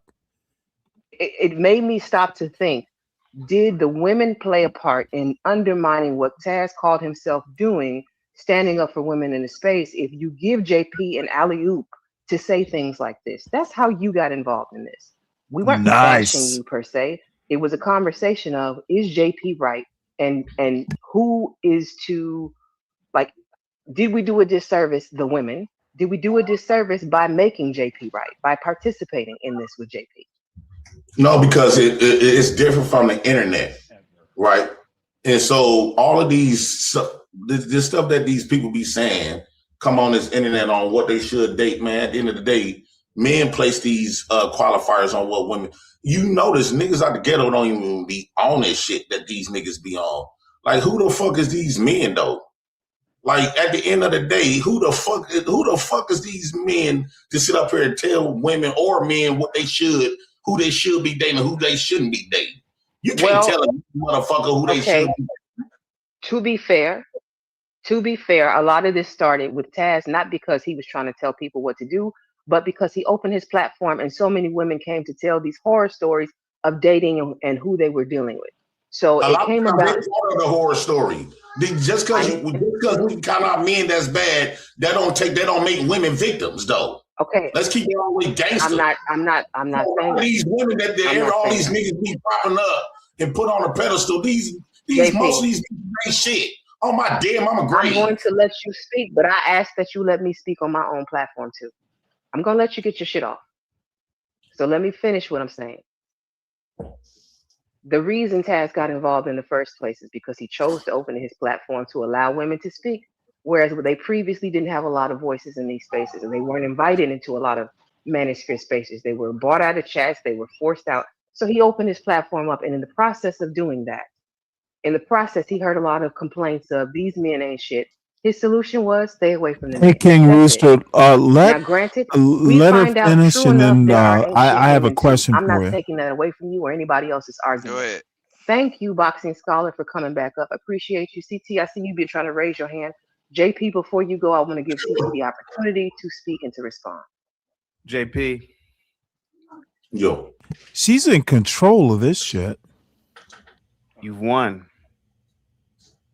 Now, see, this is where it gets weird. Now, CT declares victory because he knows he lost. He's doing a fucking Trump here. The motherfucker's declaring victory. For what? Like, He's declaring what victory because when they tell him that they lost, that JP lost, he's gonna go, no, we established that he won right after he lost. It's a dude. These motherfuckers are just Mr. abhorrent. Stanley, let me tell you about the how it goes, bro. Well, hold on before you. Well, are you talking about Candy Cane? Now, I don't want to talk specifically towards a person, but like, when Well, you said she's from the West Coast. No. I thought I heard her voice. I was talking about something else. I got that confused Okay, my bad. because she sounds specifically like somebody that can actually talk like that and do a certain thing. But look, bro, look. Well, even when it comes down to like West Coast women, they are totally different and they think a different way. Anything west of the Mississippi, anything that's west of West Texas, they are totally different thing. West, look. So if you're a New Mexico woman, Man, shit. Look. Look, from my understanding, all of these men that call themselves having women problems, they need to go out west because they up for it. Them chicks is giving it out, and they don't give a damn. Really? Look at the Krishan Rock shit, bro. let me put it to you this way. I am 60. They believe in it. I am 60, and I could give a fuck less, dude. That's what I'm saying. Culture ended when, like, I don't know, 1990. I understand, but I'll give you a tip. No, I'm kidding. No, I don't care about any of that. But what I'm saying is, like, when CT declared the win to JP is just basic, bro. JP ain't doing nothing major to do. He's saying something, but everybody think he's supposed What's to be he saying? stupid. But listen, what I'm saying. He might be Well, saying. let me hold on before you go farther. Please, when you're done, tell me why you think CT declares victory when he does. Yeah, I'm confused. Okay, I'm saying CT is declaring the victory because JP didn't have to say much of nothing, but he triggered emotion. If you saying that you was a certain type of person and you don't agree with a certain type of people that come from a certain demographic or a group of mindsets of people, bro, if they can trigger emotions out of you, that means you actually care. People don't say shit about shit that they don't care nothing about. They just walk on by. Walk on by. They just leave it alone. I don't know. So I don't know if that I I can agree with that, though. I think that's a little surface level. I'm not going to say you're wrong, but I'd have to think about that. I mean, I care about this show. I think Candy Cane cares about her panel, her show. She's calm. okay, but see, being calm goes along with being professional. But she, like, in a real world situation, she could be just like throwing beer bottles and saying, "You bitch ass nigga." She could be, but we're not talking about the whoa. We're talking about this panel. Why would we theorize about her real world? We're literally talking about what's on the screen. But see, now you're trying to pick my brain. But I'm saying, let's confine ourselves. I'm confining myself to what's going on in the stream, right? without things going her way, she cannot go off. She cannot go off or go crazy. She has to be composed and still Uh-huh. relay her message in a professional way without Well, no, she doesn't demeaning. do. This is a Listen, YouTube stream. You know, but I know that. But all at the same she, time, you she got could to be Bomb understand that. Cherry. Hey. She could be Oh Bomb hell no. Cherry. All Hell no, not sloppy and never shit. in life. Yeah, not never in life. See, you bullshit me. Look, you're cooking my grits, Stanley. You cooking my grits, man. You trying to get me in trouble with you people?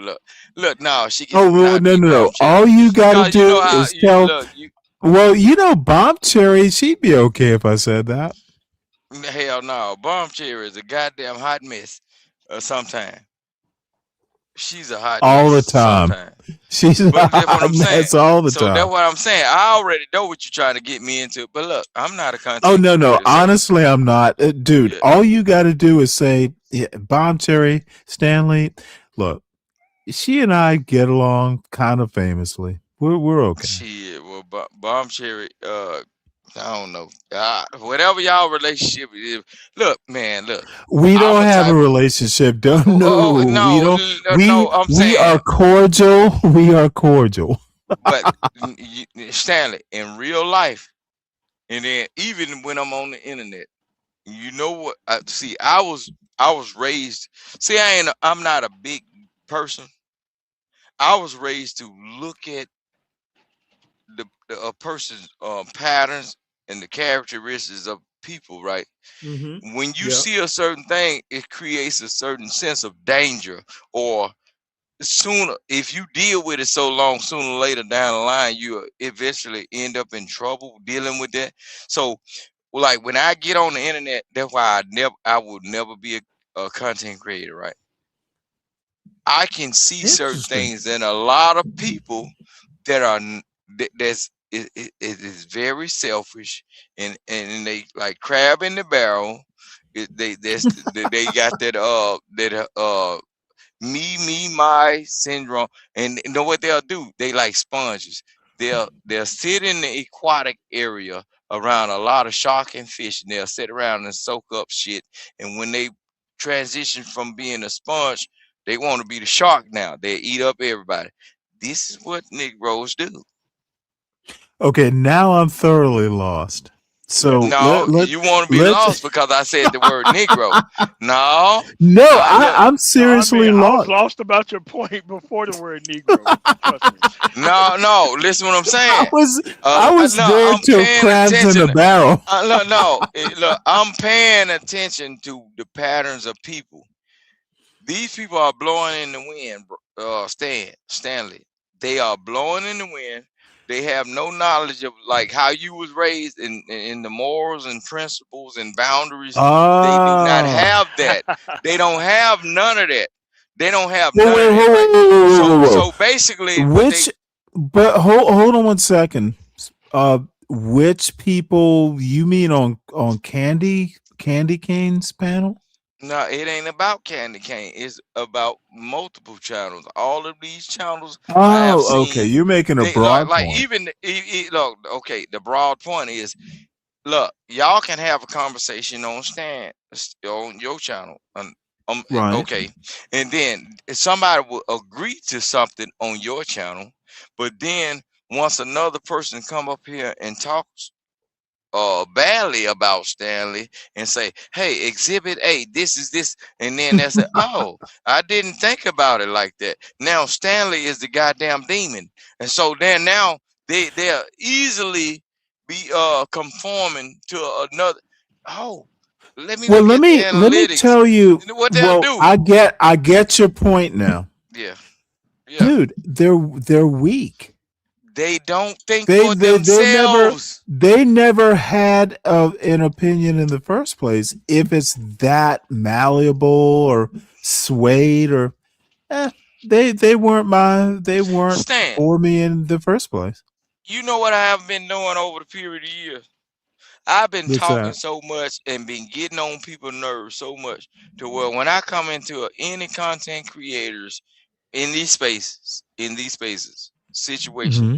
I say something to a certain person that I know that don't like they'll say certain things and I know that don't happen in real life, and I beat down on them, and guess what, they've been Yeah, being I've seen content your creators, bro. performances on Drip Show Yeah. back in the day. And they will pay for me to get kicked off just because, but it don't bother me because Well, guess what I'm doing? let me put it to you this way. Go I ahead. usually make people pay to bring people back. Um, Mm. you know, I might put you in the back, and someone I'll just go, hey, if you really want to hear what this person says, bring him or her back. But I will also say this: you're not. You haven't said anything that's kick off the panel worthy. You're fine. But Stan, this what you know what I do? My sense of awareness and being able to read the room. I've been I think over 5 or 6 years I've been paying attention to who pays to kick me off when I'm just trying to tell them something. Is it mostly Sugar Bomb? No, Sugar Bomb no no Sugar Bomb unless no look, Sugar Bomb don't do nothing to me. Me and Sugar Bomb will go back and forth in the chat. But Right. if Sugar Bomb got a burner account, see, that's what y'all gotta understand. A lot of these people got burner accounts and they can be Right. saying this and that and whatever, but they'll look, Sugar Bomb, you can if you go through the YouTube chats of being Sugar Bomb's communication, I done said all kind of stuff to Sugar Bomb. Sugar Bomb ain't never blocked me, ain't, ain't never did no real timing out and everything. It's the other people that said Other certain things people, to other women, other men. it's it could be whatever. I don't know who. Look, listen, what I'm saying, whatever Sugar Bomb it is, may God help it on its way or whatever. But it don't bother me. But you know what I'm saying? It whatever a person life is or whatever, Well, that don't let bother me me. tell you something I'm a that people person. I find horribly interesting. Mm. Some of the women are more interesting than the men and cleverer. And Yeah. I think there are too many JPs and not enough Sugar Bombs. Well, Sugar Bomb is an extraordinary entity. I ain't say extraordinary. I said extraordinary. I broke it down. Right. Okay, I have never had no problem out of Sugar Bomb or Shiesty Bomb, whatever if she log in or Whatever whatever whatever it she is. decides to call herself. And guess what? I don't have no problem out of. I call her. I said you might be a 80-year-old white man, searching for whatever. And then I call her my baby mama or whatever, and I've been praying on her to get pregnant. You can look at all my, Oh my and lord. then yeah, I said all this type of shit, and guess what? She don't never block me off nothing. She be laughing and everything. I told people that she Geez, got pregnant or she's whatever. probably fucking taking screenshots. It don't matter, but I ain't never had no problem. Look, it don't matter. As long as it ain't bothering me, I ain't bothering it. You know what I mean? You know Right. what I'm saying? So So what do you have to say about JP's performance so far? he's doing exactly what he's supposed to be doing because everybody's Interesting. yeah, he's doing exactly. Look. One thing you got to understand. One thing is for sure, and two things for certain. Real is rare and fake is everywhere. JP Hmm. is Hmm. is he's what he is. Like even when people try to drag him into beef situations, you can Hmm. kind of by my understanding of JP Hmm. really don't want to burn bridges with people. He don't really want to be involved with beef, whatever. Yeah. JP is trying to make his You way. know, that's an You can interesting point. He's not that type of person. JP is a real. He's like a gentle giant, but he can. If you tick him off, No, he can JP is back a you down. huckster. Yeah. I don't know that term right there. I don't know that He term. doesn't burn bridges because you never know when you might have to go back and ask for money or. Now the No. thing that Oh, okay. actually was well, hold on one sec. The thing that was rather interesting is he didn't ask for money or any of that bullshit. But No, it he didn't. is, yeah. And they'll do that on the internet. Look, this is what I'm saying. We have YouTube content creators all over the internet that actually Mhm. don't get on certain social media page where they get real ratchet. But I've been Mhm. on YouTube channels where they be cussing folks out, saying y'all bitches ain't sending enough money. And what the fuck? And people pay those people, That's and so they funny. have 300. They have 300 people in the chat, and they be look even on TikTok without even do this, and they be yelling and screaming. But JP is a humble man. He being humble. He learning. He learning Okay, now. let me put it to you this way. When he Shit. says hot dog truck, I laugh. That Oh motherfucker's yeah, never that's getting a goddamn. He's never getting a goddamn food truck. The motherfucker is he got one. stringing. No, he got No, he one doesn't. already. No, he Yes, he doesn't. does. Okay, let me help you out here, Rooster. Is the motherfucker selling food out of it? He has If he already done it. hold No, on, let me Stanley. help you. If he's not selling food out of it, it's just a truck. Okay, I understand what you're saying. Oh yeah, Look, absolutely. I'm glad you do now, dude. yeah, cause If you an you're older if you guy. are I not understand what you're saying. You if sound you like are my people not if you are doing it not is not. selling You are not food and making actively doing money, it in that process, it's a right? truck. It's It's just only a it is vehicle. literally a depreciating Uh, asset. I understand what you're saying. See, Stanley, I can talk to you So all he day needs to because I shut the fuck understand up this. about the food truck. Tell us when it's working. And also, by No, the way, when I go up to JP's food truck, the first thing I'm going to ask him is, "Did you wash your hands before you oh fucking shit. touched my?" Oh shit. See, Stanley, you ain't worth a goddamn.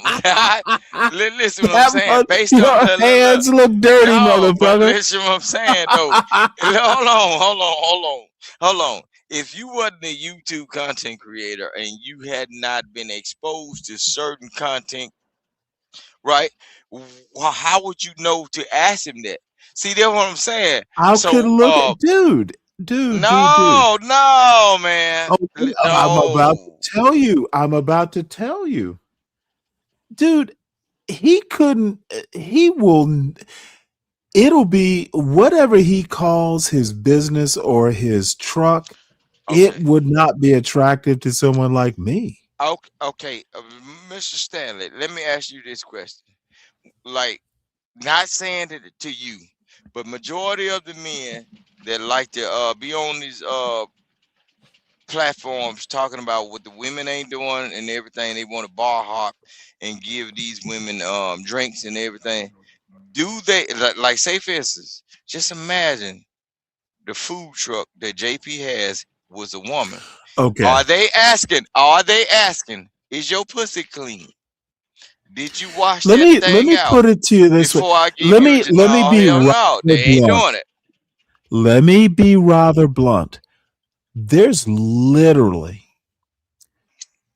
almost no one male wise.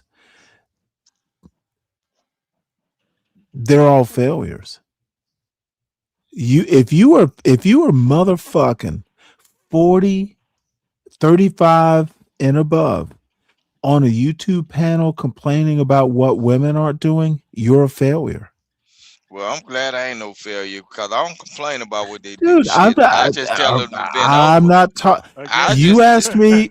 It's more or less a you know, hypothetical, but let me also say this. yeah. if my wife were around, I wouldn't be on fucking YouTube. Well, my wife be around all the damn time, and I be on YouTube like a motherfucker. She be laughing at me, and she'd have been on YouTube with me. Like one night, JP had a conversation, and JP actually talked to my wife, and she's like, they was trying to corn bomb him, right? And then she said, "JP, what you doing, baby? They ain't what we do." My wife that been on here, we done parted in the goddamn kitchen cooking crab legs, and she was cracking crab legs, and I was about to crack her crab legs later on that night. So look, Oh, my wife, really?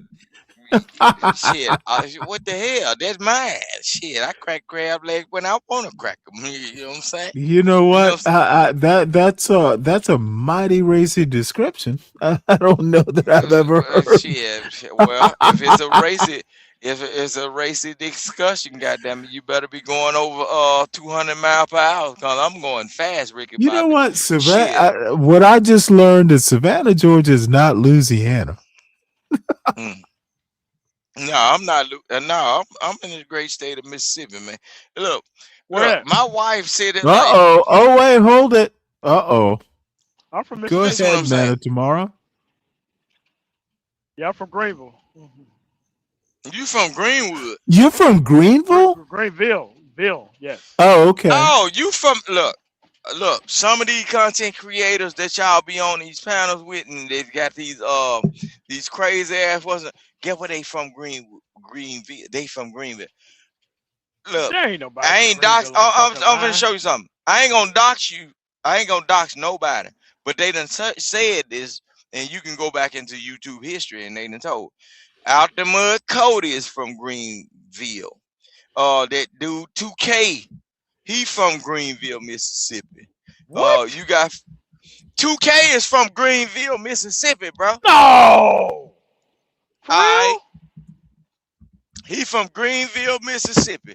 If you go back into when he was doing that that raunchy, like when they was exposing dudes for being with one of them LGBT folks, he was Yeah. calling out Oh people shit. from certain cities.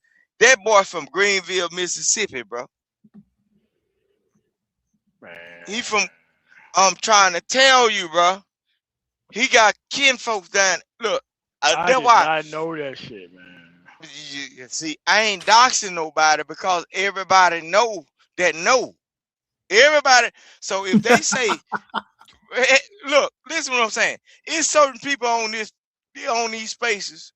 I know some people by their first name on these spaces. God And I done damn. seen all right. Just like I be trying to tell people, it's certain people I respect, and certain people names I never call their real name. I know their real name. You know what I'm saying? I know all this shit, and I just get on here to talk shit and bullshit with folks or whatever. When they have, you notice, you notice a lot of times I don't come up on panels when they having serious conversation about politics, who somebody's supposed to be sleeping with, and mainly the DNP conversation, because I got a whole wife in the house, and then even before I had a wife, I ain't never had no goddamn women problem. Tall, short, skinny, fat, whatever. Shit. If she fat, I love both of your ass cheeks. If she's skinny, I'm gonna put some meat on your bones. If you tall, I'm a monk ass nigga that'll climb up on your long legged ass. Shit. I ain't never Holy had shit. none of these problems. I never had none of these problems. And then the way I talk to people, right? Even when these men be talking about You pause. know what? What is It's kind of funny. A lot of people look, I think most of the people that, get a little, verklempt about, dude, yeah, I'm from the South. This is fun. yeah, look, Stanley, I'm a people person. Even when they Hmm. talk about the alphabet community of people, I don't have no hate for them people. Some of the best people I have ever met in the world that's very resourceful, whether it's in business, politics, or some street shit. They got all the information and they got ties to every goddamn body. Man, I ain't never showed hate to nobody but some people that gon' hate me. If you hate me, I just know to stay across the tracks. I don't give a damn. You can be a goddamn full-fledged man, 230 goddamn pounds, walking around with a tutu. As long as you ain't trying to bounce that big thing on me, I ain't got no problem with you, homeboy. Do your goddamn thing. Shit, that ain't what I'm into. Shit, but all that same time. But I know one thing: if I would decide to be a whoremonger, that nigga got all the hoes. That's the door open. You see what I'm saying? I let people do what they do, but all this old on the internet, people trying to control people and insert their dominance and shut up. Oh, and then trying to form a narrative and just can you answer the question with a yes or no? And then they'll come back with all this extra rebuttal and shit. That shit is stupid as hell, bruh. I understand why people need to be putting a whole lot of life insurance policies together, because that shit don't work in real life. Hell no. Get your money. Really?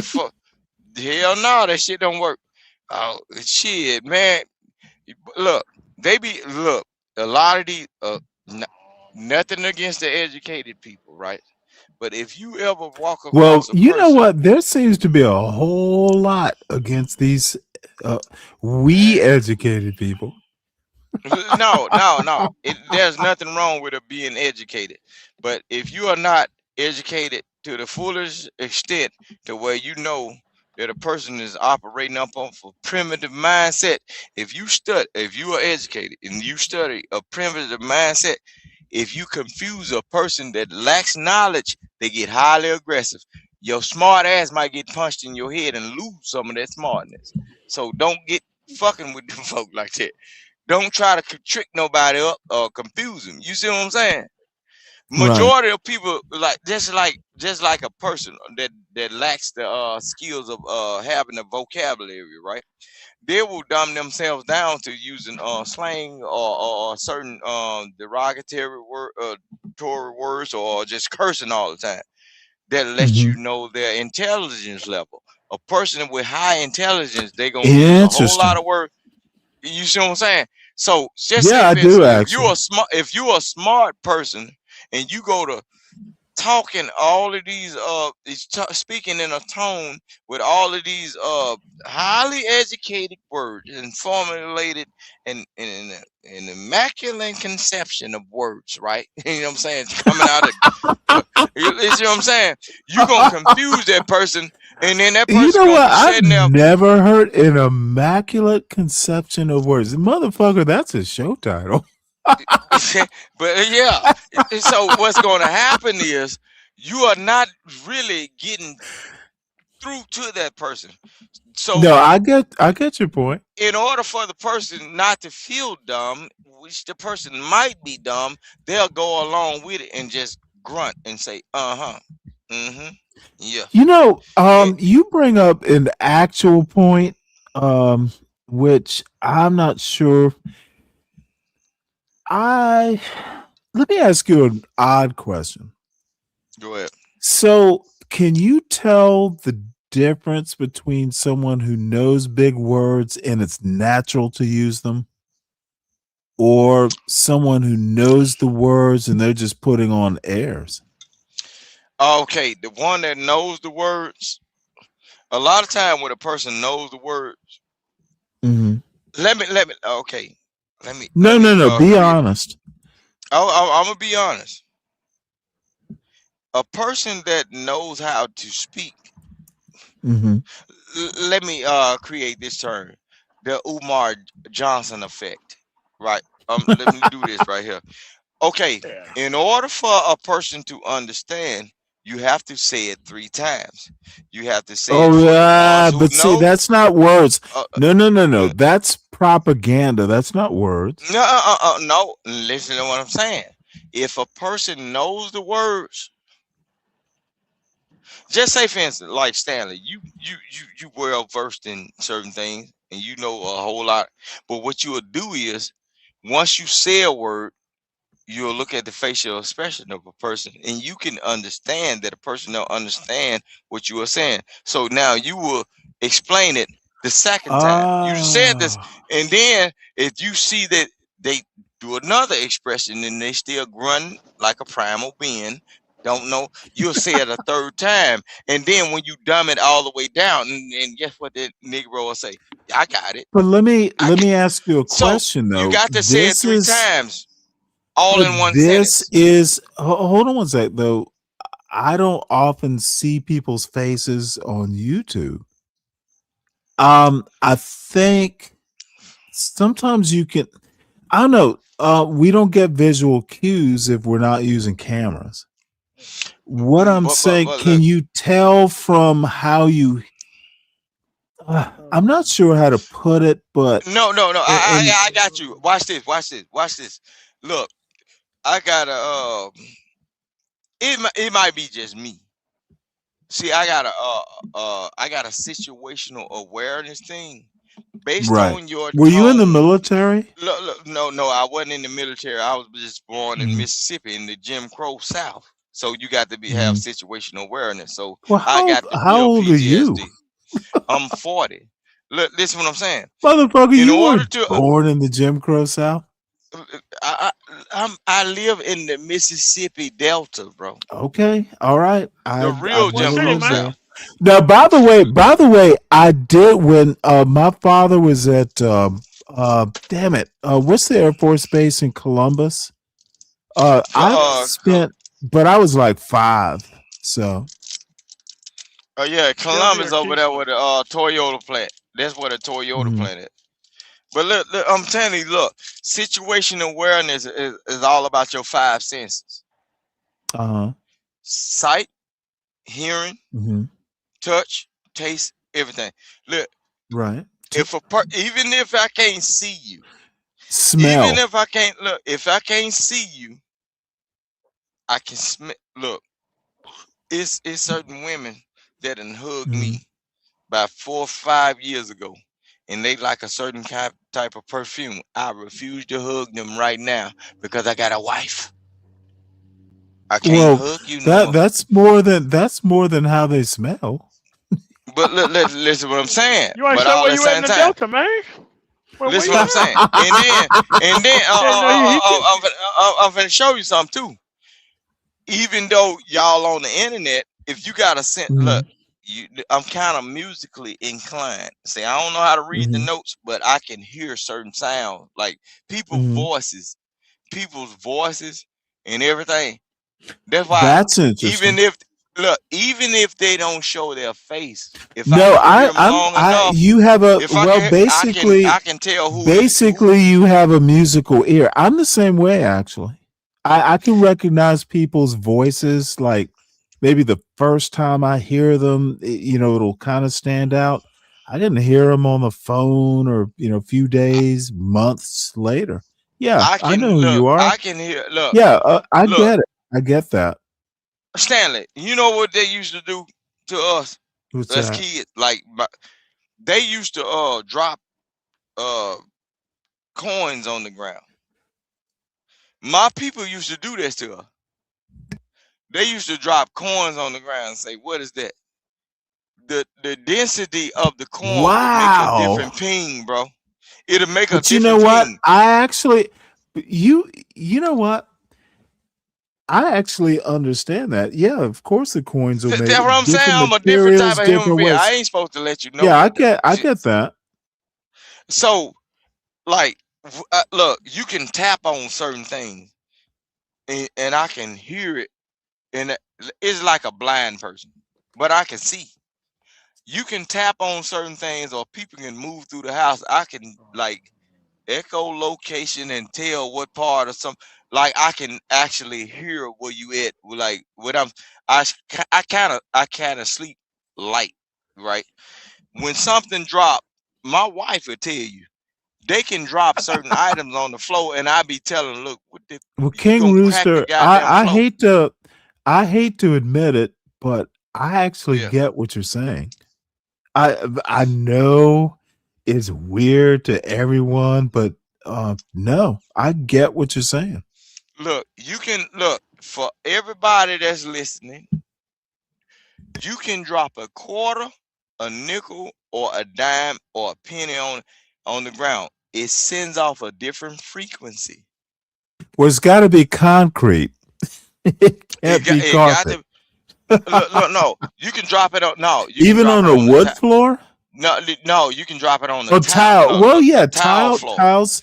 Okay, Like I get when that. I look, get that. anytime you hear that ping, Hmm. what you are hearing is the weight and the density Hmm. of it vibrating through Well, your you're eardrum. also hearing the metal that it's The made out of. metal is made out of it because a old era dime Hmm.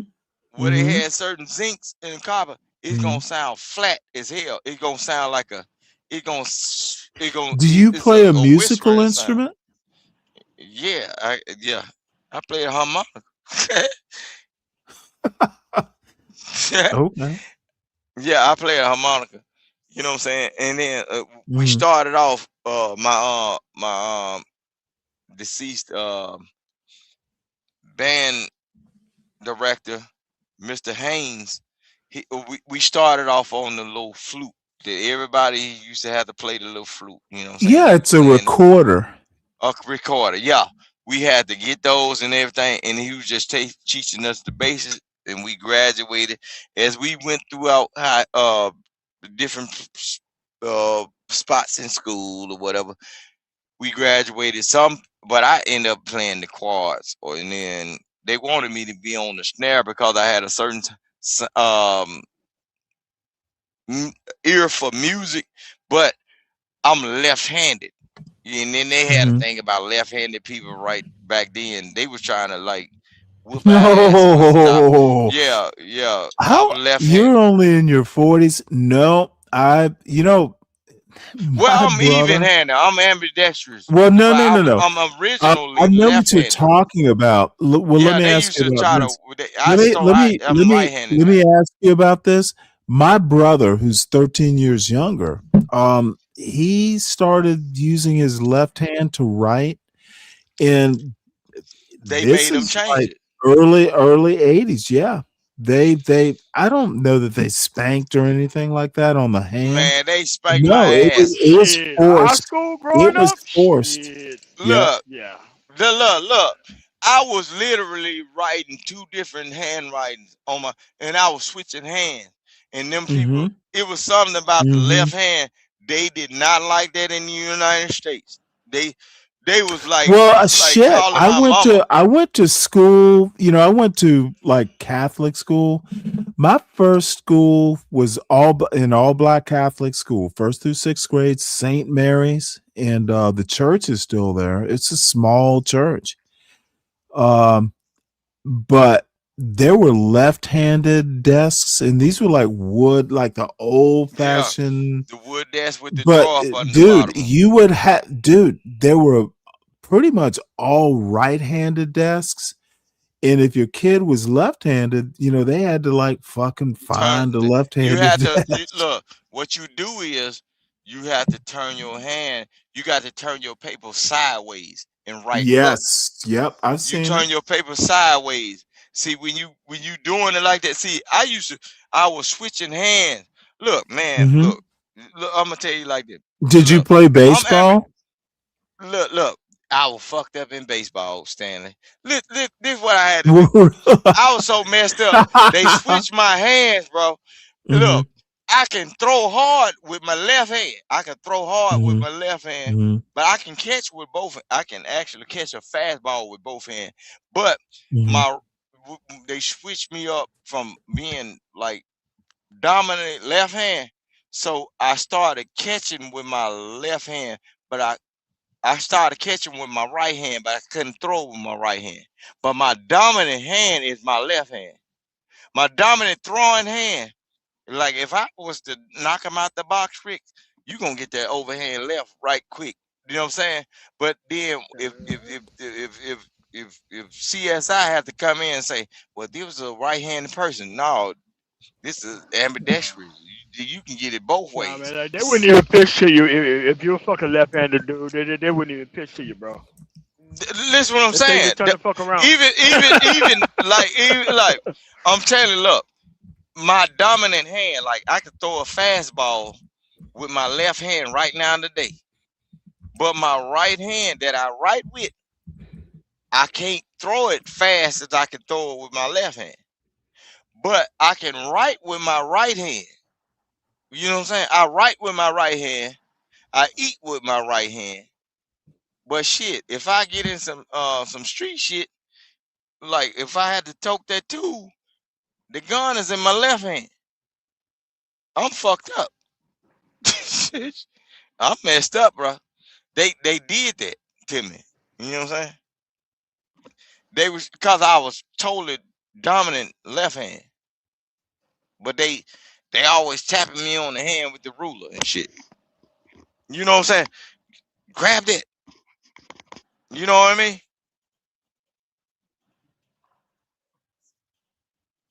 I think I lost some. Can you hear me? Nah, man. So what city you from, man? You keep skipping over No, it. I can't tell you what city I'm from, man.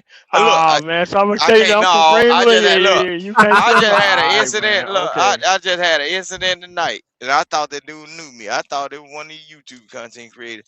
But Oh, I okay. look, Leland, no, I had Indianola, a no. It was Cleveland, somebody. No, Roseville, man. Look. I know people from everywhere, bro. I'm Hollandale. alright. I know. Look. But I there know ain't too people, many more cities left in the Delta, man. man. No, look, it's cities in between them cities that some people don't even go to. No, I'm I telling you know that. those. I'm not even talking Yeah. about those cities. No, Because it's about 30 of those. but you know what I'm saying. So I'm just like I say, when I be telling people on the internet I'm in a good space, well, you know we predominantly black around here, and everybody kind of like know everybody or know somebody that's close to somebody. So that's why I'm saying, bro. That why, man, hell nah. I wouldn't leave this place again forever and a day in my life. I stayed in Wisconsin, and Shit. Indiana, and Shit, if you got your Chicago, and money all that. together and you live in the Delta, dude, you're doing straight. There's no reason to Hell fucking yeah. leave. But look. No reason. I'm all right because I was born into it. Like my before I was even thought of, my folks had air property, so I ain't got shit. Look, I don't want to make it sound bad, but you know what they say? Why would you go do that when the only thing you got to do is wait on one of us to die off? They be telling me that. They be like, God why you want to damn, go? that My dude, people, that look, is very southern. no, my people would say that shit. They were like, why you want to go over there and do that? And we got all this shit over here. You see certain stuff need to be fixed on. Why you want to go all the way over there? And we from here. And the only thing you got to do is wait on us to die. Nigga, is you stupid? They'll tell me that shit. And look, we got God air property, damn, bro. dude, Look, you my know what? brother. That is literally the South. Motherfucker, Yeah. that is, but it's wise advice. Yeah, they'll tell me, look, they'll say, if you Damn. look, they will tell, my mama would tell me, like, look, when I did my trucking career and all this stuff, like, I got custody of my, like, first son and everything. My mama said, you can go do whatever you want to do. Look, you go get everything straight before you get into this trucking and everything. I'm going to take care of the baby. So she was basically raising him to where he think he my damn brother now. But they're my son. I raised them. And you know what I'm saying? For the first part of, I raised him all the way up. And then when I say, hey, I got to get up out of here and do something to make it more better for us, my mama said, baby, you go do whatever you need to be doing. You ain't got to go try to get no money to go in another state. And you ain't finna take that baby nowhere else no more. Damn. Handle your business, and the only thing y'all got to do is wait on all of my brothers and sisters to die. We done had this shit before y'all was even thought of. My granddad, look, my granddad, you know what he used to do? And that's why I only get these conversations about when they be talking about the black man didn't work, or Mhm. the woman didn't Mhm. work. My Mhm. grandma, I got people. My grandma, her folks from Cleveland, Ohio, right? They from Cleveland, Ohio, right? She was down here too, and she got with my granddaddy, right? My Mhm. granddaddy used to cut houses in part, separate houses, right? Way back before all this old industrial shit. He used to cut houses into pieces and move that motherfucker and set it back up on the foundation. Ah, My granddaddy used to really? do that shit. Yeah, he used to cut houses in half. Like when you wanted to Yeah, I do a know. whole I've house, seen it done. he used to do that. This is look, my uncles them, and I can get people on here and to vouch for you. Vouch for what I'm saying. My uncles, my uncles them, they in their 60s and some of like they in their 60s and 70s, right? And I got some of them that passed away. I got uncles that can weld on some shit that got high octane fuel in it without making it explode. They was trained to do that shit a long time ago. Look, I can get on live. When I was just up at the shop, I was thinking about getting on live. Boy, y'all think I be talking some shit. My uncle, my uncle will tell y'all some shit, boy. And, man, that shit crazy. Look, and look, the shop that he got, all the tools he got and all that shit his. And he get what? He been having that shit when I was like at the age of 5. Don't you know what my first job was in life? My first job was to go to school and get my ass out of school and come up there with him. You know what I'm saying? Hey, And hey, it don't No, matter. hey, let me yeah. get The up out of only here, thing Stanley, I man. had to Y'all do have a nice one, man. just All right, look, Hey, all right, pass now tomorrow Mississippi, man. I'll be there tomorrow. All right, cool. look, All right, just I'll send you pass a link. tools. That was my job. All right. Just pass my uncle the tools. What is this? What is that? Uh, give me this. Give me that. Jack that jack up, boy. Let it down. Uh, grab me them spark plugs. Give me them wires. He'll have everything set up. You know what he was doing? He was training my mind to understand what tools were. Get a little dirty. Be out here in the cold. See what a man is supposed to do, Hey, or let me whatever. ask you a question. I remember I must have been 5. So my grandfather and I, my father's father, heading out to the farm. So Mm. he asked me, "Well, Stanley, you want to try some Red Man?" I'm like, I remember it, and I was like, "Well, no, granddaddy." he's he's like, "Come on, try some." And dude, I did. Oh, that shit made me so sick. Oh, you Back in talking the about day. snuff like different, like chewing the Well, the no, it dip? was the leaf tobacco. See, what you did was you chewed that shit and swallowed the juice, Motherfucker, I was goddamn 5. but you was I drunk didn't know because what you the got drunk. fuck. See, you thought you was supposed to chew that shit like bubble gum. No, I knew I shouldn't do it. It was granddaddy though. And But he see, knew what he was doing. but see, Back what in the I'm day, saying. they're like, hey, if you get sick on it early, you'll never do it in your life. And guess what? No, what they're doing is they getting you used to whatever you gonna get into. They get you used to it because say for Yeah. instance, it might be in the bloodline to chew tobacco just raw off the leaf. See, when they had them tobacco farms and No, all that, no, dude. Look, there's a whole story, and it's not that great a story, but no, my granddaddy used to grow tobacco. that's what I'm saying. And know what they Hmm. used to do? They Yeah, he used to had grow that tobacco and the they'll soak it in certain stuff to barn, give it a certain the tobacco barn. He used to call it a crib, tobacco crib. Yeah, yeah.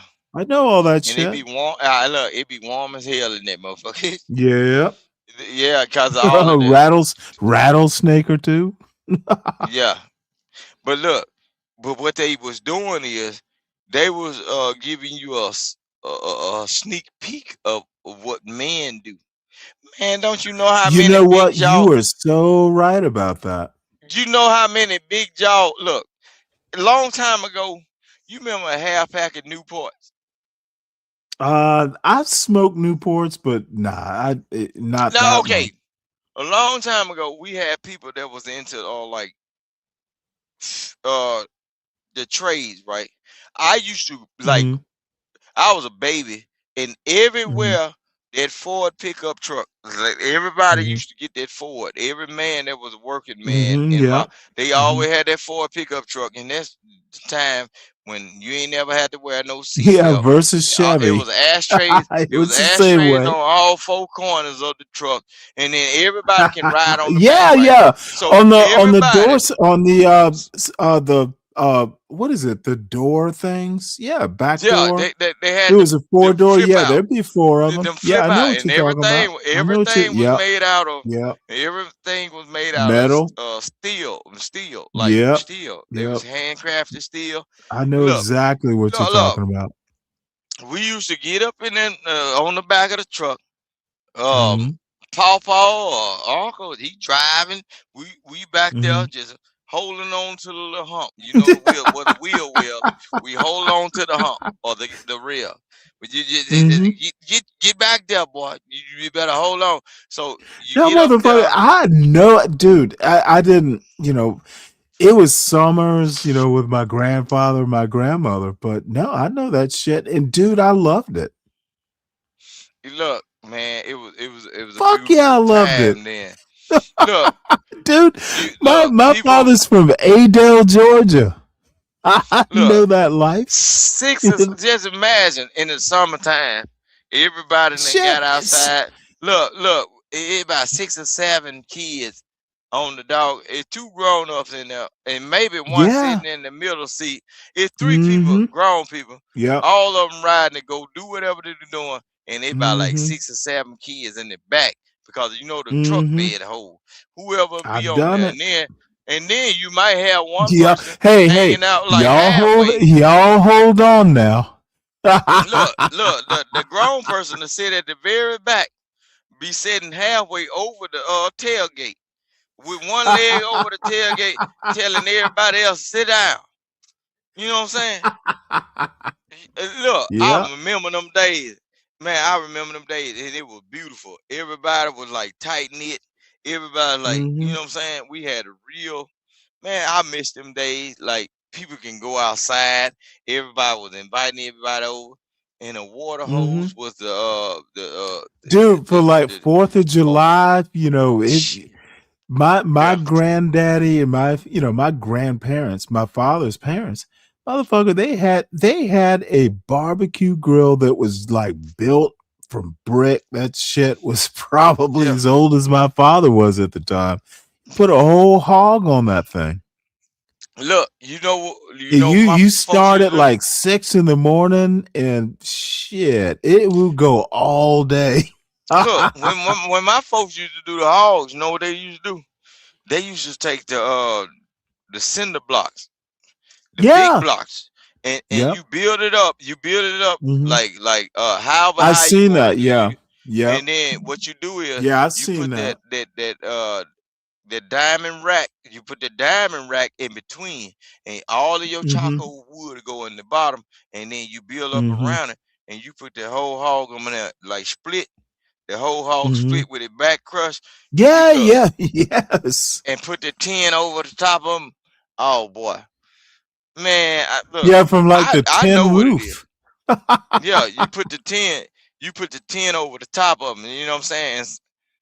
Man, Yeah, I remember dude, them days. they'd be starting it like before before the sun came up, and it would go low and slow. That shit would cook for like 12 hours. And Dude, I I hadn't thought about this stuff in a while. I know some people. I know a woman, a good old woman. Look, she don't even look her age. She up in her Hmm. look jazzy old woman. Look, her people. If you look in Mount Bayou, Mississippi, That's one of the Mm-hmm. that's one of Yeah, I've the heard of it. original black. Look, that them people still be cooking the hog in the ground in a burlap sack. Really? And look, Oh wow. look up Mound Bayou, Mississippi. That's I've heard of it. one of the I've never been there. but look up the history of Mound Bayou, Mississippi. And then Okay. I know people all man. I can't. I can go like 100 miles in each direction. Mm-hmm. Man, I know people. So you know what I'm Motherfucker, saying? I had no clue you were this fascinating. Why Man, you didn't you tell me before? man, I'm just me. You know what I'm saying? Hey, shoot.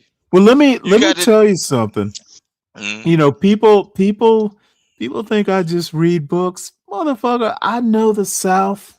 I know how to do shit. People just think all I know how to do is use big words and read books. Motherfucker, let me tell you But something. Let me tell you a that story. lets you know that lets you know that they don't know enough. But look, Yeah, I don't like when people use certain words. If look, okay, the key to life is not to know everything. The day you right. learn everything is the day you quit. You don't Or supposed to die. know everything. Every day is supposed to be a new beginning, a journey, Right. a way to find common knowledge amongst the common or uncommon. Mm-hmm. Every day I wake up, I'm itching to learn something from anybody. It don't matter whether it's a kid or whatever. It can be a little kid come up to me and shit. They can barely speak. If they Mm-hmm. speak a certain way based on my musical ears, if they say a certain word in a certain dialect or tone, I'm like, dang, I never knew. I never seen a person say it like that. So as a grown person, I might adopt that tone. You know what I'm Mm-hmm. saying? I'm like amazing. You know what I'm saying? That's amazing to me. You know what I'm saying? So I'm open to a lot of stuff. That's like when people get into these certain conversations, I'm like, these people can't be real or they just don't go outside. God, Rooster, let me give you a compliment. God damn, I had no clue you were so complex. Oh yeah, just because I'm a little rooster from a little old Oh, Mississippi, you know what I'm dude, saying? hey, You know? let me admit, I was totally goddamn wrong, motherfucker. You better not be a stranger. No. Just like I say, look, I'm open to learning from all aspects of life, people, Good for uh, you. races, genders, and that. Look, look, I'm a commercial driver. Mm-hmm. I done been all across the United States. I done been in warehouses where people don't even speak my language, and I was able to make it through. The only thing you Mm-hmm. got to do is give me sign language of shit. Click your heels, flick up your wrist, or whatever. I can understand every goddamn thing. I can understand when I can understand. Look, Drop a quarter. drop a quarter. Look, I done been in a situation like, well, look, when I moved to a certain place and I was trying to be a little city person, right? Country mouse going to Yeah, the big city, and then look, yeah, a lot of the I people that get was it. helping me on my way, they Mm-hmm. wasn't black people, and they wasn't American people. You know what Mm-hmm. I'm saying? So they was trying to. If I had stayed, man, I was on my way to learning and shit, Spanish and all kind of other shit. But Were you on your way me, to marrying a mamacita? shit, Puerto Rico is where you come from. Hey, shit, I was finna get up in there. Look, I, shit, they all look. If you listen to certain content creators, they always say, look, based on my wife, she light skinned, and then her Mm-hmm. folks, her daddy, he he a 6 foot. I can't. He tall as hell, but he is a heavy light. Look, he got that hair to where if rain hit it, you would think a cow licked him all over his body. or whatever. He so she mixed with she black. My wife black, but my kids come out like tan brown, Hmm. and then they got good hair, real good hair. They got hair. They got more hair on their head than the average woman. My little babies. You see what I'm saying? And then my oldest son, he just cut his dreads off. He was trying to be a Wow. young YN and everything, but he got a little job and everything, and everybody told him it's his job.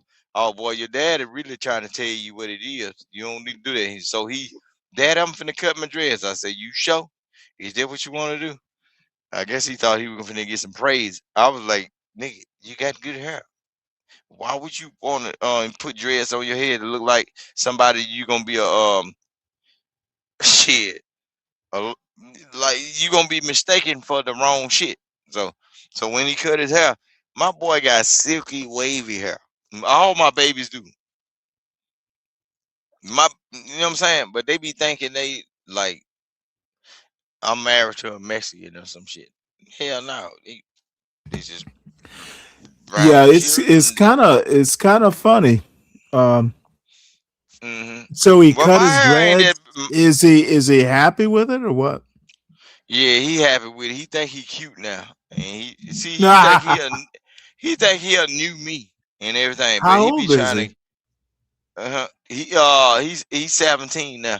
My oldest son is 17. Well, I got a 19-year-old son. Yeah, So but see, my son and he a light skin too. I be trying to tell the boy, mhm. look, now, look, I be telling him, look. See, he wanted to go see my brother. Them they do certain type of work. They do trade work, right?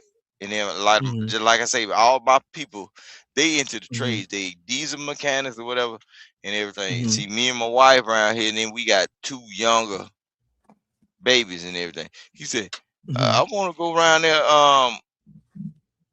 Go with my uncle house. I say, shit, go around there living. So go live with him. Shit. Look, so my brother, my older brother, that my mama's son, my older brother got it. He got his own room at my brother house and everything. And then I got my brother. He got my cousin staying over there. See, they kind of wild. I want my boy to do whatever you do, and you gonna see how Mhm. your uncle live compared to how. See, I live like how they say the traditional and everything is like an opera around my house. No loud talking. Opera? No, yeah. And see, but when I go around my brother house, it's like new shit. It's like a goddamn a sorority a goddamn fraternity party around there. They be see he like that, but Really? they work. Hell yeah, man! If I get on live and go around my brother house, shit, man, you gonna be like, what the hell, man? If I go, but see, my son, I gotta let him experience it on the lower Right. levels, cause he ain't at the. Well, let I me want let him. me say this though. You're Yeah, doing, and you don't need my approval, of course, but nah. If it's family, it's okay. They'll let him. yeah. Damn, I goddamn, want him that's to the right experience. decision. Mm-hmm. I want them to Mm-hmm. experience it with their Mm-hmm. uncles, and then Mm-hmm. everybody that's be around there, they basically family, except some Mm-hmm. of the extra people that come visit, Mm-hmm. and the females, and there ain't none of the females around that family. So, shit, I Mm-hmm. just be telling them, don't make me no granddaddy this young nigga. Mm-hmm. Well, No, no, your family will protect him. They're not gonna let him yeah, make a mistake. they better, cause I'm gonna come around there with this shotgun. Nigga, my bad for saying that N word, but look, No, I be dude. mad. You know what? Hey, you get the pass for the night.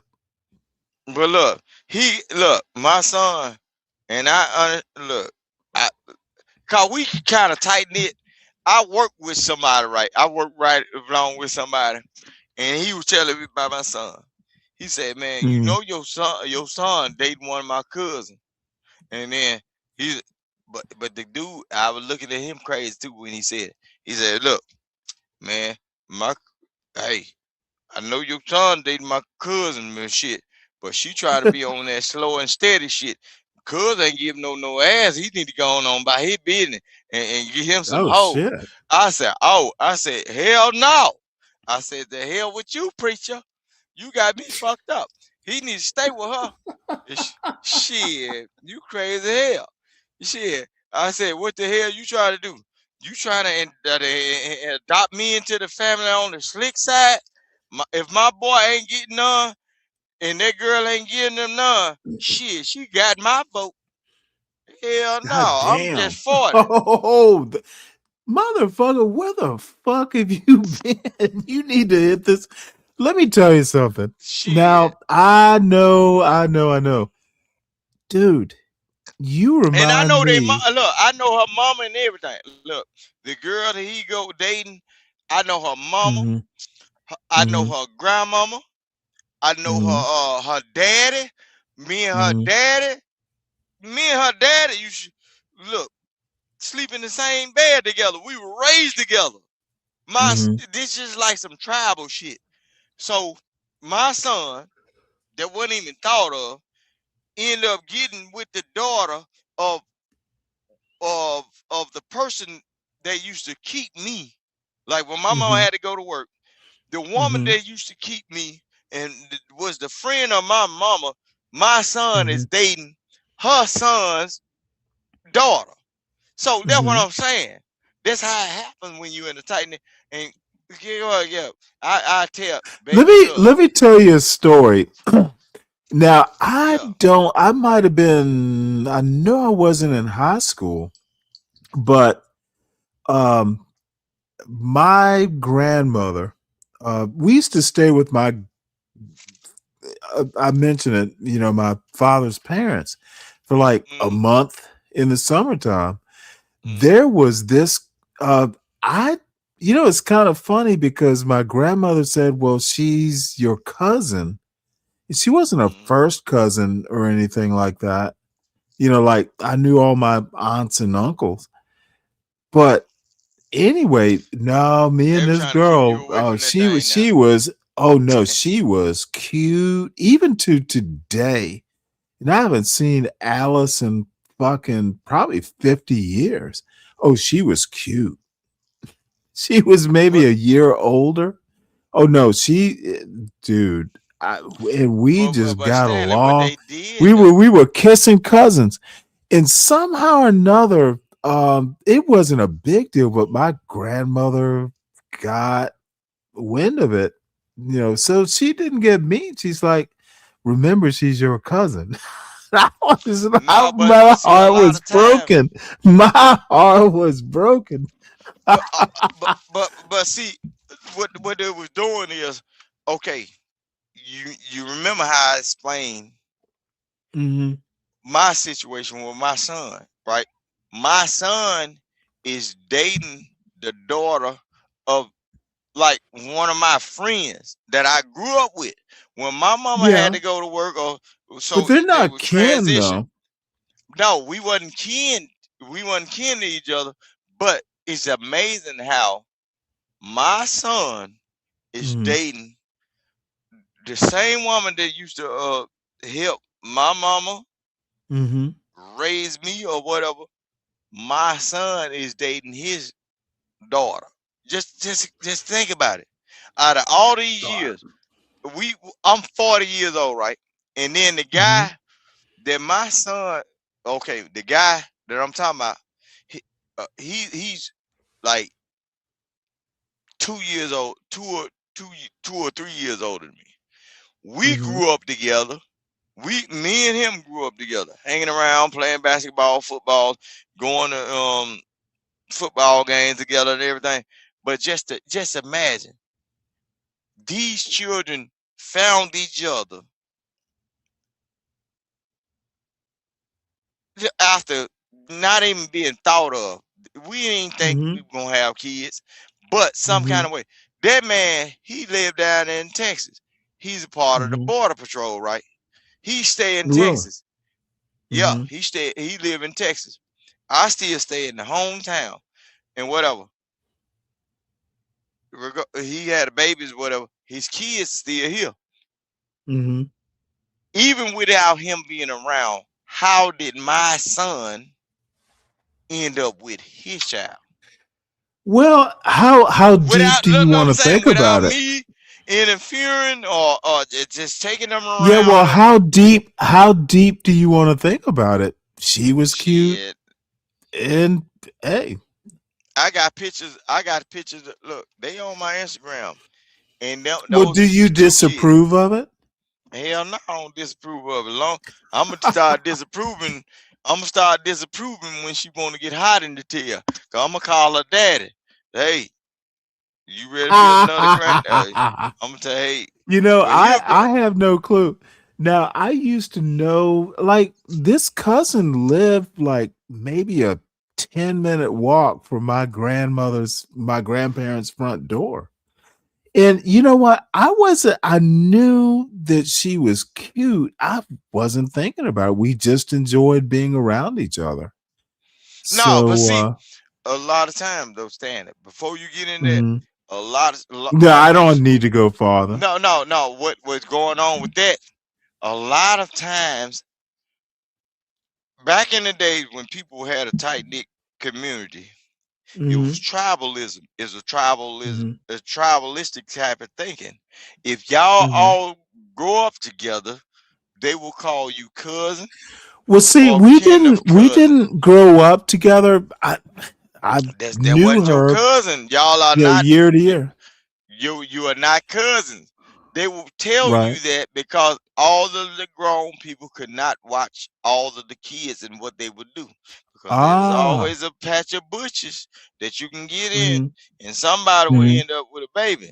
So they'll Mhm. say, this is your But cousin. dude, motherfucker, I wasn't getting it. Dude, Man, you know, shit. I was probably getting to that age. And let me tell you something. Now, this is like a 50-year-old memory. She was all that. You know, she was my skin tone, you know, which is brown skin. But no, she had hair, she had lips. And the funny thing is, you know, this was like, you know, every summer for like 5 years. And that's Yeah, why they told you dude, that was she, but she wasn't like hot or fast or no, she was that's just what I'm saying. she was a beautiful country girl. Know She what they was call just it? Know what they nice. call it? Retract What's the white. that? They call it a sweet southern belle. Oh, she was. Yeah. That's what I'm saying. So they No, knew, she had that South Georgia accent. you know that protection. No, you know the protection because I'm pretty sure it was more boys in the vicinity than girls. Because know what they'll say? Hey, Miss Rita down the road, we gonna have to bring her in tonight because she got to go to the mama got to go to work. Don't be bothered with that girl now. That's your cousin. Now See here's the deal though. the cousin My you know, thing. I know what it is, my Stan. my grandparents were retired. So, they always knew, you know, my granddaddy might be working at the farm or something, but no, my grandmother knew where we were. And you know, the reason I mention this is your that relationship just kind of dude, I hadn't thought about it in fucking probably 40 years. She was a Yeah. cutie. So, hmm you know what? It's funny talking to you. This is a side of my growing up that I hadn't thought about in decades. But see, that's what I'm saying. I'm real Southern. I'm the Oh, real motherfucker. deal. Yes, you are. And salute to you. That's No, what I'm no, saying. I'm dude, the real you deal. are no, motherfucker. You are the real deal. I have no doubt. Somehow I just ended up on the internet. You know what I'm saying? I just straight. It wasn't planned for me. It just happened. You know what I'm saying? Well, I'm glad you did now. Dude, But I hadn't thought that's of what this shit in decades. God But I damn. look, man, my people look.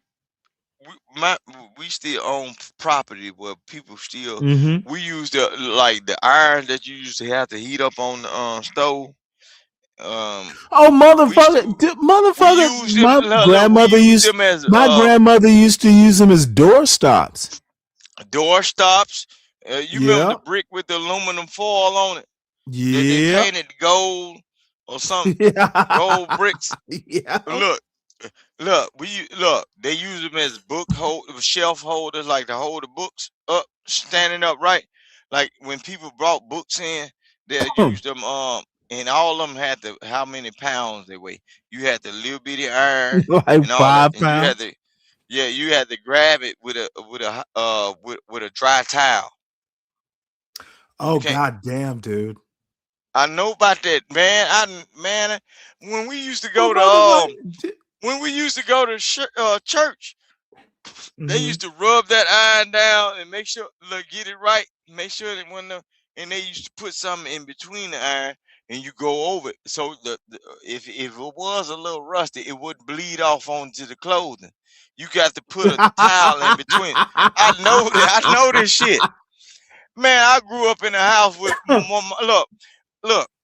I grew up in a house with a rocking sewing machine. You know, a rocking sewing machine where you tilt your ankles. Wait, with the pedals? Now The my pedal sewing grandmother sewed too. She had a with the singer. with with the big plate. It's a big plate. You can do it with both feet. You rock it with your Oh feet. motherfucker. My grandmother had one of those. Stan, I got a thing right now in the house, man. This motherfucker look like a Tower 1200. It's the old typewriter, but Mm-hmm. it's in a brown case. When you open it Yep. up, it got you see all the needles. When you push the button, them things come up like Dude, I octopus got one. hands and shit. I don't know if it's still around, but yeah, in the leather case, yeah.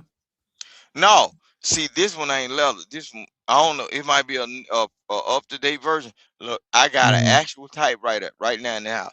Man, don't let Was it me go up in my electric? people. No, it ain't electric. This thing is in a box. It's like a little suitcase. It's like a little plastic suitcase. But this thing is like vintage. And what Well, happened was, let me tell you something. My mother's cousin, and knew him forever. The army used to have. He was a civilian, but he's a civil servant. They yeah, used to have like mechanics who fixed typewriters.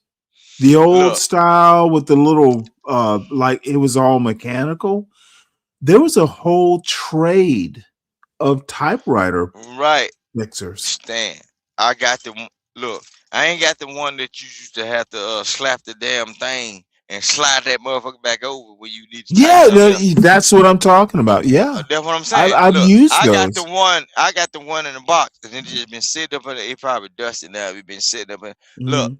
I got the one you unfold the thing. I can get on camera right now and show you what I'm talking about, and you probably like, damn, this boy got some shit.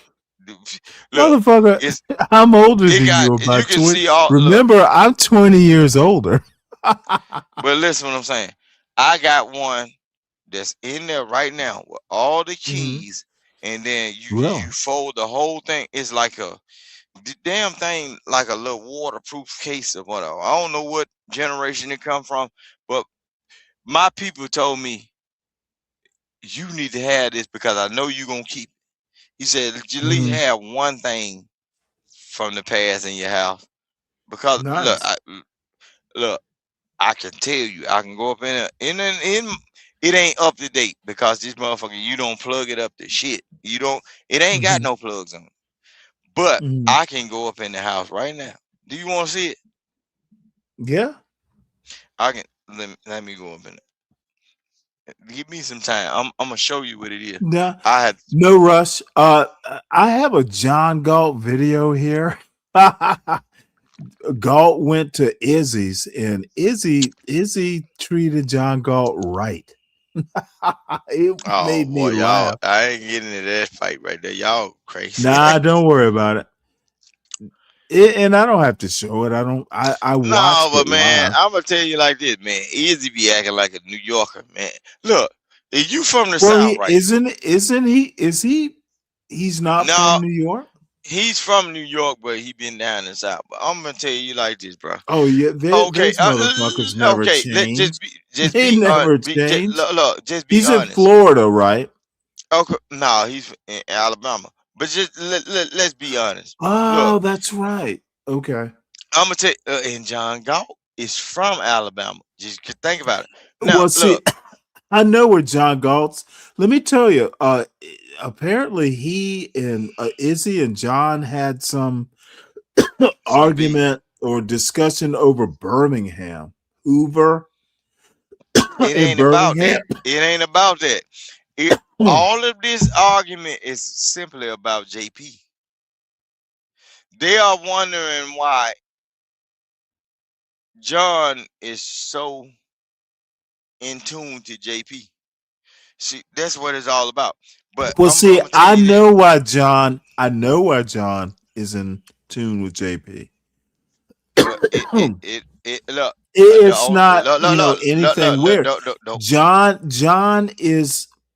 is a problem to himself mostly. Okay, I understand what you're saying, and I can see the Hmm. behaviors. I can see all that. Hmm. That's Hmm. but that's just raw. That's just raw. You got to let John be who John is. You got to Oh let wait, JP hold who. it. Who? Let me. No, please No, no, not finish, and saying then I'll you, not respond. saying you, not saying you, Stan. Well, no, I'm no. saying, You're making a good point, but I want to respond when you're done with the point. go ahead, go ahead, go ahead. My bad. I'm going too fast. No, you're not. All I'm saying is no one's stopping John from being John. The mistake, John is becoming someone who picks fights that he's going to lose. He's building his brand. No, John thinks he's more important than he is. No one actually gives a fuck about John. Well, I can understand that. Just like no one gives a damn about Trump, but he's the president. But I understand it. John Galt, it's not even his real name. That's a problem. See, I don't say his name. Okay, No. I'm not. No, I'm not even close to doing that. What I'm saying is, John Galt's not the president. He's not that important. What John Galt needs to do is understand that picking fights against like Angry Man or Izzy, no one gives. He's not that no. important. See, see, see. He's not going to be that important. No, see. Okay, my understanding of YouTube is like based on me being in certain spaces, and dealing with people on certain panels for years. You notice a lot of time when I come up and say certain stuff, people will pay for me to get off.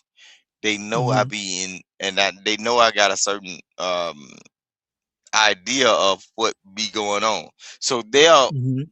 pay their money to drop me.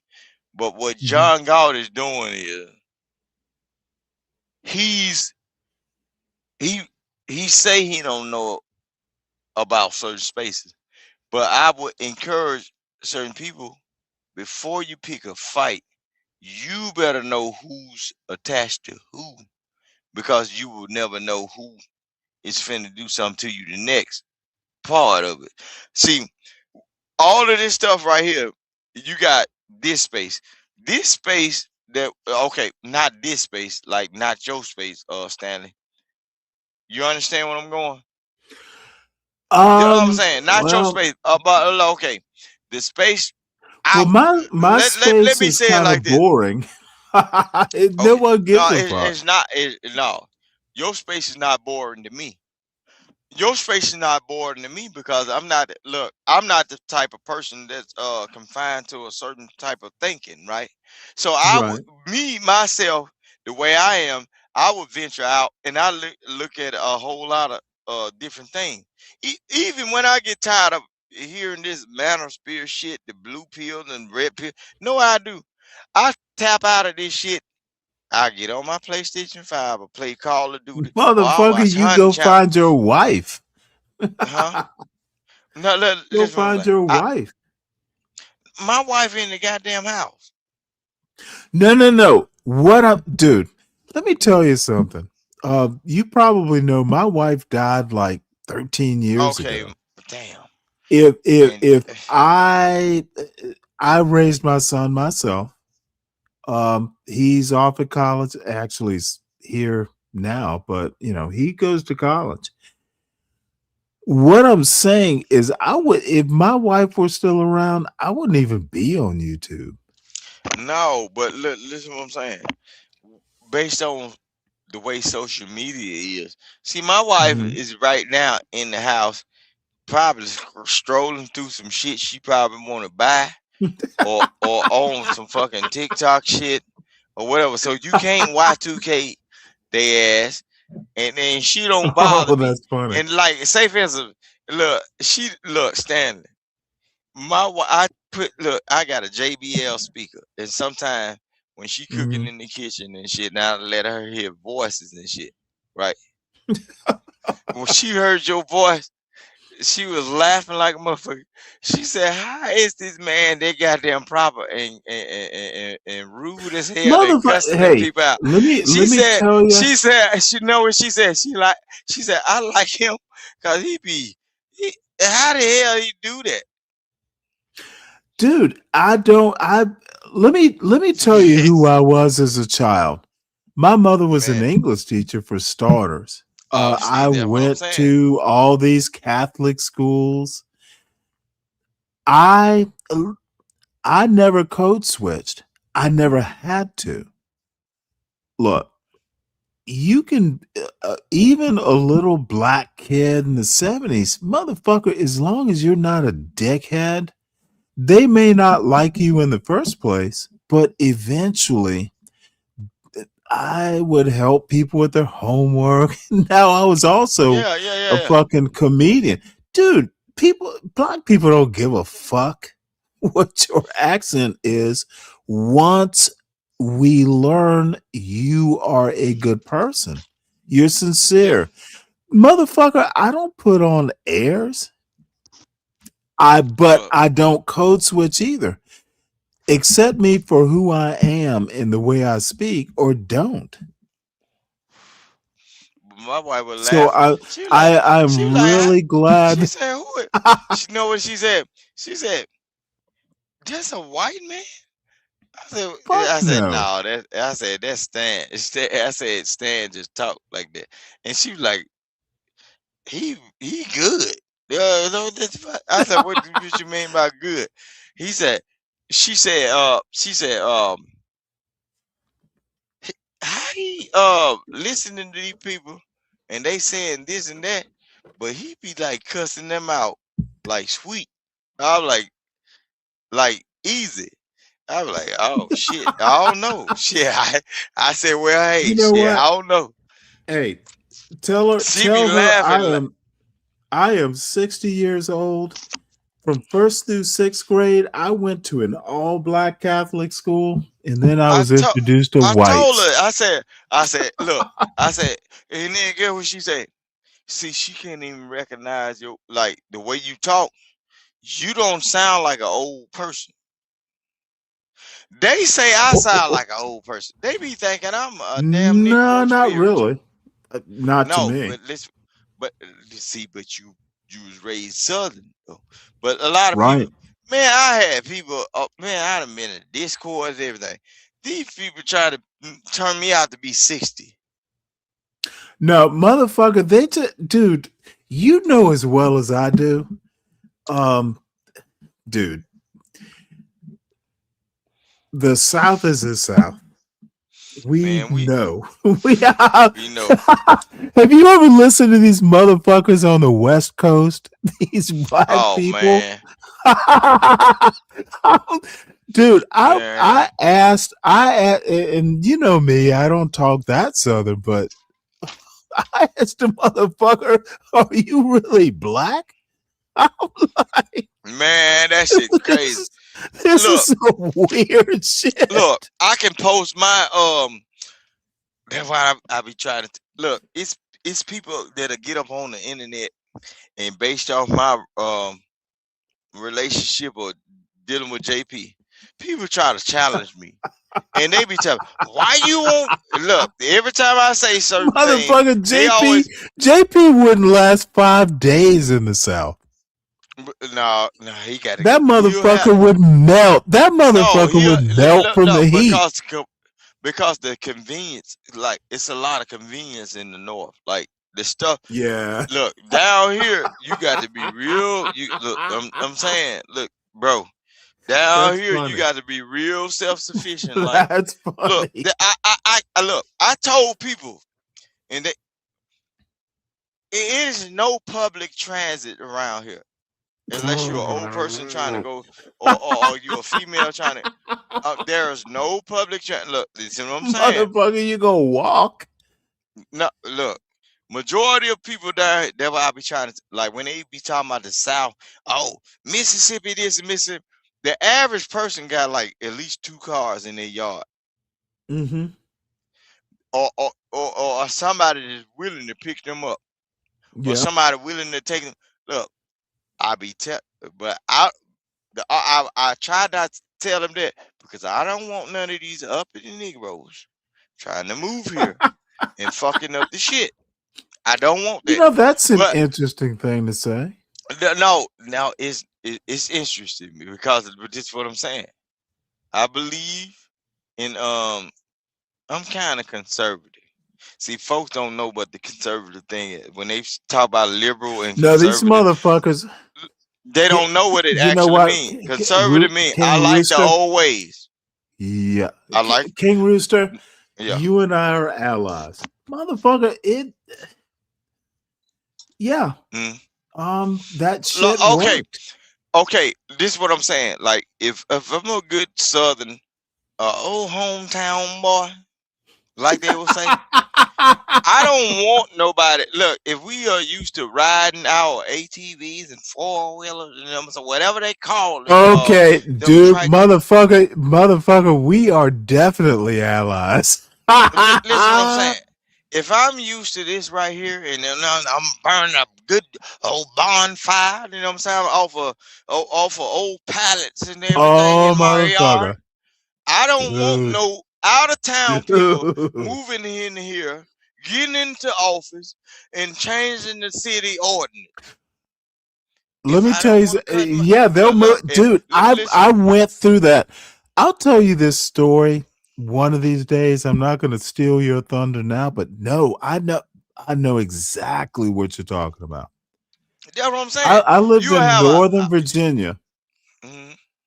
Up, man, motherfucker. I'm from Savannah, Georgia. One day, I moved up to the working in the Shenandoah Valley, Northern Virginia, for work. So I'm like, I look over, when I'm going into my interview, I'm like, well, fuck, what is it like living up in the mountains? Dude, I met my wife, my son was born. I lived up in those fucking mountains with the rednecks. And the funny thing was, the funny thing is there were plenty of black people up there. There's a whole history where I live. Escaped slaves. There's a whole fucking history up there that I discovered. And that's There were these slaves escaped and they were living up in the fucking mountains and they were thriving. That's what I'm saying. That's the South. That's blacks in the South. Motherfucker, we won. Even if we don't, dude, we need to be teaching our kids that shit. And I'm gonna tell you, just like I say, I keep telling people. Every time I speak on the internet, by me saying certain things, everybody want to refer. Oh, Mississippi this, Mississippi that. But Oh, I just fuck told you that. the story. I just told you the story of my granddaddy Mm-hmm. being able to separate houses and move them Mm-hmm. and put them back together. I've So seen it what? before, So though. what? So these people have not seen it though, Stanley. Oh They yeah, don't those know. motherfuckers have no. They don't Dude, know. They don't, dude, man. I'm from. I grew up in Savannah, Georgia. Now, not out in the country. Like, let me.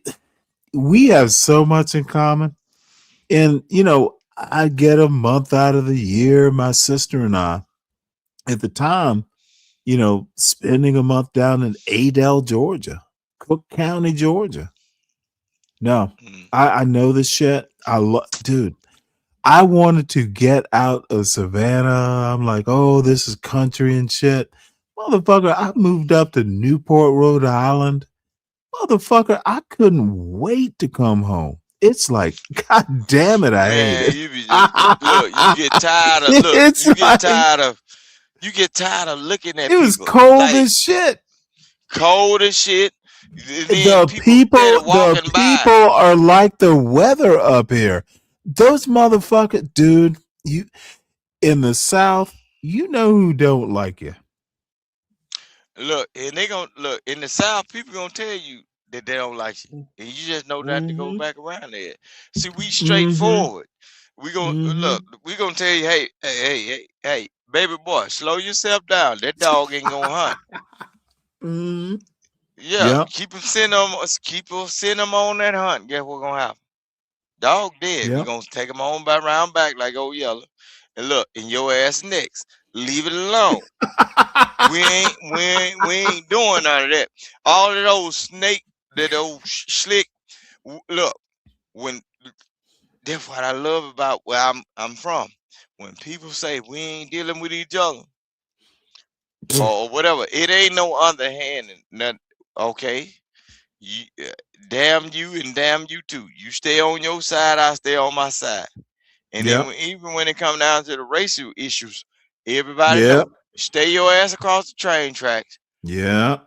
and we ain't coming over there for nothing but business. If you need your Yeah, HVAC, your pipe, motherfucker. We've been living. yeah, We've been living for fucking what 200 years. yeah. And one thing about like when they be having these racial conversations and shit on Mm-hmm. the internet, it be sad to me Mm-hmm. because I'm looking like everybody is about they business like right here. Mm-hmm. Shit, Yep. Yep. every green dollar, yeah, what them some be spend the same. Mm-hmm. Look, but certain stuff that people say I can understand. Like you might have a certain thing, like Stanley, you might have a certain thing against certain people. Not saying you do, but I'm saying. But what I do is I understand that if Stanley my friend and he say, beware of this right here, I'm looking for it. I'm still handle my business and be professional. Yes, But the first motherfucker. time, Just because I say it, you need yeah, to test it out. I just need to look for it. I just need to be Yes. aware, not look for it, but Mm-hmm. be aware of it. And then I can say, Mm-hmm. Stan, don't you send Mm-hmm. me over them fucking folk house no more. Every goddamn bed sheet But and let me tell you pillowcase the on in they opposite goddamn side. house had a Confederate flag on that some bitch. I goddamn it. Shit, all right. But But here's the deal, you did though. me a great service, Stanley, because you told Right. me, you warned me before. Mm-hmm. But you know what? It be some of these people in these YouTube content spaces. They know certain people are not good for them, and get what they'll say. Go over there, and they'll be right along with them, chuckling and shit. And Let me tell you something. And god damn it, dude, where the fuck have you been? I know I've run into you on Drip's channel the first time. yeah, God damn, dude. This this this is Southern. You understand the fucking South? oh, I'm real So Southern. many of these children And I'm talking people, even John Galt, that motherfucker's 50 years old and he doesn't understand the South. Look, man, I don't know I'm what real south. happened. I'm real south, man. Look, Well, I go harder than John Galt is real South, I look. think. I'm real south. I'm talking about. I'm Mississippi Delta raised, and look, I go So harder than George is Petro. not real Look, South. listen to what I'm saying. Look, Stanley. I go No, harder I than get it. petrified wood. I'm not Look, mad. I go look. I go harder than petrified wood. What's harder than that? Pretty much nothing. I'm listening. I'll be You right back. I'm understand? You listening though. understand? Okay. In my Mississippi tone, do you understand me? I go harder than petrified wood. Shit. And you can roll that up in your burlap sack, man. I'm telling you now. Look, all this stuff that these folk be talking about on the internet, I just be amazed at how lost some of these people are. And then, bro, it's crazy to me. Like, even that conversation with JP and Israel and Angry Man. Come on, bro. Yeah, Everybody from you the wanna south. watch some of it or Look. what? No, I don't like none of it because all at the same time, down south, know where we were trained, and they made a movie about it. Look, down south, we were trained. Don't you trust them New Yorkers? Cause look, we always had somebody around. Look, them city slickers. The term city slickers came from New York. They'll be right up under you and ain't got shit, a pot to piss in, a boot to throw it out of, and they'll act like they better than you off the gravy, grits and bacon that you cook. Once you fatten them up and nurture them up and get some Okay, little help. I'm gonna ask you a goddamn question. Do you ever cook grits? And if you do, how do you cook it? Oh man, when you cook grits, the only thing you got is about your wrist game. You boil that water first. You boil that So, water first. you won. You win the argument. Dude, my father's from Adel, Georgia. And that motherfucker cooks his grits in the microwave now. I gotta have it in Yeah. I gotta do it in a pot. Now, yeah. See.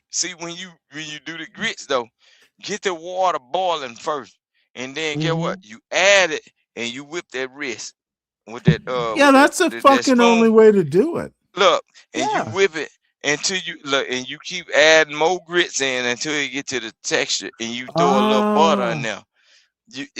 Mhm. As it thickens, Mhm. you keep on whipping it, and Mhm. you thicken it up to the texture that you like. But all at the same time, throw that butter in there. Once you throw that Yeah. butter in there, see my whip game Salted or proper. unsalted? Because I salt the water. You can do the pink salt, sea salt. I don't do white salt. Iodine, I try not. Oh no. I do uniodized. It's plain salt. What I try to do sea salt. Hmm. You can get No, that pink I salt. know exactly. Yep. Well, Yeah, my father's into pink salt.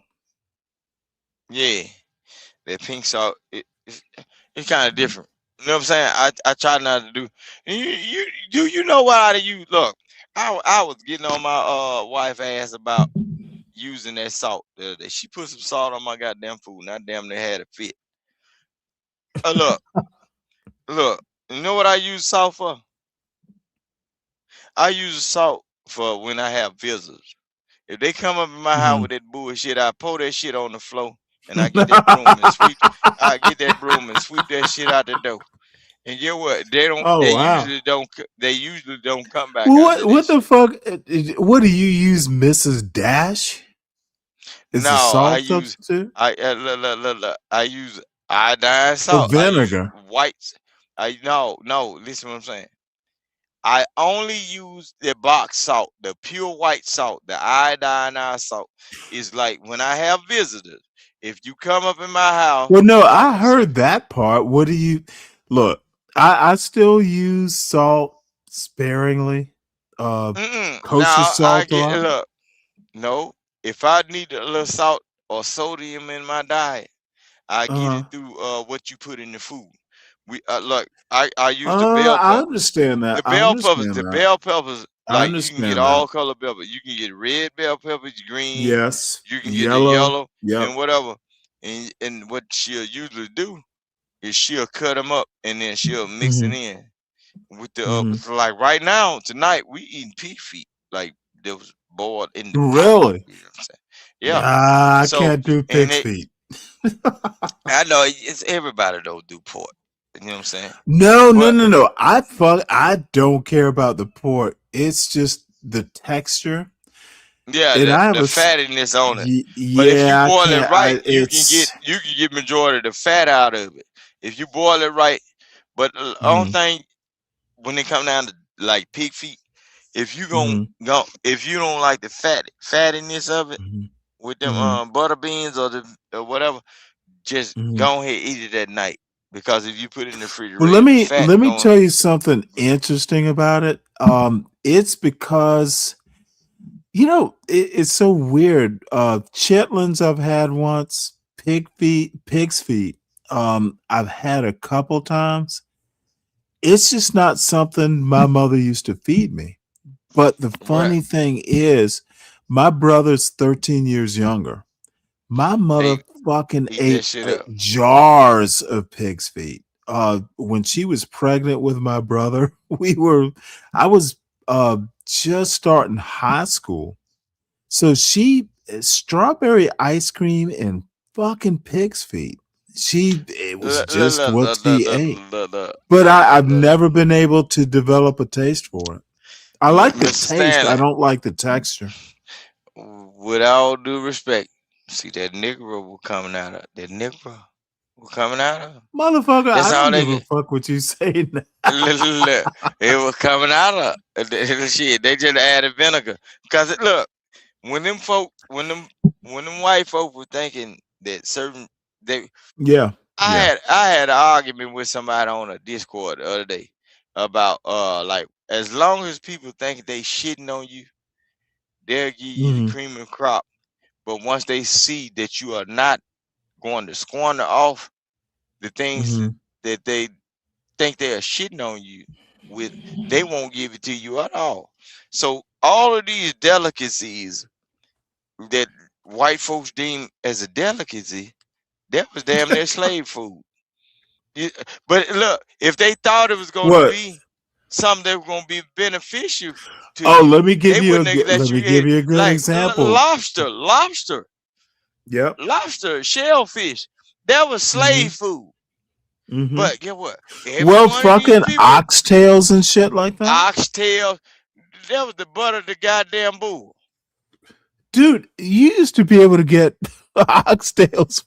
You can get a pound of oxtails for $1 when I And was a get what? kid. Now, No one was now eating get that what they shit. do. Now what they do at Sam Club. The biggest portion of oxtail, you got to ring the goddamn button and say, I want oxtail. And then when the white folk come up there with their little black Really? card or whatever, get what they do? They give them a goddamn oxtail that look like it came off a goddamn woolly mammoth. Big ass oxtail. Yeah. But they put the regular shit. Man, a long time It's oxtail. a grown ox. Yeah. Oxtail. I remember when we were eating oxtails and ham hocks and shit. Boy, two babies can bite off that motherfucker for 2 nights in 2 days. But now, shit, you get that wrong baby that oxtail shit, they gonna be fighting in the living room. Hell no. That food is different now. They shortchanging us, man. I already know what it is. Look, these motherfuckers. I'm gonna say something silly, but dude, y'all don't know. Parenting is the biggest problem in America. They don't know how to feed their kids. I know they probably mad at me in the chat. I ain't looking at it though. I ain't giving a fuck. No. Fred's not. Fred's from Alabama. He's not mad. No, if you got a name like Fred, boy, you shit. No. Look, Hold on before you go too far. No, now I wasn't finna joke. I wasn't. Look, Fred is solid. I'm saying, but if he got a name like Fred, that's what I'm saying. After leaving, wait, hold it. You gonna judge a man on his name? Hold on. After that's what I'm saying. A person like Fred Oh usually Lord, be an upstanding person, bro. But after leaving he is. Stanley, the only place you got else to go is to the Amish community. You got to go back. No, Fred is Alabama. He's black. He's solid. I don't have any criticism of Fred. Now, look, Fred. I'm telling you, No, Fred. that mother dude, don't make Fred mad. I invited him to come up. I ain't trying to make Fred Motherfucker, mad. don't bring Fred up mad. Tell Fred to come up here. God damn, I'm trying to talk. No, I asked him to. I'm not telling Fred to do shit. Look, tell Fred, I'm from the real South, the Jim Crow South. No, motherfucker, he's from the actual Jim Crow South. He's about your age. Motherfucker, don't be talking shit. Don't make Fred come up here and kick your ass. He can't, he's capable.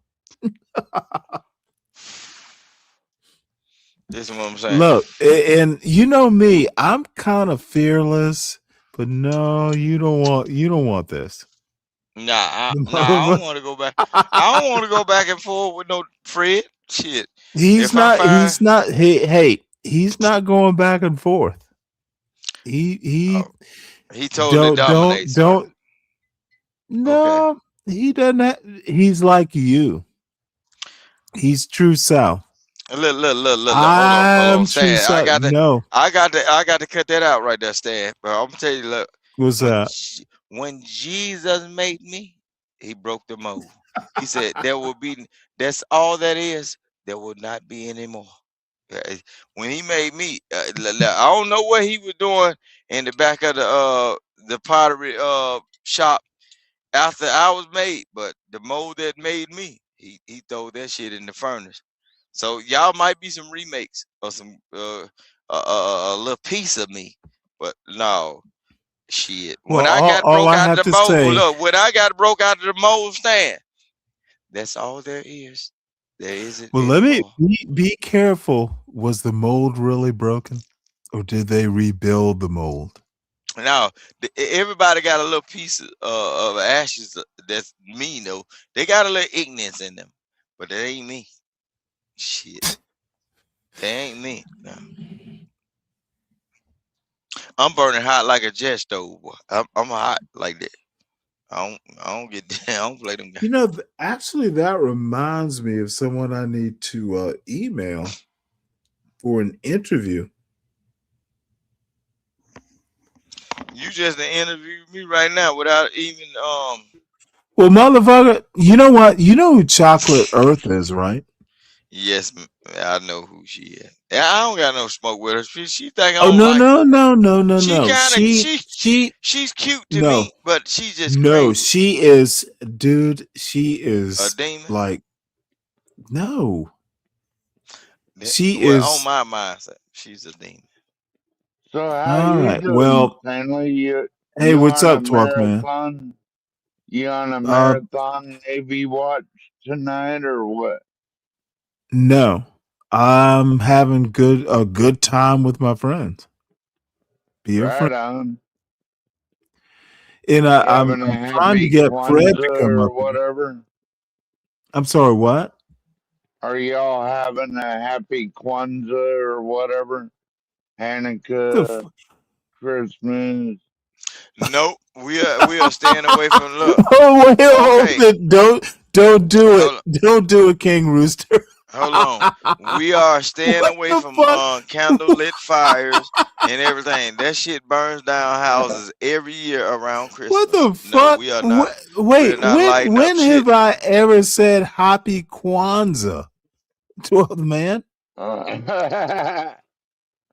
Well, I So just thought we need to be fair and balanced, Who is and we? Who we is gotta we? say And when have Happy I been fair? Kwanzaa. Okay, son, I Kwanzaa.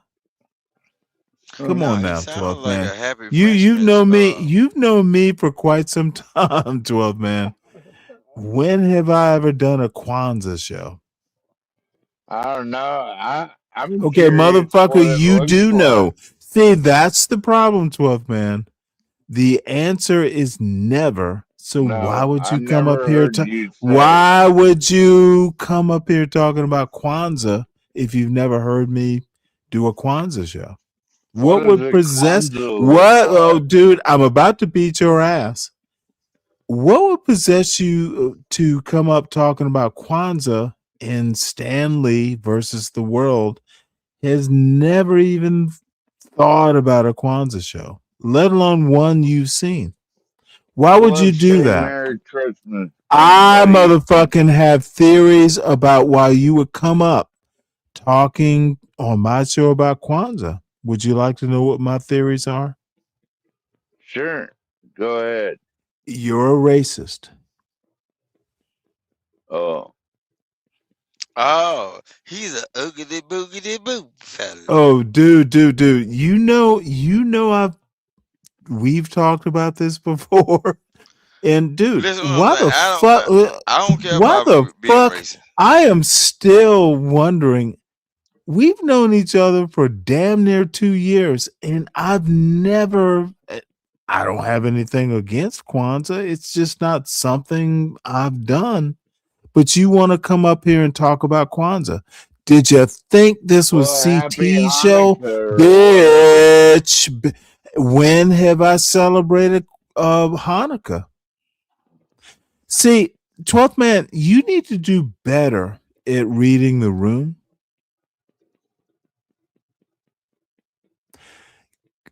Don't be stupid when you come up here. I've literally never celebrated Hanukkah or Kwanzaa. I've never celebrated Christmas for So it's that matter. Merry Christmas Well, you this no, season, right? motherfucker. You think you can come up here? You keep confusing me with John Galt. Do all black men look alike to you? Not really. Well, then, motherfucker, don't come up here talking about a holiday since you've known me, I've never even talked about. Stop it, 12th man. It's racist. We'll have to look up what a Kwanzaa looks Motherfucker, like. I don't give a shit what you look up. Look it up before you come up here talking about the Kwanzaa shit. 12th man, 12th man, you know I don't have this kind of patience. Don't be stupid is the first rule. Yeah, and don't allow people that celebrate Kwanzaa into your country, right? Well, Stanley? motherfucker, you mentioned it. Are you in my see? You think that's clever, motherfucker? You have celebrated Kwanzaa by talking about it a couple times. You keep bringing it up. You have celebrated it more than I ever have. Well, I hope they have Happy a happy Kwanzaa, Kwanzaa. bitch. Enough, motherfucker. Recover your sanity. You cannot recover from your racist attitudes. You have said Kwanzaa more probably in the last 5 minutes than I've ever said in my life. Happy Kwanzaa, boy. Dude, I fucking hate it when people do that dumb shit. It's so goddamn annoying.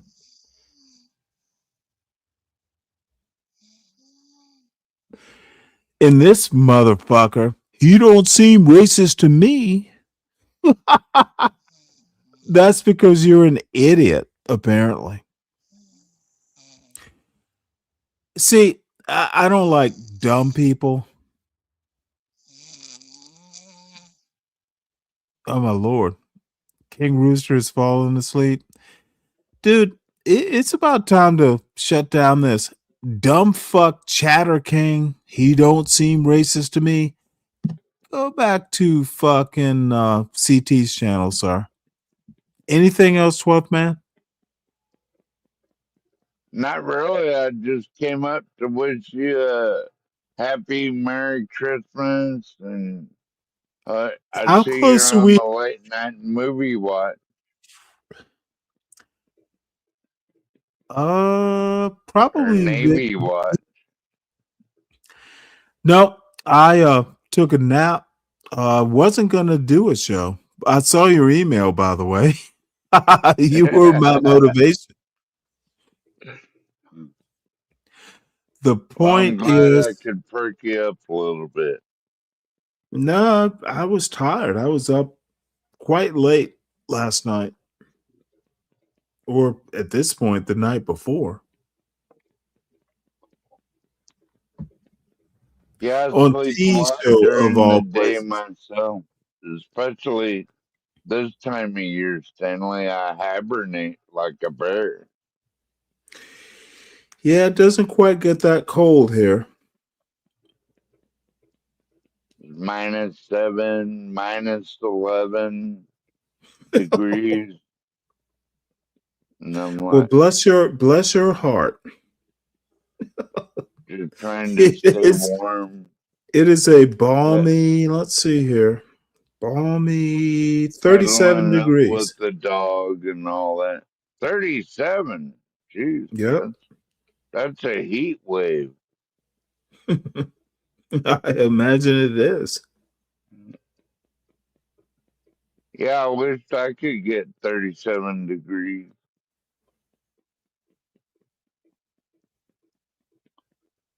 Yeah, well, move to Georgia, you'll get it.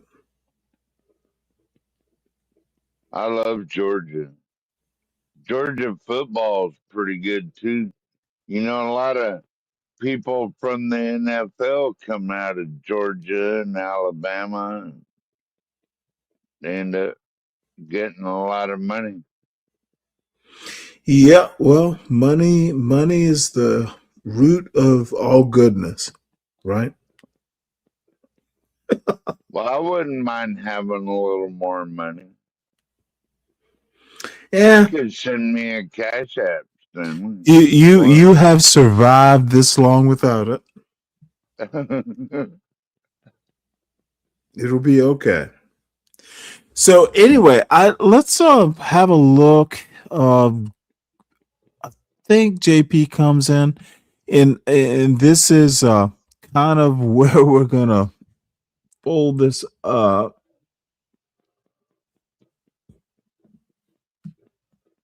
Man, I am swervy.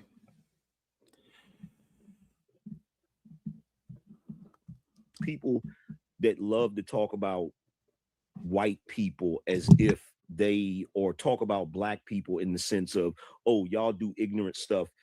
Comparative to who? Comparative to who? Because Compared, not comparative. God damn it! This fucking has this lack of skills in English. It's part of the reason I don't like watching fucking Izzy. These motherfuckers couldn't speak English. Might be too late at at their age. Isn't Compared? that called Ebonics or something like that? No, it's Stanley? not called Ebonics. I've heard white people use bad English too. a silver Rolex instead of a gold one. There are white men that will look down on other white men because they could afford this particular type of car and you couldn't afford this particular type of car. White men play the status game too. And to pretend that they listen to this dumb fuck. White men play the status game too. Motherfucker, they invented status in this country. Ignorance is no substitute for intelligence. Oh, that's a joke. Don't is ridiculous. See, the problem is a lot of you savages are so ignorant. You think that just because a white guy has on a plain shirt that doesn't have a logo on it, that he bought it from Walmart. Right. And what you don't realize is that that plain shirt he has on probably costs more than the shirt that had the logo on it. Facts. $1,000. So white people flex too. They just flex in a different way. White people brag too. They just brag in a different way. We just live in a society where they have not been pathologized. Listen to this moron making excuses for white people. White people understand us too. This is the dumbest fucking bullshit. But the enemy of my enemy is my friend. And look at John Gall. He's looking down like, ooh, he's superior. 3 dummies. Well, 2.5 men. Izzy isn't a total dummy. To the point where every single thing they do is under the microscope and is a reflection of their quote unquote ignorance. We only do this with black people. Facts. And that's what I was saying the other day, by the way. But yo, so John Gold, this is moronic the thing, right? point. So let me tell you why I say that you're lying. You often speak about be brave, and you try to compare a so-called black people to be brave as if he's somebody That's to your aspire. hero, isn't it? You speak on the white men, the white people in your audience. You know and what? try Let to me- get us oh, to let want me to help you here. Seek validation from those white people and what they think about us. Let me and how let they me ask you, and let me approach this kind of from an odd angle. Are you my hero, 12th man? No, I thought be brave was your Well, let me hero. know, motherfucker. Just yes or no, and then stop at no, because I think I heard you say I'll no. bet I'll be your hero. Okay, motherfucker, I Why? don't care about the rest of the bullshit. Are you my hero, 12th man? Yeah, I'll be your hero, brother.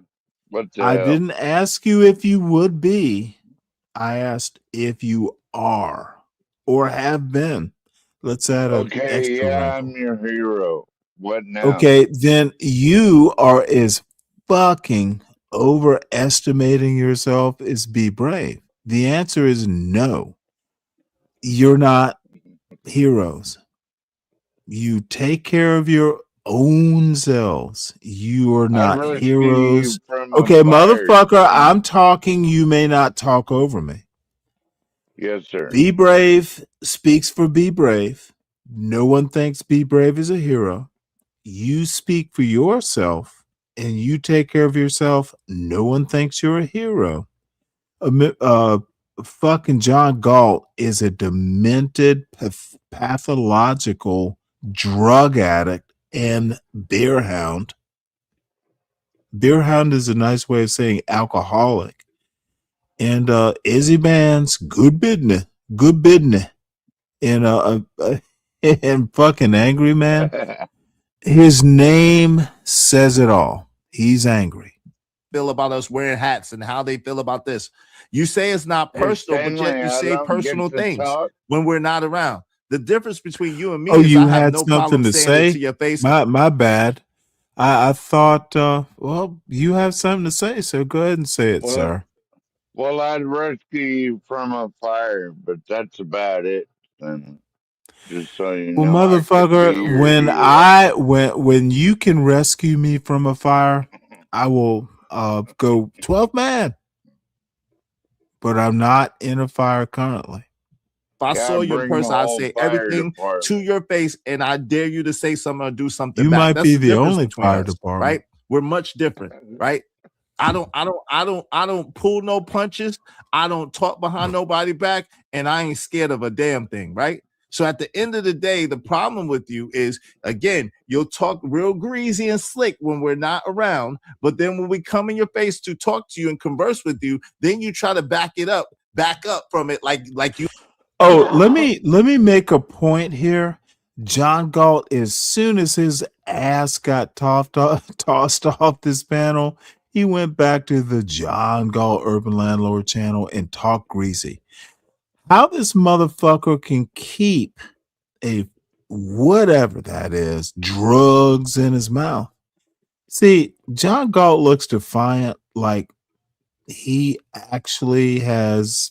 This motherfucker is a degenerate. He's losing ground. He's not as sharp as he was a year ago. He If needs I a was doctor. him, Stanley. Motherfucker, I don't give a fuck what you have to say. John Galt Hey, is Stanley. losing ground. Well, motherfucker, why are you talking when I'm talking? Didn't we just go through this yesterday or the day before? Or John another Galt, time. okay, bitch, I will drop you if you keep this up. First warning. John Galt is losing ground. Mentally, of course. Physically, possibly. Dude, this motherfucker let Izzy Bands kick his ass. Not only did Izzy Bands fucking kick John's ass, John started acting stupid, and Izzy Bands just kicked him off the panel and didn't let him back. John has devolved. Unimpressive. The only people who fucking think John Galt is a genius right now are Ponder and Let's Talk About It. Oh, and you know, I don't have time tonight, but Let's Talk About It. Latino for Trump wrote a serenade talking about Stanley. Dude, John, you're a weakling and you're devolving. Be stronger. Go sober. You didn't say it. You literally said that about the John Galt effect. Like I cut my hair because you said something about my hat. How sus is that? That's a sus comment. Like I don't think about you like that. Like you're not on my mind like that, bro. Why would you say, yo, because I said Izzy in the hat, what he got up under that hat? He ain't got nothing up under the hat. He cut his hair. Like, come on, man. What's wrong with you? Who raised you? Shout out to Jay Prince. Let's get it. Let's get it cracked. And then you got individuals saying, yeah, this is gonna get good. Like, then you got individuals saying stuff like, hold on, man. Like, then you have individuals saying stuff like, oh, blacks and Latins are flashy as hell. What's more flashy than putting your name on a building? Hold on, man. Listen. What's more flashy than having your name? Hold on. Look. Why don't we reset the table, right? Why don't we reset the table and let's have this debate right here? Like, you got it. Like, but let's make it. Here is discussion. John Galt has the smartest nigger syndrome. He literally thinks he's the smartest person on this panel. And he gets handled. Okay, motherfucker, I will drop you. You're not the smartest person on the panel right now. I'm talking. Please listen. Okay, no. You can respond once I'm done. I'm taking host privilege, sir. John Galt thinks he's the smartest nigger on this panel right now. And he gets a rude awakening when Izzy Bands bounces his ass because John Galt couldn't figure out how to answer a question. John Galt is a demented, pathological, mostly high and extremely drunk motherfucker. And he's losing it. Motherfucker isn't even as sharp as he was a year ago. Oof. Hard to see. I've watched this motherfucker devolve over the last year. What you got to say, 12 man? Well, I was just gonna say if I was John Galt, I'd just Motherfucker, you're not John Galt. Why would you put yourself through the physical pain and the mental anguish? Well, I'm just saying, obviously, it has a Why lot are of you just assets. saying this? You just saying because you need to have He something to could say? happily retire in Alabama or somewhere if he wants. Okay, you are way lost. John Galt shouldn't go up on panels. He's not bright. He's losing it slowly but surely. That's my point. You can't defend this sort of degenerate behavior. Motherfucker, why aren't you with your kids? And those kids, and I'm guessing the baby mamas don't want John around. That's why his dumbass has so much time on YouTube. Don't come around my babies, is what the African said to him. I don't see him live that Motherfucker, much I don't give a fuck what you anymore, have to Stanley. say. I'm sorry, what? I don't see him live very much anymore, Stanley. I mean, seems like Well, I don't know how to respond to that. Am I supposed to be happy? Should you be happy? I don't know. Tell me how to respond. I'll be right back. Happy Well, Kwanzaa. you're right, because I don't use that word. You're right. I don't have debates, right? But let's have this discussion right here. We got them all aligned. We got the two sides, right? Hold on, let's give me keep a us second. separated, and let's do this thing. Let's not interrupt it with super chats and all this shit. And let's Hold on. have this discussion. Hold right? on, we can, but give me a second. Let me set the premise. Yo, shout out to Jay Prince. Welcome to the show. Shout out to John Galt. This is the thing, man. I don't like that damn whatchamacallit. That whatchamacallit be messing up the stream. The Mars. I don't mind if y'all simulcast that Mars. Can you simulcast without the Mars though, joint? Because you know that the Mars joint where it does the vertical and I'm the not simulcasting. No, I'm talking to JP. Oh. Yo, can you just do the regular? I don't care if you know what I'm saying, you up here, you get credit, but can you do the regular one instead of the Mars? You about to confuse? Hey, nah, don't do that. Hey, yo, listen. If y'all know it's gonna be lit. It's JP, is JP, is John Go, is Angry Man, and myself. It's about to be lit. So if y'all got any comments that you want highlighted in red, do so through the super chat or through the Cash App. And y'all gotta be patient, all right? But let's have a discussion without all the interrupting, man. Come on, let's do it the right way now. Yo, hold on, yo, family. See, this is what I'm saying with you. Yo, you don't run anything over here. You gotta relax. I got you, but you gotta relax. Shout out to Uda. What's up, Uda? What's going on, man? I don't know. Off. All right, don't worry about it. Don't worry about that. Yeah. Don't worry about it. It's cool. It's cool. But listen, if y'all want your comments highlighted in the red, I'm not gonna interrupt. I'm gonna fall back a little bit because I know how Angry Man got y'all. But I'm gonna play kind of the moderator since it's my channel a little bit, and I'm gonna get in where I fit in. But listen, so what I'm gonna do is I'm gonna give everybody time, equal time. Nobody can interrupt anybody. We're gonna let everybody rock and say their opinion, okay? Then we're gonna let people, whoever's talking to who, be able to retort, rebut. We're gonna break after that and read the super chat or the Cash App if it comes in, and then we'll go back to it. Is that fair enough? Everybody agree with that? Y'all good with that? Y'all good with that?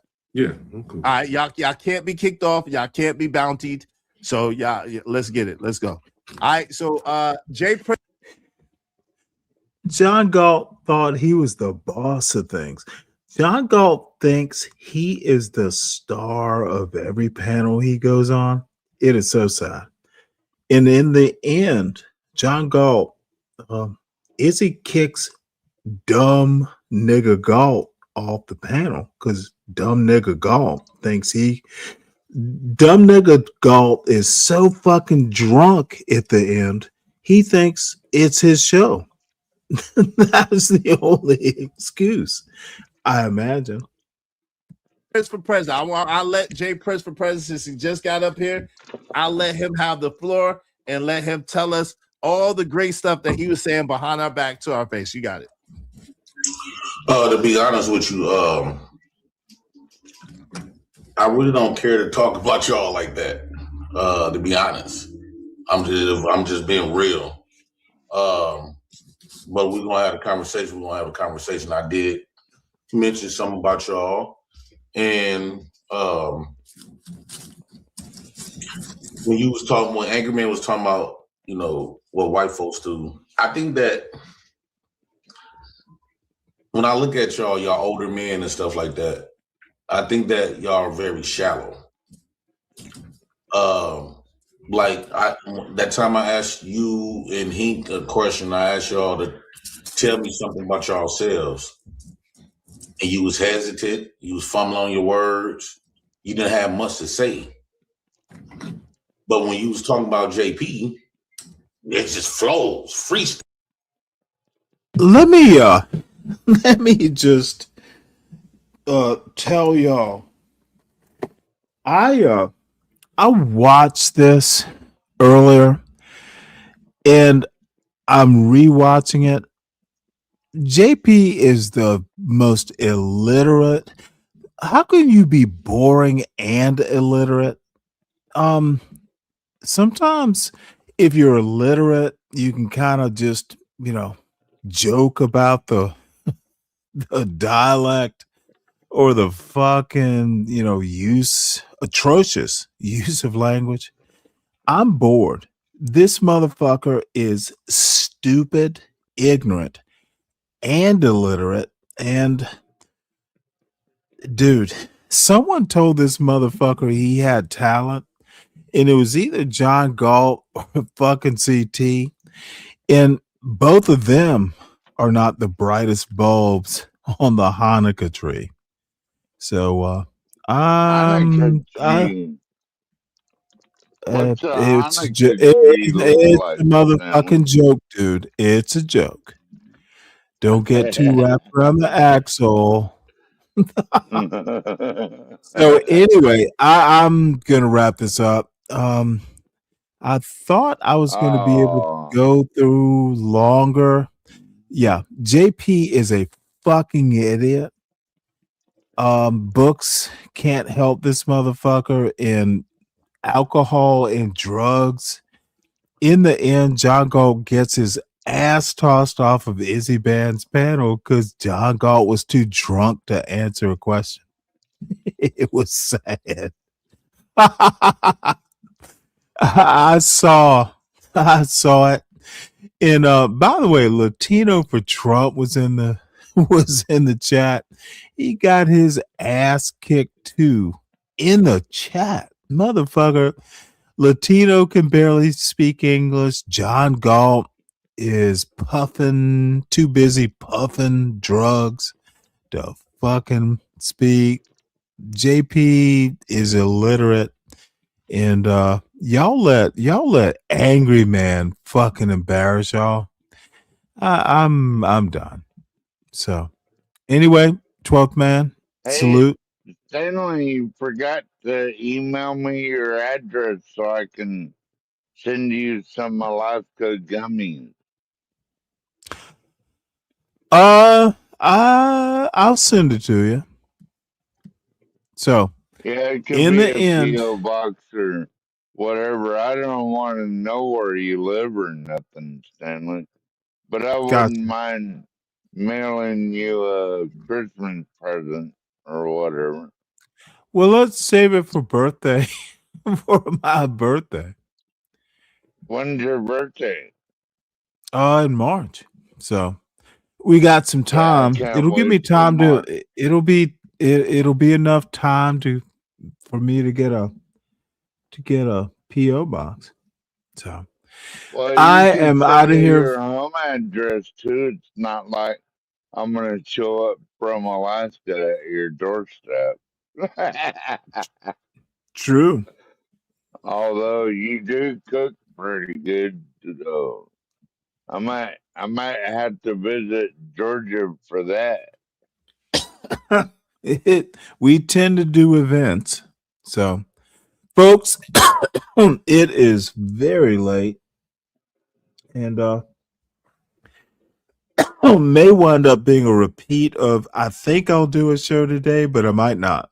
But in any case, 12th man, salute. Let me Yeah, also salute, brother. bring up our to this. These people literally inspired me to do a show. DiCapriono and Mike 123, salute.